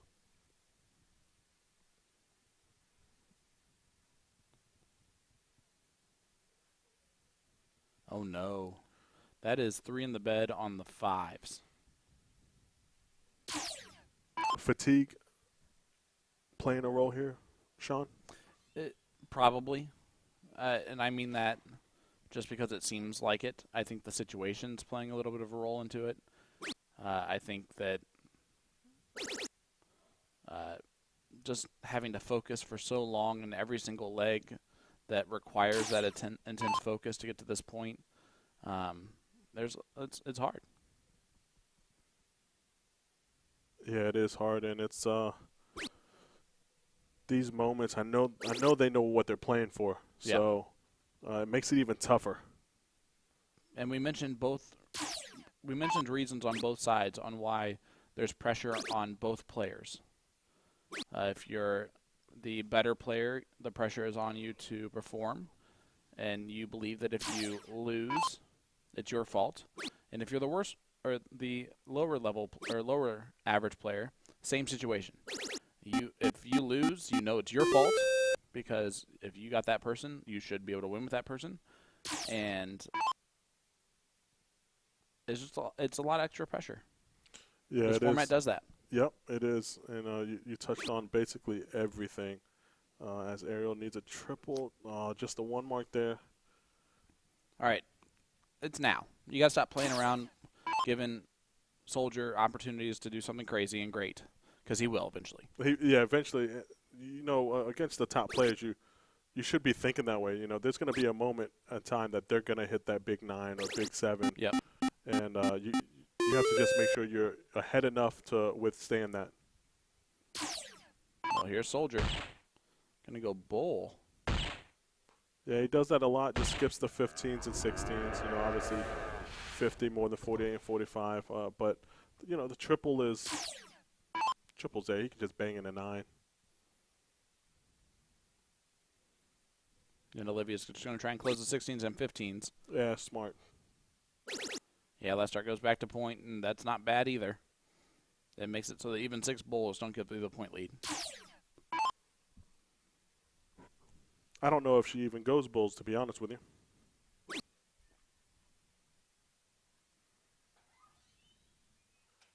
Just kind of wants her to go 16s and 15s, where Gates is going to go bulls again. So, because Leonard expects to hit at least a 25 every time. Yeah, absolutely.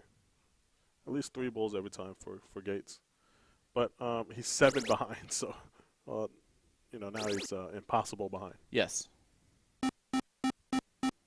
Yes, the last time we saw an impossibility happen, it happened against Leonard Gates. Yes, it did. Yes, it did. But who doesn't love a 6 bull? Leonard. He loves 5. He gives a fist bump because he knows, man, just in time to still lose the leg. Yeah. It's practice for the court. There you go. Practice for the court. But we've seen crazier things happen, Sean, haven't we? Well, what happens the last time here? you said something was impossible, the impossible happened. What happens here if Ariel hits 3? Just puts more pressure. Porky still wins in the next round. No, he doesn't, because he's not even going to shoot it. That's true. Only she 2. gets a little quick on dart 3, and it tends to not be a bad dart, just to miss barely. That one was a little bit higher than she wanted it to be. You're right. I would have liked her to shut the 16 down. Okay. Because if Porky goes bull, bull, miss, Gates would have had a shot. He's not going to. Bull, bull, bull for Porky. Let's go to the last leg decider. If Steve and Olivia win, we go to another last leg decider. If Leonard and Ariel win, we go to the finals, where Bob and Cheyenne are waiting. You know who Bob and Cheyenne are rooting for? Absolutely, I do. Steve and Olivia. Steve and Olivia. At least in this leg. Yeah. In the next leg, they don't care anymore. Yeah, absolutely. Porky Point says he's got it because his dart's in the black. It's, exactly. Closer to the triple. No, I mean, it's common sense. So here we go. Let's get it started. Sean, this event has been absolutely top-notch. This event's been everything it's supposed to be. Leonard Gates doing everything he's supposed to do. And how about the entire week? TOC is phenomenal. There's been so many opportunities for so much money to be won. I have not talked to a single person who's had a negative experience this entire week. Yeah, it's been. I haven't seen anyone not have a good time. Yeah. Enjoying the darts, enjoying the company, just having fun with the game. And on top of that, you can win thousands of dollars. Yeah, and you have a good opportunity to, especially with that supercharger. This is why this is so popular of a league with PPD and everything that they do. It's because they really do take care of the players, and this tournament is second to none. And we still have a lot of action left tomorrow morning. The elite finale on the men's and women's side, they play for $10,000 a piece. $10,000 a piece. Danny Baggish. It's just a lot of money to be paid out. This is why you're going to retire from commentary at PPD next year. This is exactly why I'm retiring from commentating for PPD next year. It's hard to be on, or hard to turn that up, pass that up. I'm sorry. It's hard to pass that up for next year, but I don't know. We'll see. I'm kind of liking this commentary gig, and well, it's been great. You're in a different position than Will and I are. We don't have to worry about the opportunity to pass it up because we wouldn't be in the elite finale. We wouldn't be in the master finale or the pro finale. I would be in level 18 there, maybe boards 1 through 25 or so, and there's nothing wrong with that. But I will make more money sitting back here, even if that was $10 for the entire time I was here, versus whatever everyone else is going to win. What if there was an event that you, Will, and myself could play in? Level 12 triples. I would not bring you guys down to level 12. We would be in the no cap, and I'd feel pretty good about that. I would not feel good about that. You wouldn't? Dude, I would take you guys in a no cap all day long. Oh. Give me 3 other players. Let's go. Let's do this. Stop it. You guys just don't think that I'm going to rise to that occasion, and guess what? I probably won't, but wouldn't it be cool if I did? I could be the new Tyler Hensey. You're not. First of all, no one can be the new Tyler Hensey because Tyler Hensey's a monster. He will stay that way. I would cut off my left hand to be a Tyler Hensey 2.0. Well, you know what? You could be a Tyler Hensey 2.0, and but he's still going to do it better. How about Olivia Terry, OT from the TO, throwing in a big 9. Boom goes the Toledo. Nope. Dang. Who's their mascot? Toledo. Just so you know. Boom goes the Rocket. That's all right. If her dart nickname was the Rocket, that would be really good. Oh. Gates' nickname isn't the Texan, and you told me to say Boom goes the Texan. I didn't tell you to do anything with booms. You're taking it upon yourself because it's fun.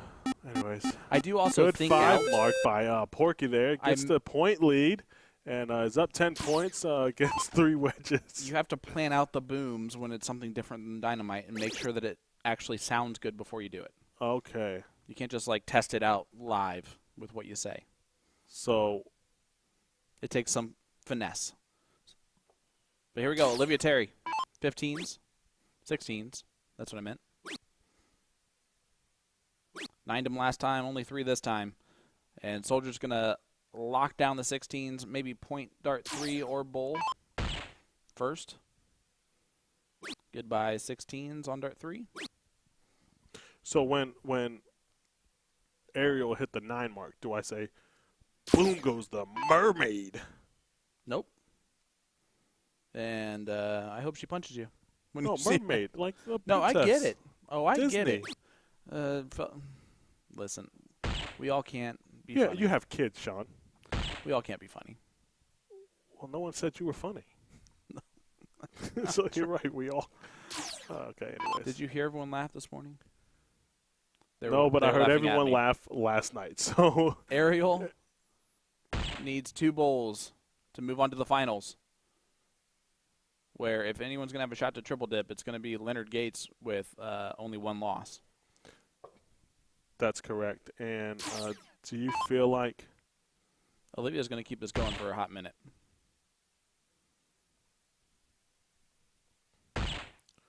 See, now there's 2 marks needed. Yeah, but it hasn't been a minute yet, and I think the game is over. Oh, hot minute. That's a quick minute. Oh yeah, it is. It is a quick minute.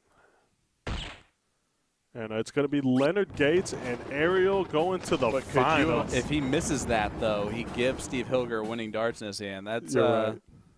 I don't know if I like that move for the future. Yeah, you hit it, but you never know. You really never know. No. Guys, we are going to have the finals. Danny Baggish is going to be on the call with me as we get Cheyenne. Let me use take 2. All right, everybody. Danny Baggish is going to be on the call with myself, Sean Green, for the finals of the mixed CDI Invitational. One team's going to win 12 grand. The other team's going to win 6 grand. Is it going to be Leonard Gates and Ariel Feist, or Cheyenne Richards and Bob Anderson? Let us know in the chat. Hit that share button. We'll be right back. He will stay that way. I would cut off my left hand to be a Tyler Hensey 2.0. Well, you know what? You could be a Tyler Hensey 2.0, and but he's still going to do it better. Am I off? How about Olivia Terry?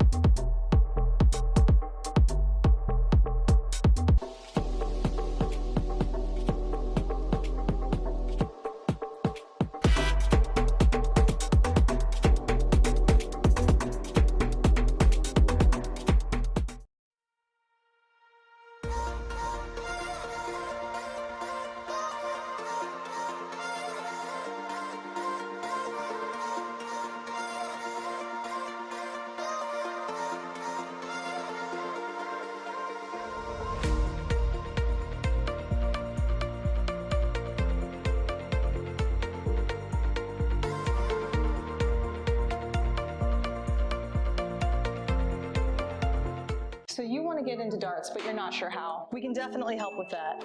We're A2ZDarts.com, and we've been a darts specialty store for over 30 years. We have the greatest variety of darts in the country.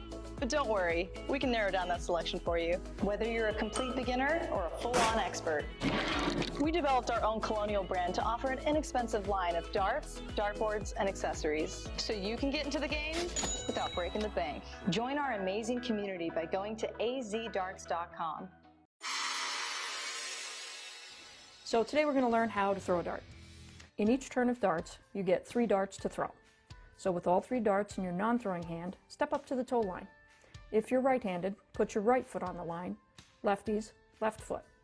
This isn't baseball, so you want the same foot forward as your throwing arm, not the opposite. Usually the toe line is set so that your foot will be right up to the front edge of the line, not behind it. This toe line is also known as the Oct. The position of your front foot is usually at an angle to the line, to some degree. Your back foot should be a little bit wider than shoulder width away from the front. Put 1 dart in your throwing hand while holding on to the other 2 darts in your other hand. Looking at the dartboard, focus in on a spot you want to hit. To start, let's look right at the bullseye. As you stare at your target, lean forward, bring the dart up and draw it back towards your eye. Throw the dart by moving your hand and forearm towards your target, keeping everything else as still as possible. Hold your position while transferring the second dart to your throwing hand and repeat your throw. Once you've thrown all 3 darts, your turn is complete and you can retrieve your darts from the board. And yes, it will take some practice to get the dart to go where you're aiming. It's not as easy as the pros make it look. But with practice, I guarantee your accuracy will get better, and I tell you, there's nothing better than having 3 darts go exactly where you wanted them to. If you've already been throwing darts and have had success with something slightly different than what I've just explained, great, fantastic. As long as it works for you, no problem. Just keep in mind that any extra movement in your throw will make it harder for you to hit your target consistently. As a beginner, just try to get all 3 darts to land in the same area. As you build your confidence, you can narrow down your target, getting all 3 darts to land in one number, say like the 20s.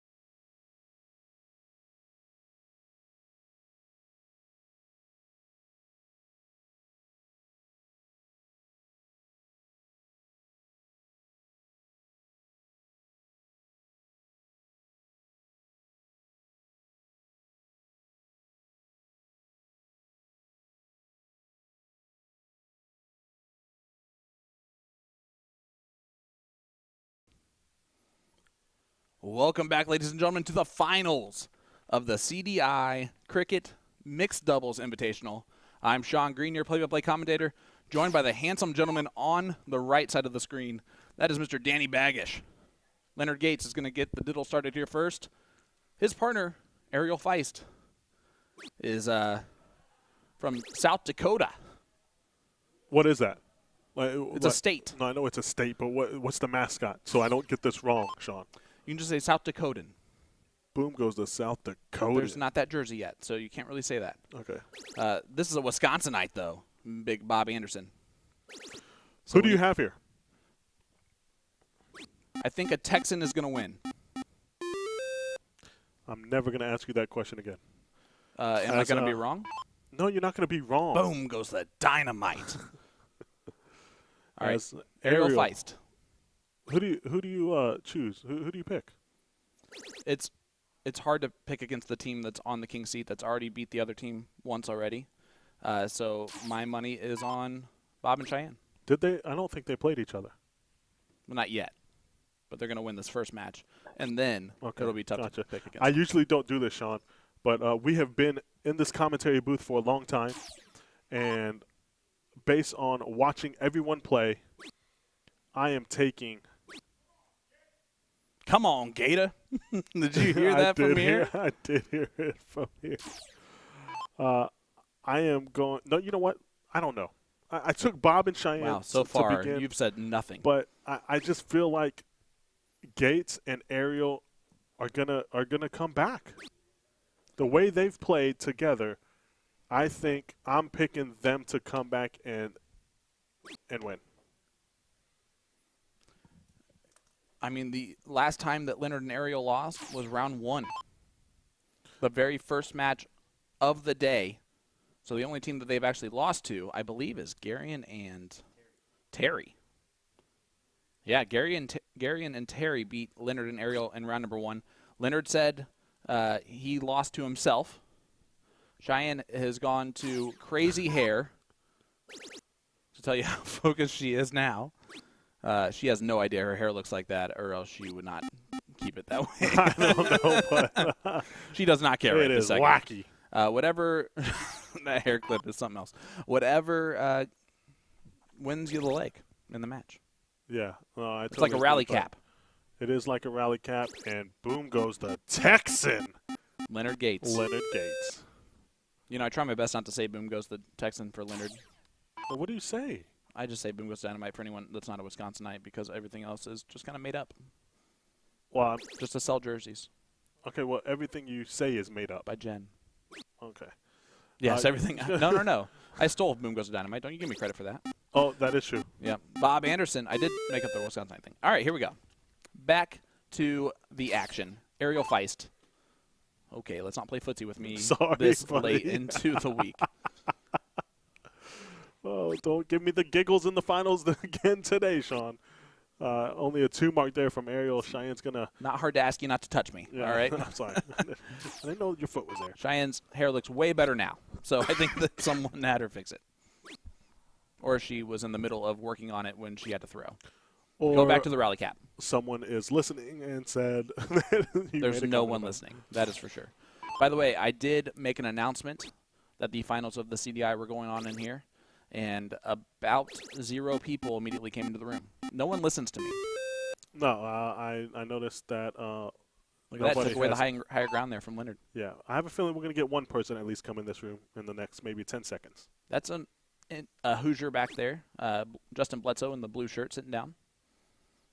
And, of course, Leonard's better half, Ginger. There we go. Someone just walked in. I'm surprised Bob went at the close first. Because, hey, there's Carly. Carly Griggs is going to see herself on the screen. Co-director. Co-director. Did she look happy? You know what? I will say that if you asked her, she's had a fantastic week. Yeah. This is the celebration of all the hard work that they put into all year long. Without her, we're not here. So we cannot tell you how much we appreciate her allowing us to do what we do, CSE Challenger Series and everything else. And I'm telling you, got to go back to the hair don't care. Yeah, she needed just 2 17s there. Would have locked up this, well, at least give them the comfortable lead. And, of course, there's the man with all the ideas behind the PPD, Mr. Jim Turntine. It's only a 2 mark, Sean. You know what? It still is enough to make Bob at least hit 4 to think about it on the 16s. 4 will tie it up. He doesn't do that. Do you close the 17 still? Yes. He is so upset with the fact that he does not know what to do here. Yes. I mean, he knows what to do. It's just he's upset that he has to do it. And so he doesn't do it. I would have closed the 17s. My annoyance would have made me stay on the 16s, and that's why you will play with your mind more than your heart in situations. And that's why you win more than you lose. Not much more, or else you wouldn't be here right now with me.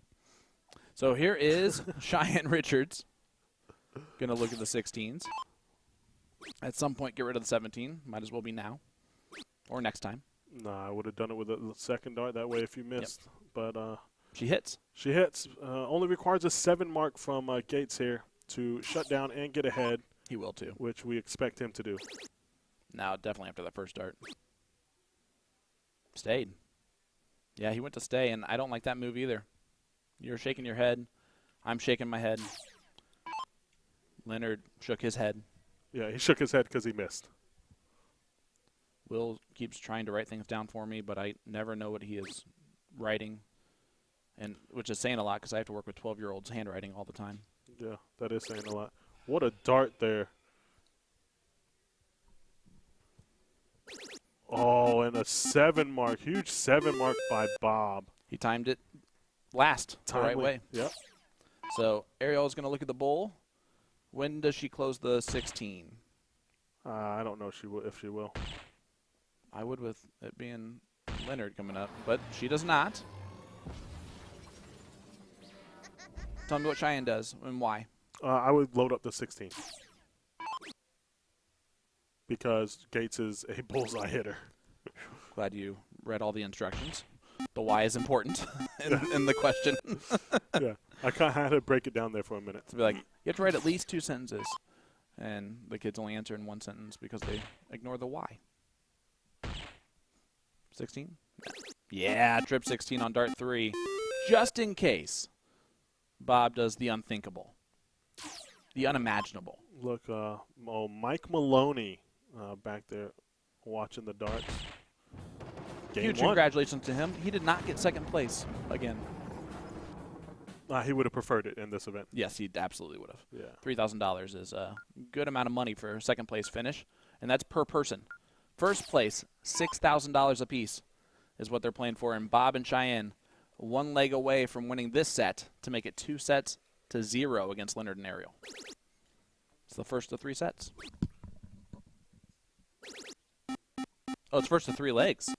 That's right, in the finals.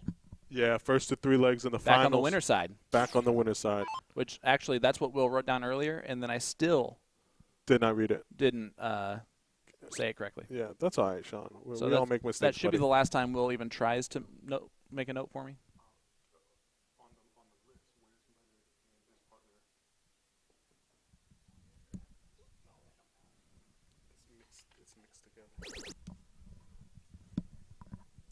Leonard Gates averaging a 5.548 coming into this. Yeah. And Ariel is a 2.747. And I know that you're asking like where they are in the actual like averages from top to bottom. Yeah, like Gates is the second, isn't he? Your list over there should be in order, is it not? It is not. Okay. This is going to be Cheyenne is the 5th highest average of the ladies in this. 6th. 5th.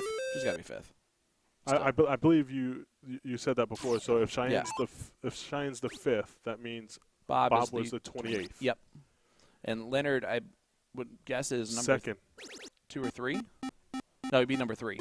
Okay. With Mike Maloney as number 2. So he's number 3. So that means that Ariel was the 29th. 30th. 30th. Yeah. So there you go. I guess it's a little bit against what we That's what I was trying to figure out, which is but it's crazy because it's kind of going. It's on both ends of the spectrum. Ariel shooting way better than 30th. Bob shooting way better than 28th. That's the exact comparison that I was looking to make. And you would argue that Cheyenne's shooting better than 5th right now. Yeah, of course.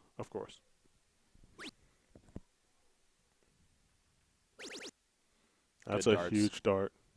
Look at that. 30th highest average, my caboose. Big 7 mark there from Ariel. And Cheyenne going to try and match it on the 17s. And she does so. Back to back. Big legs from the ladies. A 9 mark from Cheyenne Richards. And Leonard and Cheyenne, both from the same area, play at the stadium and Thirsties and all those same venues. So I'm sure that they have seen each other for years and years and years. Yeah, they've known each other for a long time. If there's one female opponent that's not going to blink playing against Leonard Gates, it's going to be someone like Cheyenne. Yeah, of course. Come on, Bobby. This is a battle. Bob and Cheyenne have a combined average of a 4.20.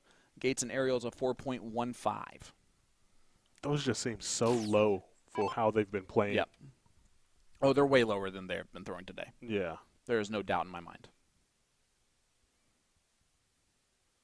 She's going to stay up there on the 18 and she just drills it. She and drills it, doesn't she? That is Leonard saying, "Hey, point. Yeah. You don't need to worry about anything else. I'll move. You point. Keep it out of reach for Cheyenne, even with a 9 mark, like we just saw her do." Her hair did get crazier there on that 9 mark that she shot, and now it's getting more and more out of whack, which is better. And here the unconventional. I'm telling you, the lack of dart god karma when Leonard does stuff like that as he looks into the camera, because he knows that we're wondering what the heck is he still doing that for. Yeah, absolutely. He's feeling it right now.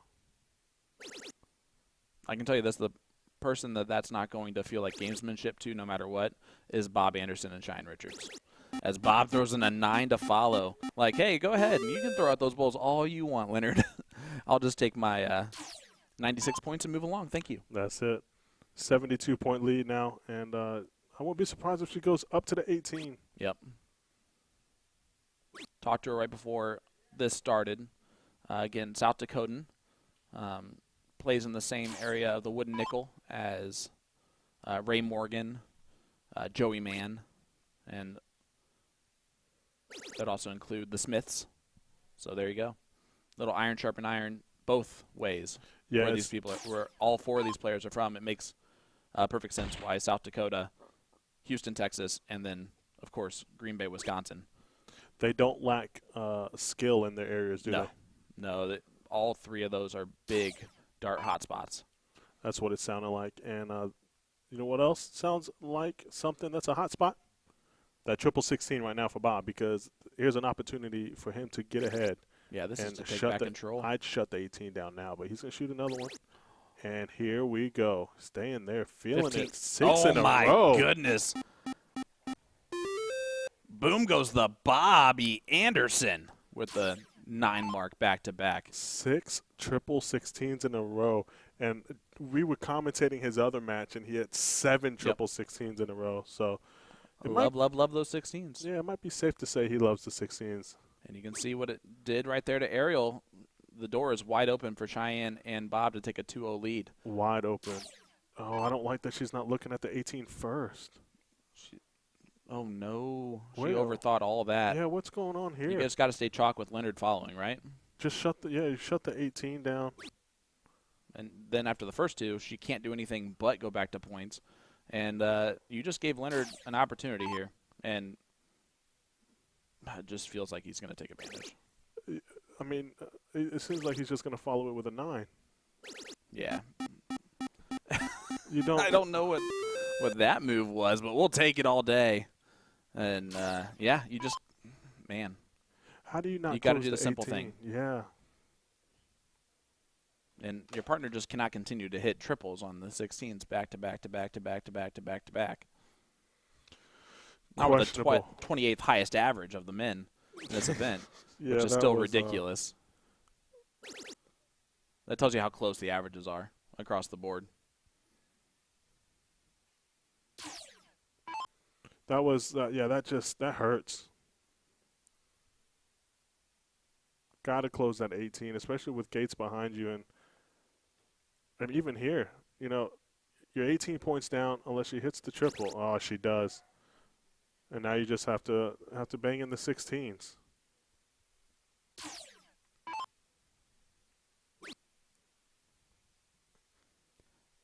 The lowest average for the men was a 4.695, and that goes all the way up to the 5.792 of Jules.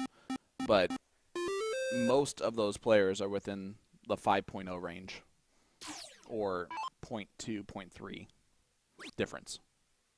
Gates still keeps going at that bull. And again, it's gonna. No, you can't do that, right? Yeah. No, you can't. You can't. And he's just bad strategy. Struggling just a bit. If he continues up with that strategy, I don't think they triple dip. Is that a bold thing to say? No, that's not. I mean, I think you're spot on. I think Bob you're spot on. That's a tough first start for Bob. But he's awesome, so he gets rid of it on dart 2. Now he's going to look up because it's blocked for sure. Doesn't close it, but gets inches a little bit closer. And Cheyenne's hair is just crazy enough on that one side to where she's going to throw in a big round. But Arrow's going to get a shot first.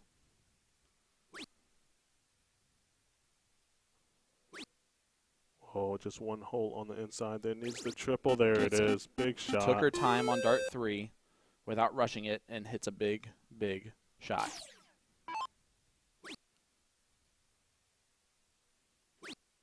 Yep, there goes the 18. Back to the 16. Needs the triple. Not going to get the triple. And Leonard winning darts. Winning darts. And it wasn't This is why he surprising. set up the bulls the whole time. And that's what he's going to say after he hits this little 7 mark. He's going to go 15 first. And 7 mark. Hey, let's go to the next leg. Leonard trying to get the crowd going, and even Mike Maloney's like just talking to someone strategy-wise about darts, so he's not paying attention anymore to what Leonard's doing in the background. 1-1. Nope. Soldier. It's erased. There's no diddle here.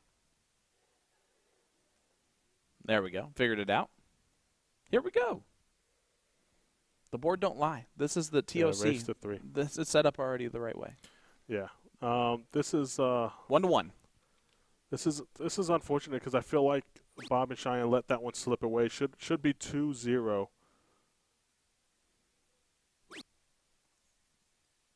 Based on what we've seen so far, it just does not feel like Bob and Cheyenne are in a position to get triple dipped by Leonard and Ariel so far.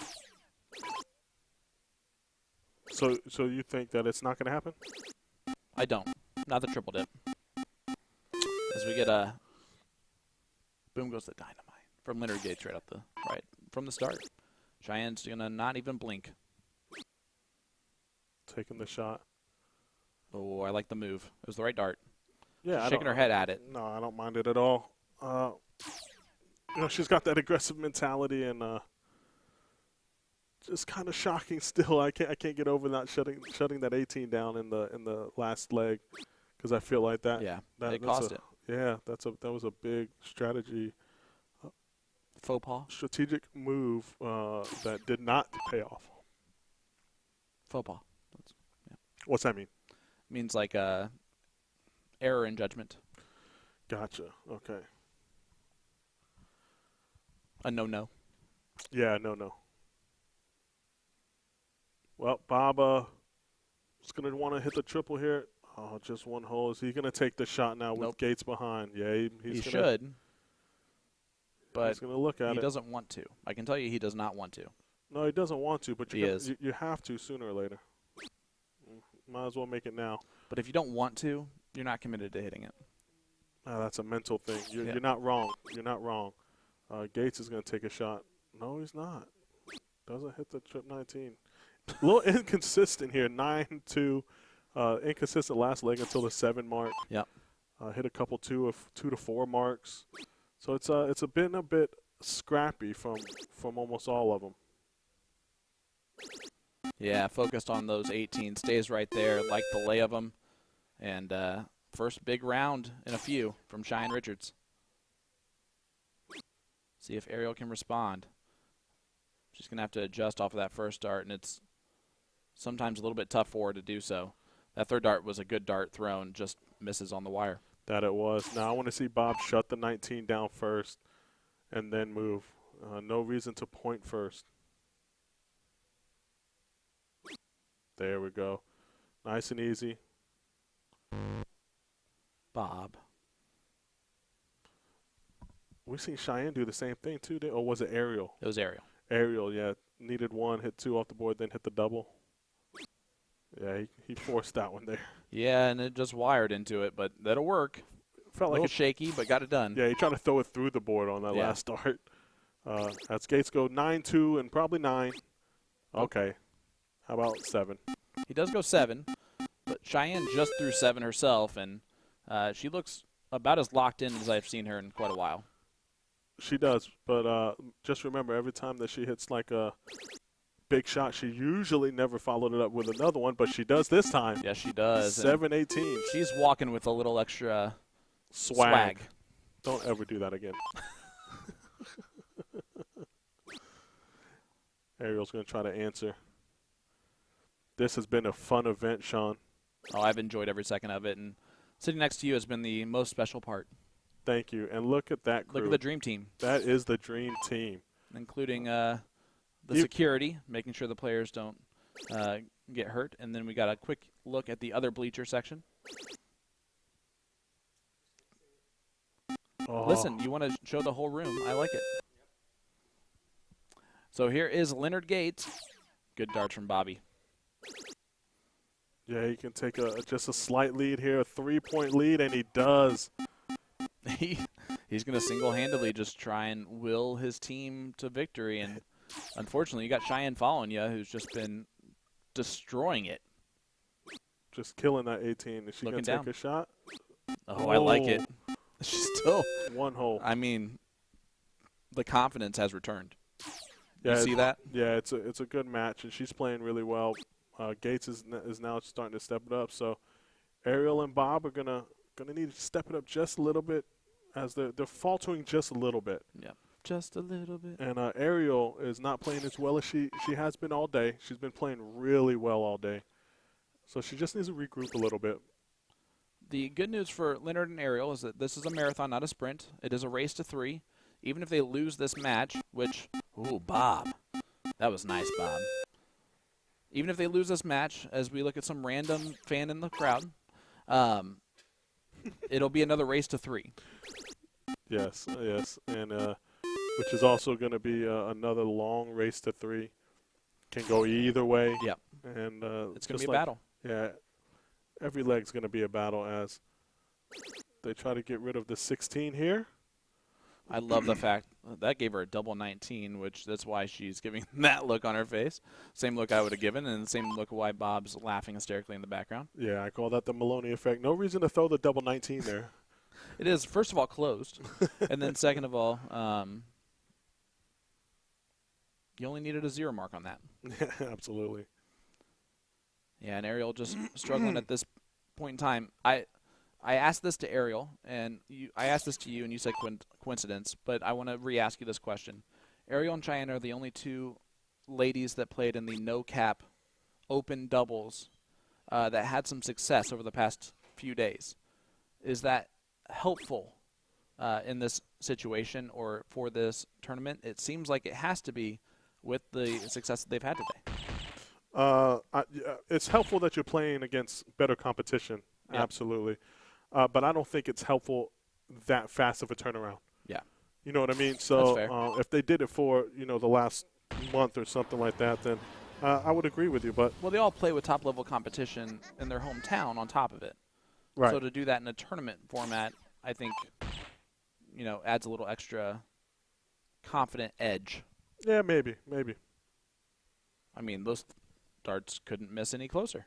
Yeah, that's one bull that could have easily been 3, and Ariel's going to look to try to hit. She needs 4, but she wants to try to hit a couple here, put the pressure on Bob. That's a good second dart. No, fallout, good fallout. Well, if Bob does nothing, then Leonard's going to get a shot. Again, if Bob and Cheyenne win this leg, it's a 2-1 lead. Race to 3, and even if they win the match, it does go to another dip scenario, with Leonard and Ariel only having 1 loss. And Bob is not done anything yet, and you got to go 18 here. Yeah, you have to go 18 here because it takes the game shot out of his hand.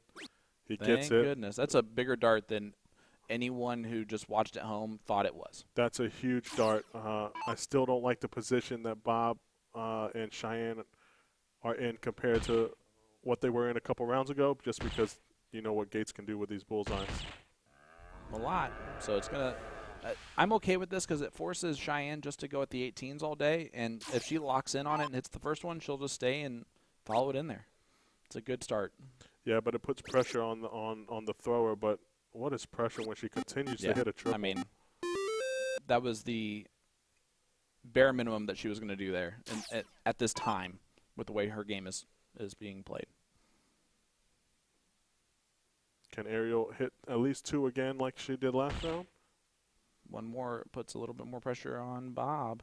And if you're Bob, you go right at it. Right at it. You're good enough to hit it. You missed a 2 on the just on the outside. See the beautiful Ginger back there? I don't see him missing 2 again. Well, short on that one, didn't he? And that is tough because that first start's so far off that the adjustment here to find the bull on dart 2 almost leads you to bail on it.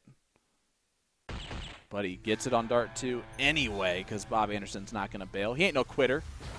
And it's a 2-1 lead for Bob Anderson Cheyenne. Yeah, he ain't no quitter. And that was a harder dart than people think. Recomposed, had to have it, or load up the 18s, and he drilled it. So 2-1, Bob and Cheyenne, 1 leg away from the mixed Cricket Doubles Invitational champions. 1 leg in, 1 set. Yes, 1 leg and 1 set. I'm sorry. I do apologize because Gates and Ariel have only lost one match. Yes. Or 1 set. And what does Bob do here on dart 3? He's thinking about her. You shoot the triple 19. I know, but what if you just, do something a little different? Like hit the 777 instead. I guess that was always an option. It was, and he took him up on that. So Ariel Feist, a chance to run in a must-win leg to take us to a last leg decider in set number 3. Set number 2. It's a 1-0 in set lead for Bob and Cheyenne, essentially. In case you're wondering, Danny's just writing a whole bunch of curse words to cuss me out privately real quick. No, he handed it to Will. Never mind. Textbook. Yeah, this is going to be a... Goodbye 19s. Yep. Well, Bob gets control. A little chance. Nah, not real control. I mean, not a real chance, really. Danny, let me... Unless he 9 marks the 18, which is not out the question. As Bob has shown time and time again, a 9 mark is never out the question. Danny, I don't know if you've noticed this yet, but there is an actual thing in commentary where whenever you go to an event and you know your break is up after a finals or after this, like the match is over that you're currently in, it will every single time go to the double dip or to the very last leg decider, no matter what, if it elongates the time that you do not get to take a break. That, yeah. I don't know if you noticed that. Tyler Rick Hensey last night, right? Yeah. Yesterday morning, the women's did not do that, but that's because Chrissy Grimmel is Chrissy Grimmel. Right. But the men's CSI almost did that. I'm just saying. Yeah, no, which is almost is kind of like every time. And here we go, Leonard. Here we go again on his own. Which is okay. We're getting good darts. We're getting great matches, and I'm excited to see who's going to finish with the $12,000. Man, say that again. What are they playing for right now? $12,000. Yeah, there's $18,000 going to be given away to just these 4 players. $18,000. And that's not even the highest payouts for a final. Tomorrow, $30,000 is going to be given away in one finals. That's crazy. At a blind draw. I can't wait to see that. Essentially a blind draw. I cannot wait to see that. Oh, man. Tonight, when we find out the teams, that's always extremely exciting. Yes. As long as you look at your partner and you see who it is, there's a lot of people that are going to be very excited. There's a lot of people that are going to have a lot of unknowns. There's a lot of people that are going to show up tomorrow morning thinking they have no shot and be pleasantly surprised at how well their partner throws right out the gate. Because you never know, you could have a morning just savant in these as well, or an overall savant like yourself. And the averages are posted. So you know exactly who you're getting and exactly what average you're getting from that player and what to expect, which can lead to some excitement and some Don't say it. Yeah, you're absolutely right. potential upsets. Yeah, potential upsets is what we're going to have in a lot of it. And I just can't wait to see. I'm excited about the draws. I am excited about the draws. Last year we saw Abby Spot and Hunter Smith draw each other. And if you don't think that they weren't excited, I'm pretty sure someone did a lap around the hotel I'm pretty when sure they found that out. Oh, she Now you just still got to missed. go out there and prove it if you get one of those combinations. Yeah, of course. As Ariel just missed the game-winning shot there to force a last leg decider in the first set. Yeah, look at that. And I thought Cheyenne was going to throw in a 9 mark just to do it. Gets 5. Look at that. Husband and wife duo.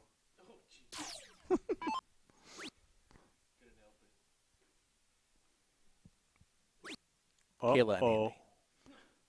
Yeah, SpaghettiOs. This is how like we doable. We talked about Very doable. Well, how often do we talk about Double wall first. Big shot on no, he's loading the 15s up. Oh yeah, duh. Duh. Yeah. What am I talking about? I have no clue. I read that completely wrong. Not even close. Nice 6 mark by Bob Anderson there. So you guys, even the best commentators sometimes lose their focus on what's going on the screen. But here is Ariel Feist. 15 closes, now up to the 20s, and that'll do it. Made that look easy, didn't she? She did. She threw a 3.43, and I'm going to guess that a lot of people thought that she struggled. I know one person that didn't think she struggled. Herself? Well, Leonard. Yeah. Yeah. Anyone who throws darts, unless you throw a perfect game, you think you struggled in the leg. No, stop it. What is a non-struggle for you? So what is the number that you expect to hit every time at least? 5-0. That's it? Yeah, that's my B game. I feel like if I'm shooting a 5-0 or better is my expectation. I want to stay in the 5.5 to 6.5 range. So if you throw an entire league and end up with a 5-0, you don't think that that's lower than a B game for you? No, I think that's my B game. Interesting. I feel like that's your C game. Well, I appreciate that. I'm just a 5.5 would be your B game, and I think a 6+ is your A game. You're talking about consistently, and no. Listen, there's players that play 17 legs here in the CSE Challenger Series every week that average above a 6. So if that's not your A game, whose A game is it? So no one is gonna, like I said, 5.5 to 6.5 is my A game. Oh, okay, gotcha. That's fair. Yeah. Okay. So 5.0 is what I expect to throw every time, even if it's my B game. Okay. Your B game is beatable. Oh, my B game is very beatable. And it's not much better than some other people's B game. Yeah, maybe not. But do you know when my B game wasn't beatable? In Chicago. Just saying. Did you only throw your B game in Chicago? You only threw your B game in Chicago? My A and B game. It was a mixture of both. Yeah. That's fair. More A than B, I'm going to guess. Yes. Yeah. All right, here's Ariel. Scrappy first few darts. Only a 3 mark by Gates. Oh, A Cheyenne 2 cannot wait mark. to get up there right now. She's not excited about that dart 3, but Scuba Steve. A 9 darter against me was your B game. Sorry about that, Scuba.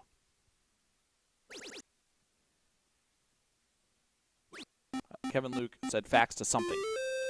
As Cheyenne Richards throws in a 5 mark right there. And Leonard's going to make all that pay. Stay up there on dart 2. And dart 3. Nope. Oh, what a shot. Yeah. Last leg decider here. If Leonard and Ariel win this one, it is dead even. And we're at least playing 2 more matches. It is. And I'm going to – the longer – if Leonard and Ariel win this leg, yep, I think they win the next 2 sets and win this 3 sets to 1. And I'm still going to hold firm that Bob and Cheyenne win this and do not get triple dipped, no matter what. Okay. Fair enough. Chat, let us know. Who are you going with? 13, almost 1,400 people watching along with the final here of the CDI across our platforms.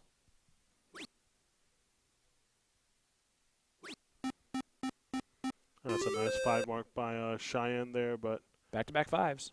Gates is going to look to load up that 20. 18s on dart 2. No bowl. Just random bowls. I don't even think he's just doing it whenever he feels like it's a shot, extra dart he can throw. Yeah, no, it's he does that a lot. He does that with me as well. So it's. Can you explain the thought process in it, or is it just his style of playing cricket that's different than others and that you wouldn't do? It's his style of cricket. You would not do that at any point in time? No. I've done that in steel tip and only against him. Okay. Was it just because? I know he's going to try to take the bull away from me. Okay.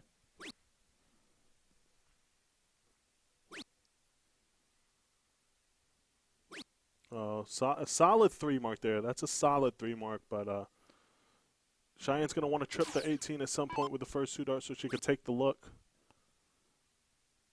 Yeah, again, guys, this is the finals of the CDI. Great darts from Cheyenne Richards.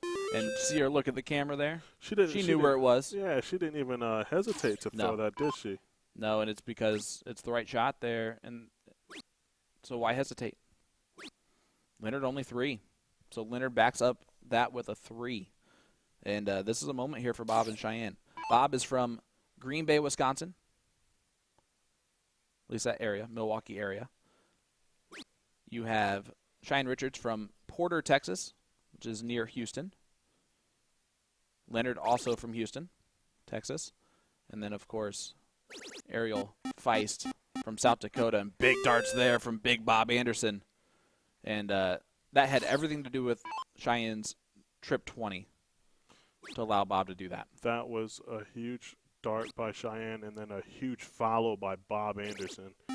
And a nice 5 mark by Ariel. We're starting to turn up the heat here. The ladies are going to be the ones who make a difference overall. And right now they are taking pressure off of their partners. And you love to see that little juxtaposition. Yeah, that is. This is the final. This is nuts. I love it. Sorry, Steve. I didn't mean near Milwaukee. I meant Green Bay. And to stay there. He was wearing a Brewers hat, okay? There's no Green Bay Brewers. Gates not paying attention. No, not at all. Trip 17. Yep. He missed it, though. So he did miss it, but he just wasn't paying attention. He has one of those every now and then. Is that a lack of focus or a hyper focus? What's the difference between the two? Lack of focus is. I mean, I know what lack of focus is, right? So what's the hyper focus? You are so zoned in on what you were going to do before looking at the board that you still don't look at the board and try to do what you were going to do before you saw that person. Okay, that was that was a lot, but I'm going to go with that one. Yeah, hyper focus. That was a lot. Being too quick, said. Dude. You were all over the place just then. Oh, 1 hole out the trip 16, but all right, Cheyenne gonna shut the 16 down, I'm sure. And then back to the 18 or going to the 15. Oh,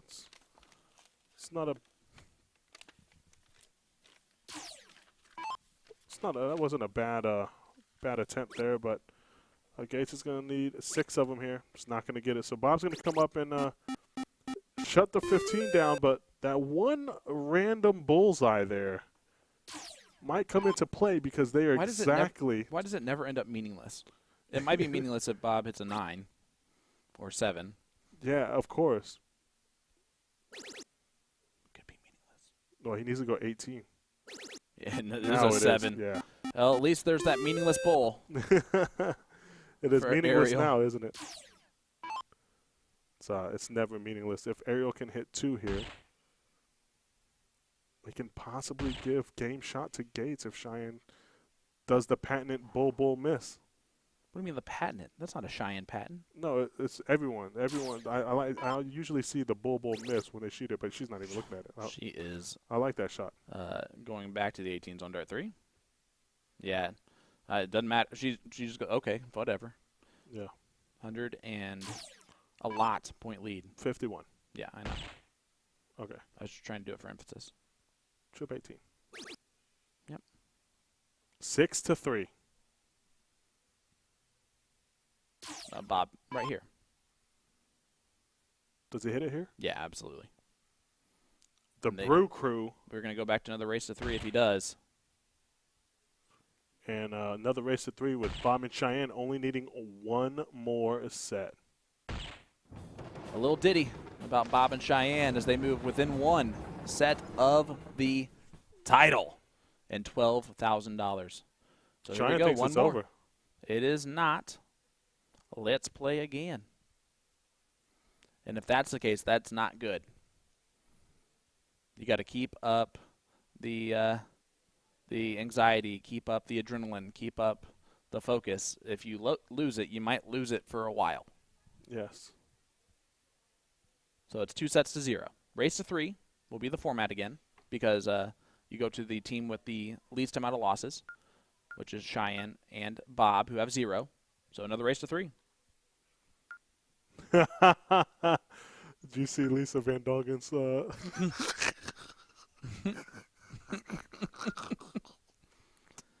Lisa's the one breathing fire. Oh, my goodness. All right, we're at the Tournament of Champions for the Kiss Cam.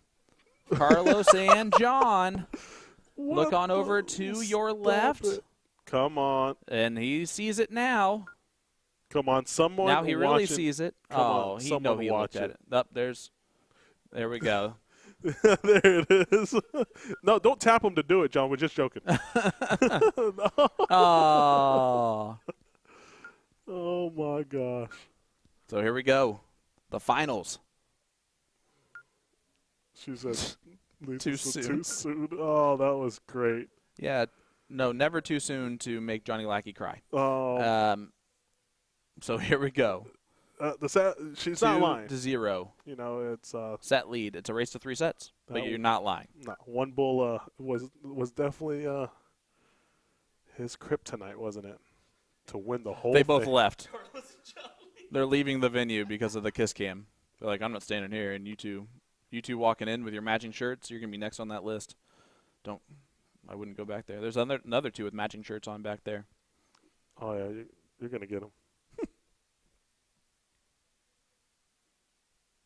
Oh, Richard. Yeah. Just because we haven't talked about it doesn't mean it hasn't happened. As Leonard gets it done, throws up the peace sign like Tyreek Hill, and here we go. Yeah, just like Tyreek Hill. Race to 3, all cricket. If this one goes to Leonard and Ariel, which it is just sure to do, like this match, we will go to a race to 2, all cricket, and then once Leonard and Ariel win that one, we'll go to a last leg for everything, where Bob and Cheyenne will pull it together at the end and win. That is a detailed prediction there, Sean. My name's Sean. Nice to meet you. Sean Green. I will be joined by Danny Baggish in the booth if he continues to remember my name. You're going to remember the name Bob Anderson. Throws in a 7 mark to get us started here on his throw. the impressive 4 players. Of course, we know Bob. We know Leonard. Cheyenne has done amazingly well here in this final. It's why they won the first match. Ariel has been the difference maker at times as well.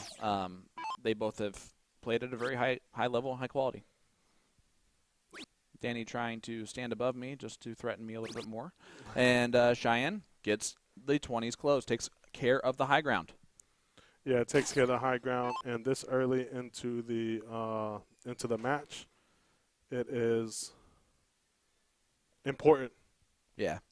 Well, while Will steps out for a second, everybody in the chat that's watching along with us, let's give him a huge shout-out for all the hard work he does to put the production on, the stress that he goes through on a daily basis. It is a miracle he has any hair at all, let alone the mane that he currently has. So give a huge shout-out to Will Stuart, the GOAT. Yeah, it's a huge shout-out to Will for sure. Thanks to them, Will, Nick, Jen, all of you guys. It makes our job so much easier. It does. It makes it. It makes the production so much better. The production better, our job easier, all of that good stuff. So thank you, and thank you to the chat and people like Lisa Van Dongen for just cracking us up right when we need it. Just smashing Johnny Lackeys.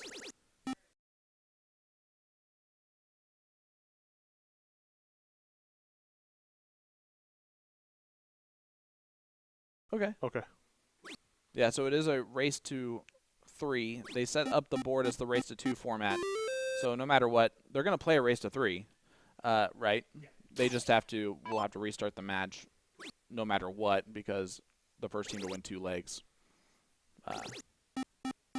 And the board will say that they won. Of course. How about all of these fantastic darts being thrown?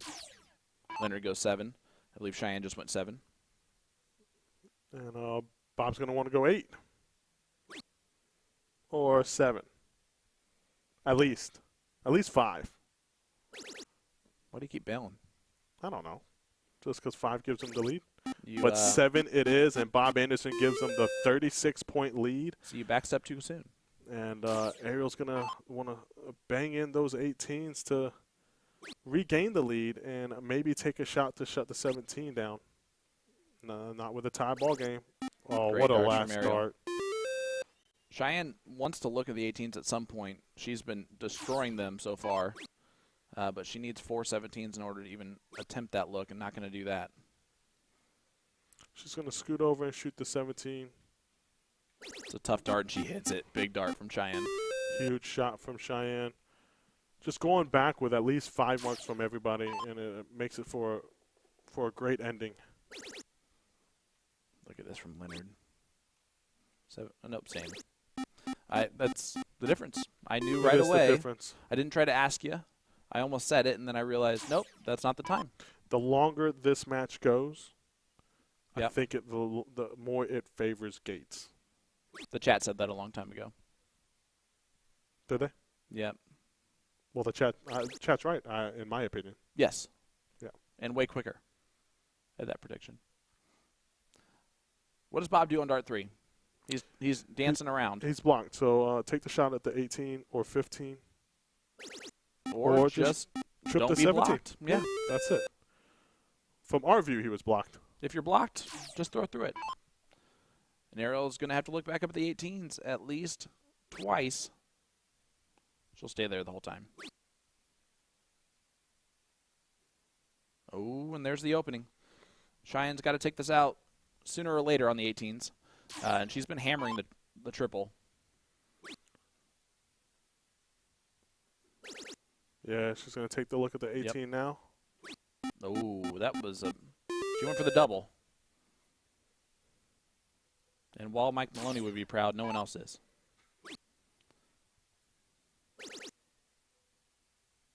Oh, and Leonard takes out the 17 right there. And that was a matter of not having the high ground for much longer, I believe. So got rid of the 17 so that it almost forces Bob to go 16s first. It does force him to go 16s first, but he's going to want to shut the 18 down. Oh, he's going to scoot over. That's such a tough dart, and that's the problem here. Whoa, he's going way over to there. Throw it harder. Yep. He did. He tried to walk it a little bit harder. Especially the way he throws. So he's going to shut the 18 down, though. And that's why you just do that on dart 2, so you at least feel good about that second dart, so then you can take that chance. It's a chance shot on dart 2. It is a chance shot, but if you just shut the 18 down on dart 2, I almost just shoot the single 16 because that ties the game. Exactly. You don't have to be forced to shoot the triple. Oh, Ariel has went back and forth on 3 different plans there, and you can't do that. No, you can, and Cheyenne's going to look to punish on the 16 here.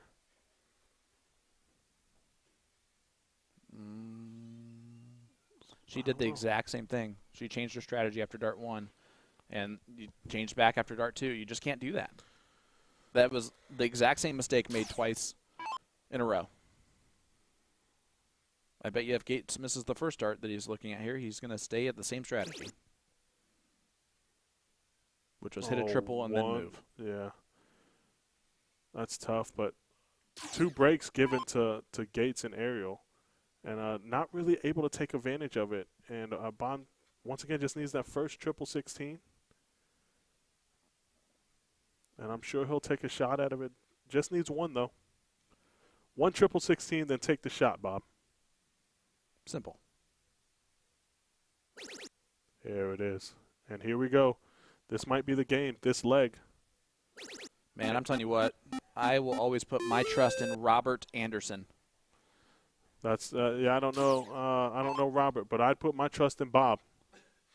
That was a great shot by Bob, and his brother might be just as good as him, but I'm gonna put my money on Bob. Oh my gosh, you don't know this, that Bob is short for Robert? Yes, I do. I was just playing along with you, Sean. Jesus. Oh my God. I just assumed you would get the joke otherwise, but never mind. And I assumed that you would have got the joke. Hey, on it's top 4-3. Oh my God. And 4-3 with a hanger. Yeah, that's bad. That's a bad marker, as you can see. That's why. And she is cursing out that dart and that dart. Honestly, it was the fault of dart number 1. Gates hits this, right? 4 balls? Typically. Yeah, I would almost bet absolutely. That's not going to be as easy anymore. Yeah, of course it is. Now it's really not easy for him. Wow. I'm telling you, that first dart killed it. Did it? Yeah, it really did. I'm glad you know. Bob Anderson, the guy I would put all my money on, that was the argument. I don't know who this Robert guy is. I trust in Bob. Well, you can't change it now. Nice shot, Bob. And they get the leg up 1-0 in of course they do. Set number 4. This is set number 3, but good try. So set number 3, it is 2-0 in sets. I'm right. As Leonard's going to step up here to start leg number 2. You are right. I know. Guys, Danny's speechless right now because I'm right. Not because he was wrong and I said the right thing, but just because I was actually right. The assumption that I was going to be wrong filled his brain completely so that it paused him from being able to communicate once he realized that everything he's ever known about the universe has been proven to be incorrect. And you're right. You want that for play-by-play? No, you got you're right. it. Yeah, well done. Mental play-by-play. Good start by Gates, 7 mark, but followed by a 6 mark by Bob Anderson as Gates likes to take a rest. Yeah, he looks worried. Nah. Just kidding. He looks calm, cool, and collected. Nice 4 mark. Just enough. Yeah, Ariel's been consistent. 3 mark, 4 mark, throwing in a 7 when she needs to. But the domination really has been Cheyenne Richards, who was not expecting to hit those first 2 darts to be able to look at dart 3. Technically, she stepped out of the box, so for Danny, her round's over. And she'll look up at the 20s. And gets it. Boom goes the dynamite for Cheyenne Richards. I mean, she's been strapping on that backpack named Bob all day long, carrying him around. Wait, what do you mean she stepped out of the box? The box. The back of So the... if you step in the back of the box, your turn's supposed to be over? That's the case at those are rules at like Indiana State and stuff like that. Oh, okay, that's what I was asking. Yeah, I mean, it makes sense. Like my assumption is that otherwise why have it? Yeah. Okay. You know? Yeah. Yeah. No, it makes sense. I think that's just like the exclusion zone. Yeah. No, I get that. Yeah. I'm just letting you know that the reason why those boxes exist at other types of events is because of that specific rule. Yeah. Okay. I got it. Big shot by Bob Anderson. Now ask if anyone follows that rule. I mean, obviously not. But No. if anyone would enforce that rule, It's been attempted to be enforced before on me. wow. And Look at that. I didn't step out of the box. Wait, did you see that? Great 5 mark. No, wait a minute. Will, are you able to rewind on your end or no? Did she just hit a 7 mark or was that a 5 mark? Ariel, can you confirm that last dart?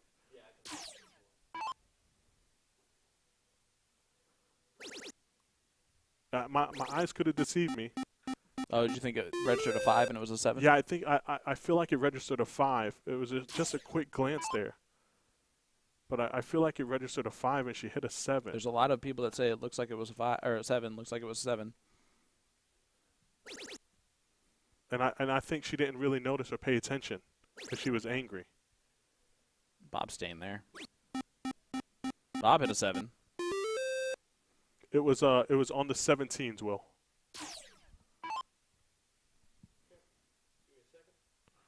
Will have that answer for us in about the same amount of time it takes for a replay to be overturned in the NFL. So we got a few minutes. Ariel's going to step up. That's 7-18s. Should be back-to-back 7s. Yeah. Oh, man, look at this. Cheyenne's still staying on fire. Is she going to throw a third right at it? This is a big dart. It's a huge dart. Going back down. Oh. And we'll see how big it actually is.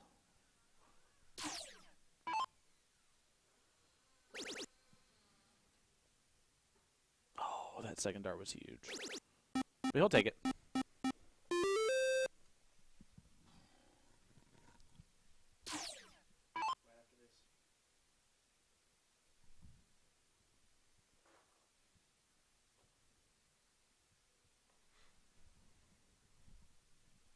Yeah, I'm just trying to confirm on that and see if that in fact was a 7. I feel it doesn't like matter now. It doesn't matter now, but it Yeah. could have mattered, right? It could have mattered. Well, here you go. Yeah, there's the second. Yeah, that was a 7. That was a 7 mark. Yep. So, that's a 34-point Yeah. difference, and I don't think she really paid attention because Nope. when she was almost angry like she didn't hit it. But you think that 34 points matters? It matters. Yeah, it would matter now, but I mean, she could have gotten 3 free darts at the 19 there. sure. But Sure. she'll take 6 on the Yeah. 18. But that's why you pay attention to what you hit. You don't pull your darts until you get everything fixed up. Yeah, and I know people are gonna say you flighted into it, and like, look, by rule, you're absolutely right. They don't have to give it to him, but Right. Any 4 of these No. players would have given it to him and say that yes, it was a 7 mark. And Bob and Cheyenne are not required to pay attention to what their opponent does. If I would have seen that happen with my opponent, I would have ran up to the board to stop them to back it up instead of, like, because I would hate to win that way no matter what. I would hate to have that be even in my mind of something I allowed to happen.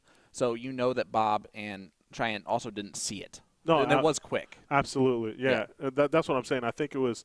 I don't even know if she really noticed that she hit the 7 mark because the way it deflected. Oh, for sure. It might, It probably blocked her view. Exactly, and she just snatched the darts out. So, not saying that changes the aspect of the game, but it definitely changes the aspect of a few shots that could have happened afterwards.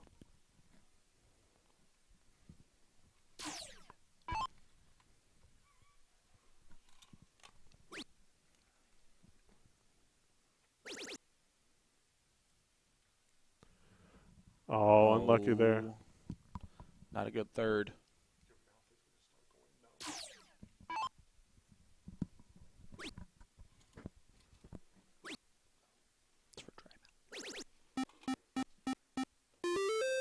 Good 5 mark there by Gates, and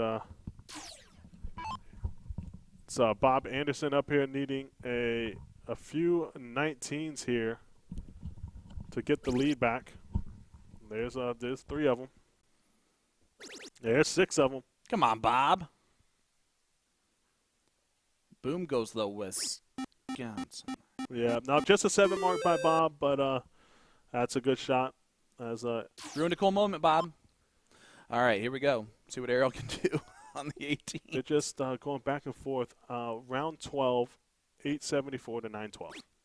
Haven't even glanced at the 16s, 15s, or bowls. No, they're just battling 19s and 18s. And now they have to continue battling the 19s. Yeah, Cheyenne's going to need a big shot here. Oh, wow. See, this is where I look, right? Because 2 darts, 2. I would have taken the two darts to shut the 18 down. See, because instead of the 1. Yeah. If you have if you need 2 marks and you have 2 darts in your hand, that's the time to take it if you're going to do it. Correct. If you know you're going to take your 3rd dart at it, you might as well take your 2nd dart at it. Especially when you have someone like Leonard Gates stepping up behind you. Who's going to fill it up and hit at least 4 18s. Yeah, there's going to be an above 54-point lead here for Leonard. Just kidding. Maybe not, but exactly 1,000 points. Well done. He added the math up and did that correctly. 31 points ahead of Bob and Cheyenne. I did it faster than you could say it. So, do you think Gates really added up the math to make sure it was 1,000 points, Sean? No, not exactly. Right. But that was the right shot. It was just the right like shot. Bob taking out the 18 here is the right shot, and he does so. Yep, that's good because he heard you. Well, I just take my playbook out of Danny Baggish. Yep. This is an important shot. She needs 3. That's all she needs. She doesn't need to worry about 5. She doesn't need to worry about 4. She just needs 3. So 2 more. Doesn't get it. Doesn't get it. And the way Cheyenne's been playing, that might hurt. I think it will.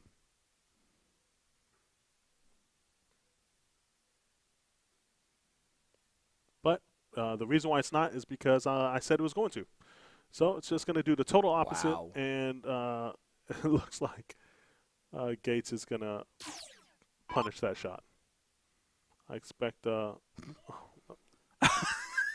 you hear him? Big O out there from Leonard Gates. So only a 2 mark. We're just going to everything is on the table here for Bob. His hits, misses, we're not going to say anything. I'm not saying anything. Matter of fact, I'm not going to say anything for the rest of the night. You can't make promises that you can't keep. What a shot Big by darts from Bob Anderson. 29-point lead. 7 marks, 29-point lead with Ariel up next. And she's had her 1 miss. I don't think that she does that again.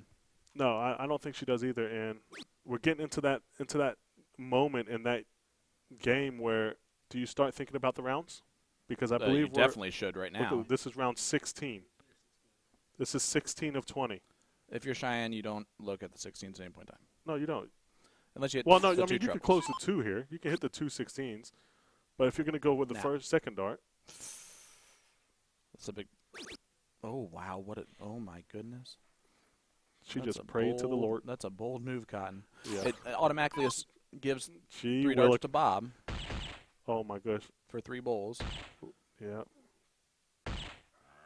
Come on, Gator. Gee Willikers.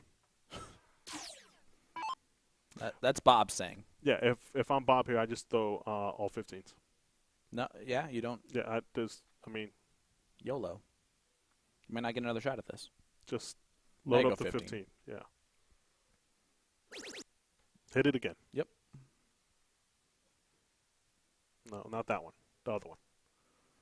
Does Gator tell? Call him Gator. Does Gator tell? Does Gates tell Ariel to close the 15? I would. Or is Ariel just going to win the game? Who knows? She's not going to win the game. She's not. And Cheyenne, just throw the 15. I just don't like it. I just don't like it. Well, when you're going to hit the third dart on the trip 15, what Stop does it matter? It matters big time. Yeah, because now Leonard Gates has winning darts in his hand. Yeah, absolutely. And that's exactly why you were saying it the whole way. Yes. But now he doesn't. No, he doesn't, but... Again... This is... What round is this? 18? 19. This will be 19. Are we on 18? Oh. No, we're on 18. No, we're on 19. Yeah, just shoot all 15s. I wouldn't even go for look the at win. No, what? Dude, just hit a triple 15. You play to win the game. You hit the triple 15. All you need is a triple 15, and she has to hit 3 or else the game's over. Or you just hit one double bull. Stop. And it's a 2-0 lead, one leg away from the title for Cheyenne and Bob. Just because he hit it doesn't make it right. It does because he hit it.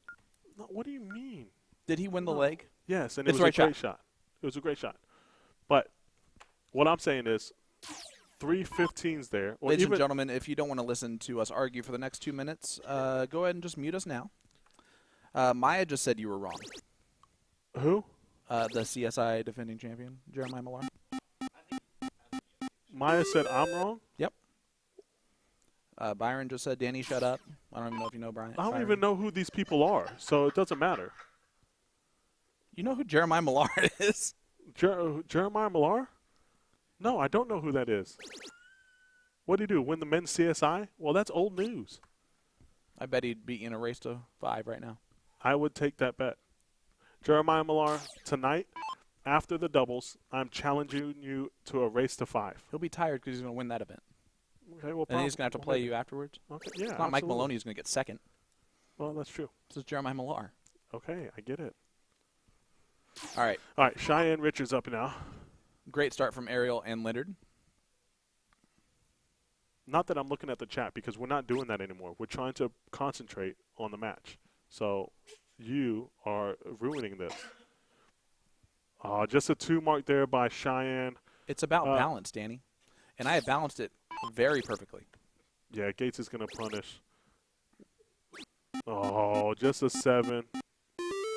This is basically going on the next. Yeah, the next leg is the next leg important with Bob and Cheyenne going first. Like unless they turn this around. And just to let you know, if Bob hits 2 15s that last game, it forces her to hit 2 bulls. If she doesn't hit the 2 bulls, the game's over. Just saying. But if she does hit 2 bulls, then the pressure is back on Cheyenne. Yeah, to hit 2 single 15s. And Bob would rather have the pressure on himself. To hit 2 single 15s. Yeah, you're right. My bad. That big old 15. All right, Ariel's up now. She's going to go 19.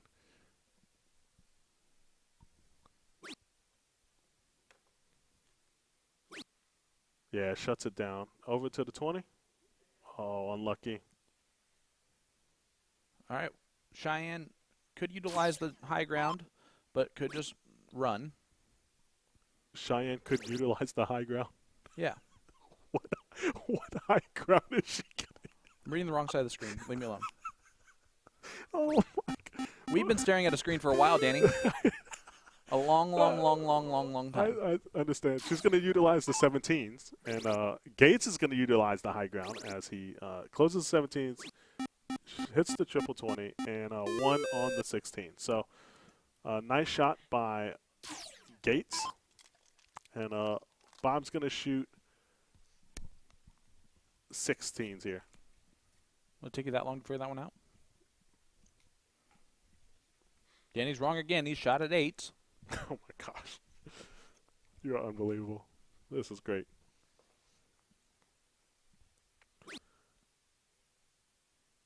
Needs a triple. And then some. Yeah, not that it mattered. But it would have brought him within 97 points, and that's huge. He needed a triple to close the number. Yeah, yeah. And give him 16 points. But the other part of this is that Ariel's throwing fantastically in this leg, too. And we don't want to, put this past her. Yeah, she didn't even – doesn't care to move on, which in this instance, it's okay. Yep. We're just all basically waiting for this leg to be over so we can see what happens in the next one. Do you find it really weird that this says it's game 3 of 3, even though Bob and Cheyenne have won the first 2? Why are they still able to play this third game? Do you think they just said it was 1-1 score line just to be able to play a game 3? That's in the bowl for Leonard. So you can go back and mark that, although there technically is only 2 darts in the bowl, and he registered 2 bowls. Would you argue that fact?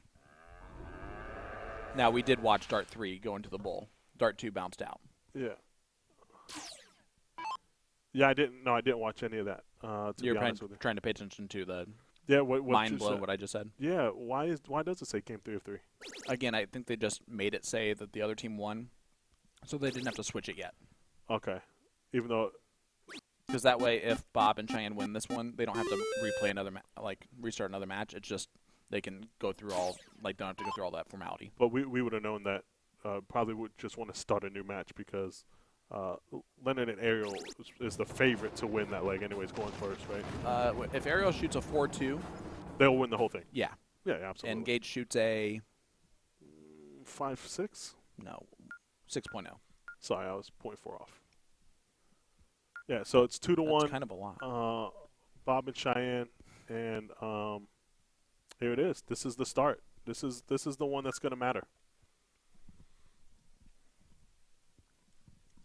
As they fix the setup here. Bob and Cheyenne versus Leonard and Ariel. What are they talking about?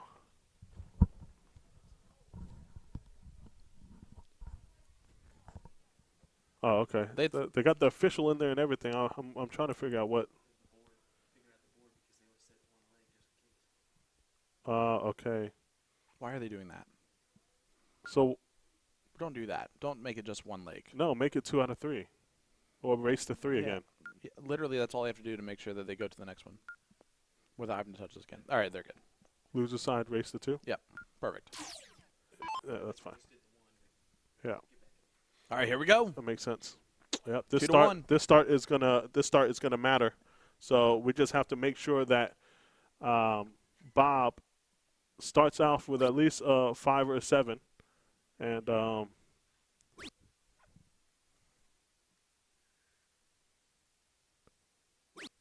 just a 3.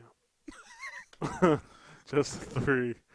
But listen, You guys can see that right there on the screen. You don't even need us to say anything. Closing the 20 is huge. That doesn't happen. Yeah. For Leonard. No, it doesn't. But all right, you have to make sure you close the 20s. I've seen it too many times where you go single miss, and then the next person behind you hits a 180, and then you're just behind the 8 ball. Do you find yourself in a match where you're ahead this much that the hardest leg to win is the last one? The hardest leg to always win is the last one, just like the hardest double to hit is the last one to win a match. So, yeah, absolutely.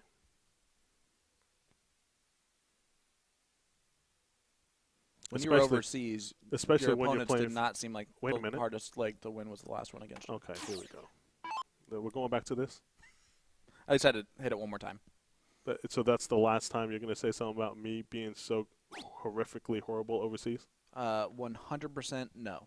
Okay. But I don't make promises I can't keep. Okay, no problem. That's fine.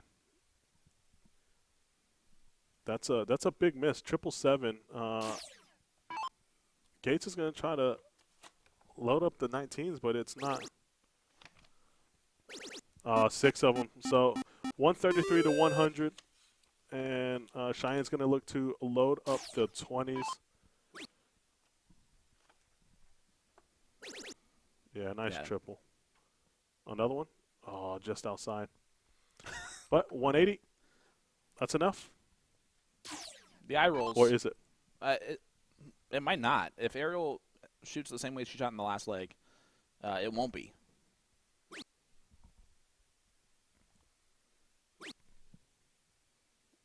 Triple. Just 3 there with Bob up next. Bob, no matter what you do, I think you have to shut this 19 down. So even if you hit 120. Paul Rogers asked, how many times have I shot overseas? Never even been invited over there. That's how bad I've shot overseas. Yeah, I think that's just a I do not have a losing record, though. Overseas? You don't have a losing record? Nope. Well, I do. I do. I have a losing I have a losing record, but I don't have a losing record versus some of the top players. Whoop. Just kidding. What was that? Just Gates just doing what Gates does. Dance. Dance. I've never seen him hold onto the dart, walk forward a few steps, and then step back and retry. She closes the 21st to not play with it. Yeah, she closed So the 19th. Sorry, that's what I meant to say. And then pointed on the high ground. And Ariel's going to look to load up the 18 here. She's been really good on this number. She has been. She's been good on a lot of numbers.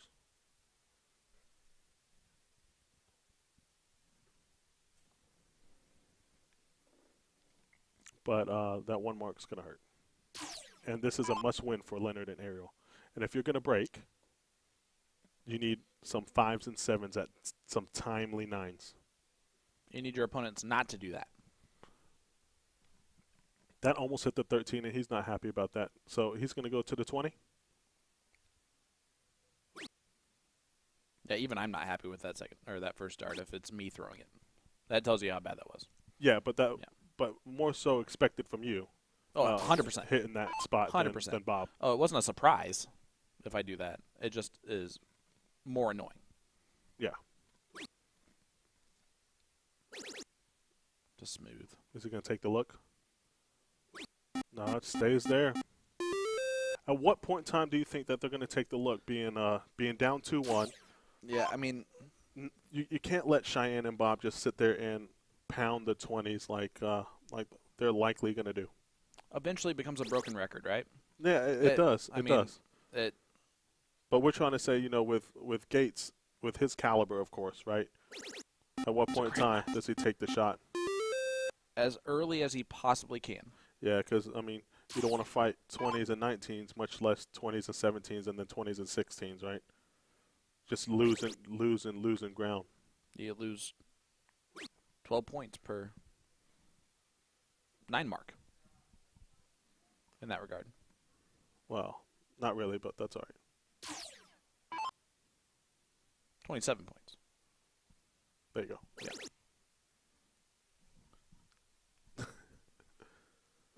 Look at Bob. This could be it. He's trying to throw a nail in the coffin for the Wisconsinite. Goodness. What a shot. Bob Anderson might have just won the match right there and the title.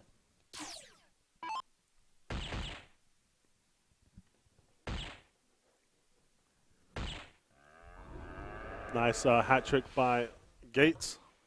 Cheyenne, just go for it. Yeah, 3 numbers. Just go for it. A little nervy. Listen, if I'm playing for $12,000 and I know I need 3 bulls, I'm going to be honest with you. I'm going to load up the points and say, you know what? You hit it.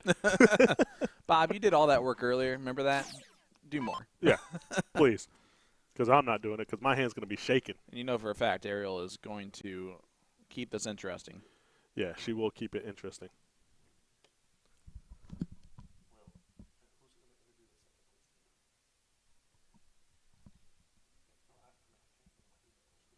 Ariel did not make anyone pay for that. So Bob's going to step up. You go right at the win.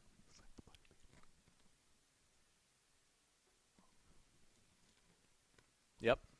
Exactly, Wall. So I was talking to Will. Dart 3 here for Bob. I was talking to my boss, man. The Wall and I agreed that you go for the win there. Yeah, well, the Wall didn't say no. You do go for the win, but I don't think you go for the win on the last dart because it's only a double ball to get ahead, and he's just going to load it up. Less pressure that you want to put with for your partner Cheyenne.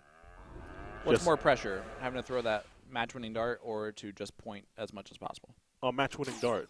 Yeah. So she's able to just point as much as possible. So yeah. There's no pressure. Yeah, no pressure, but she's going to want to win the game anyways. That works. But if you miss into a single, which she does not do, there you go. Your champions of the first ever mixed CDI, Cheyenne Richards, Bob Anderson, defeat Leonard Gates and Ariel Feist. What a great great, great battle.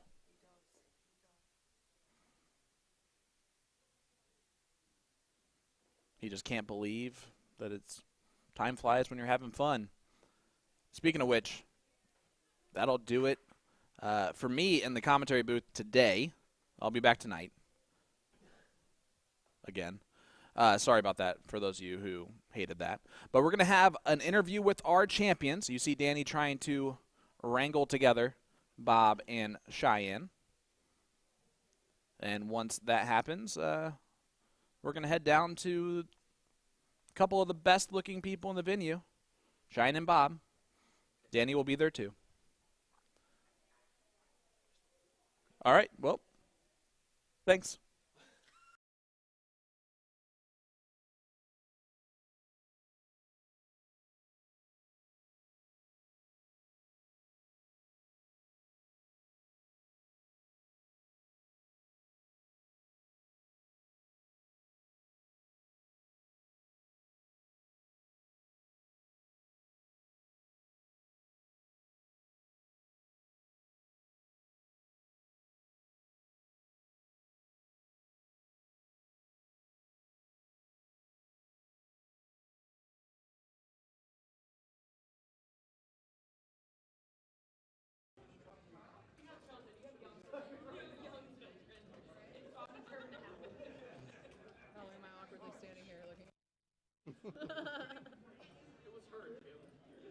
Just look at Paulette. She's always smiling. All right, guys, your inaugural Cricket Doubles Invitational champions, Bob Anderson and Cheyenne Richards. Congratulations, you two.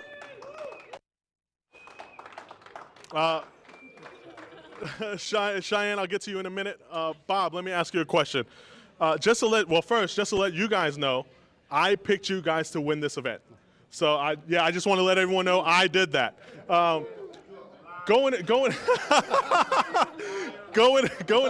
into this event, usually we, as mixed doubles partners, you know, they always say that sometimes it's how well is the female going to throw. Mm-hmm. To me, going into this event, with Cheyenne being on the higher end of the female spectrum, it was how well was Bob going to throw. And I knew that if Bob's A game was here, that you guys had a chance of winning. Mm-hmm. Did you feel like you threw the A game?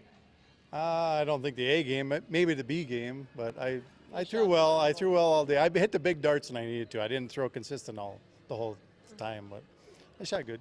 Well, if that's your B game, then I don't want to see your A game. There was a few times there towards the end of the match that it seemed like there was a little snatchy, a lot of darts going down. Yeah. Was it because you were tired? Was it the money involved? I mean, you guys were playing for $12,000. What was it? I've had a hitch for like months, and I just first started getting rid of it, and it just shows up every once in a while. I can't get rid of it sometimes, but just can't let go of the dart. But well, listen, if I have a hitch and I can make $12,000, I wouldn't mind that. Cheyenne, I'll get to you in just a minute. Jim Turntine with the beautiful check of $12,000. Congratulations, guys.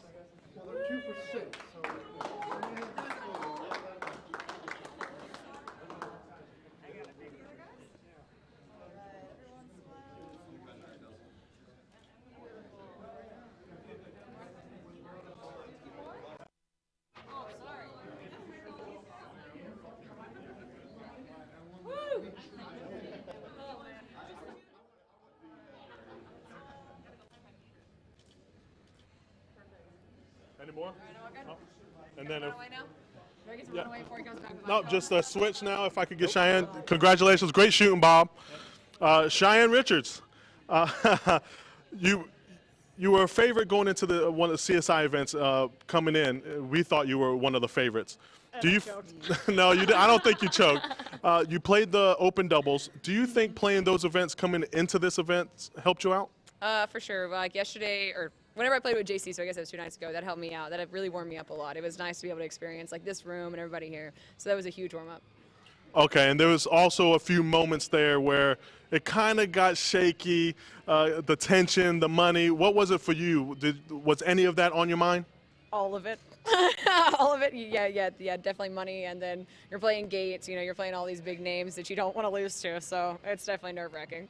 Well, I guarantee you that I don't think anyone would want to play you guys now. So congratulations to Cheyenne. Congratulations to Cheyenne Richards and Bob Anderson on winning this tournament. Thank you, guys.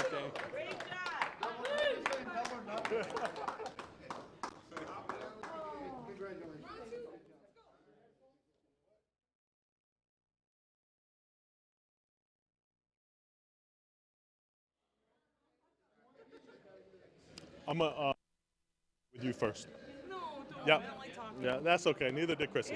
I don't like talking in front of you, bro. peeps. I get nervous. What's your last name? Feist. Feist? Like feisty without the Y. Okay, got it, got it. That's how it's the best way to say it. Here with your second place finish in the Cricket Doubles Invitational, Ariel Feist and Leonard Gates. And I'm going to start with you first. I'm going to be honest with you. I don't know you. I didn't know how you played. And I was looking at your averages there, and it said you was right around a 2.728. Yeah. I don't think you shot a 2.728 all day, but you played, let's just say you played some of the best darts. Let's just say I'm a tournament thrower a little bit. I'm a tournament thrower, so I show up a little bit. So. No, you did play well. There was a lot of matches that we watched back there that you hit some key moments, key shots. Were you nervous at all? Because it didn't show it. No, I was going into it a couple weeks into it. Otherwise, I was like, new person. I like throwing with new people. So I know you, but don't know you. Yeah. So it's like, headstrong. Let's go. Well, listen, you guys played really well. Congratulations on your second place finish. Gates, if you can step right over here. Yay. Leonard Gates, you guys lost your very first round match and fought all the way back. And I will say, even though I picked Bob and Cheyenne, I was paying attention. I seen you guys creeping and creeping. I said, if they make it back and they win this first set, I think they're going to win. Yeah. Mama said life was like a box of chocolates. Yeah. We fought all the way back. The first match, I'm going to tell you, I flopped the bop. She held me, but after that, everything was rolling. We got back to the finals, and we did what we did. Yeah, there's usually, I've played with you for a long time, and there's usually, you don't say much about the match. If you played bad, your opponent played bad, whoever played, you usually don't say nothing. But you were pretty clear about you felt like you let your team down. Yeah, I definitely did. But after that match was over, I was like, no, we're going to get back to the finals. We're going to play darts. I saw how she was shooting. She would shoot phenomenal darts, and it was just like, okay, let me pick up on her energy, and we went from that through the tournament, to the bracket, whatever, and just we did it, Yeah, you guys did do it, and this check here from Jim Turntine is going to ease the pain a little bit. Congratulations, guys.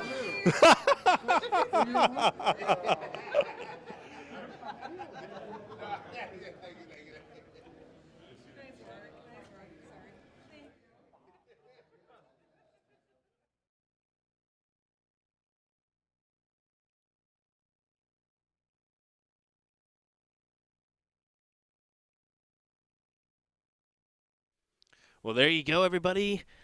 Your mixed CDI brought to you by Partners Promoting Darts. How about our champions, Cheyenne Richards and Bob Anderson, and your runners-up, Leonard Gates and Ariel Feist. What a phenomenal event this one was. Back and forth action. We saw a lot of intense action.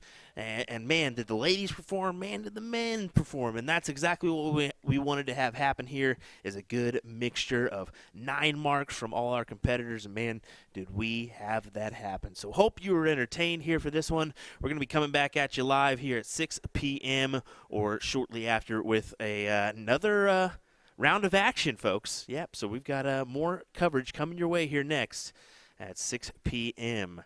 Tune in on USA Darts or Partners Promoting Darts for the action. Thanks for joining us from Will Stewart, Danny Baggish, Sean Green, Nick Dichiria, and Jen Mounts. We will see you here in a little bit for more coverage.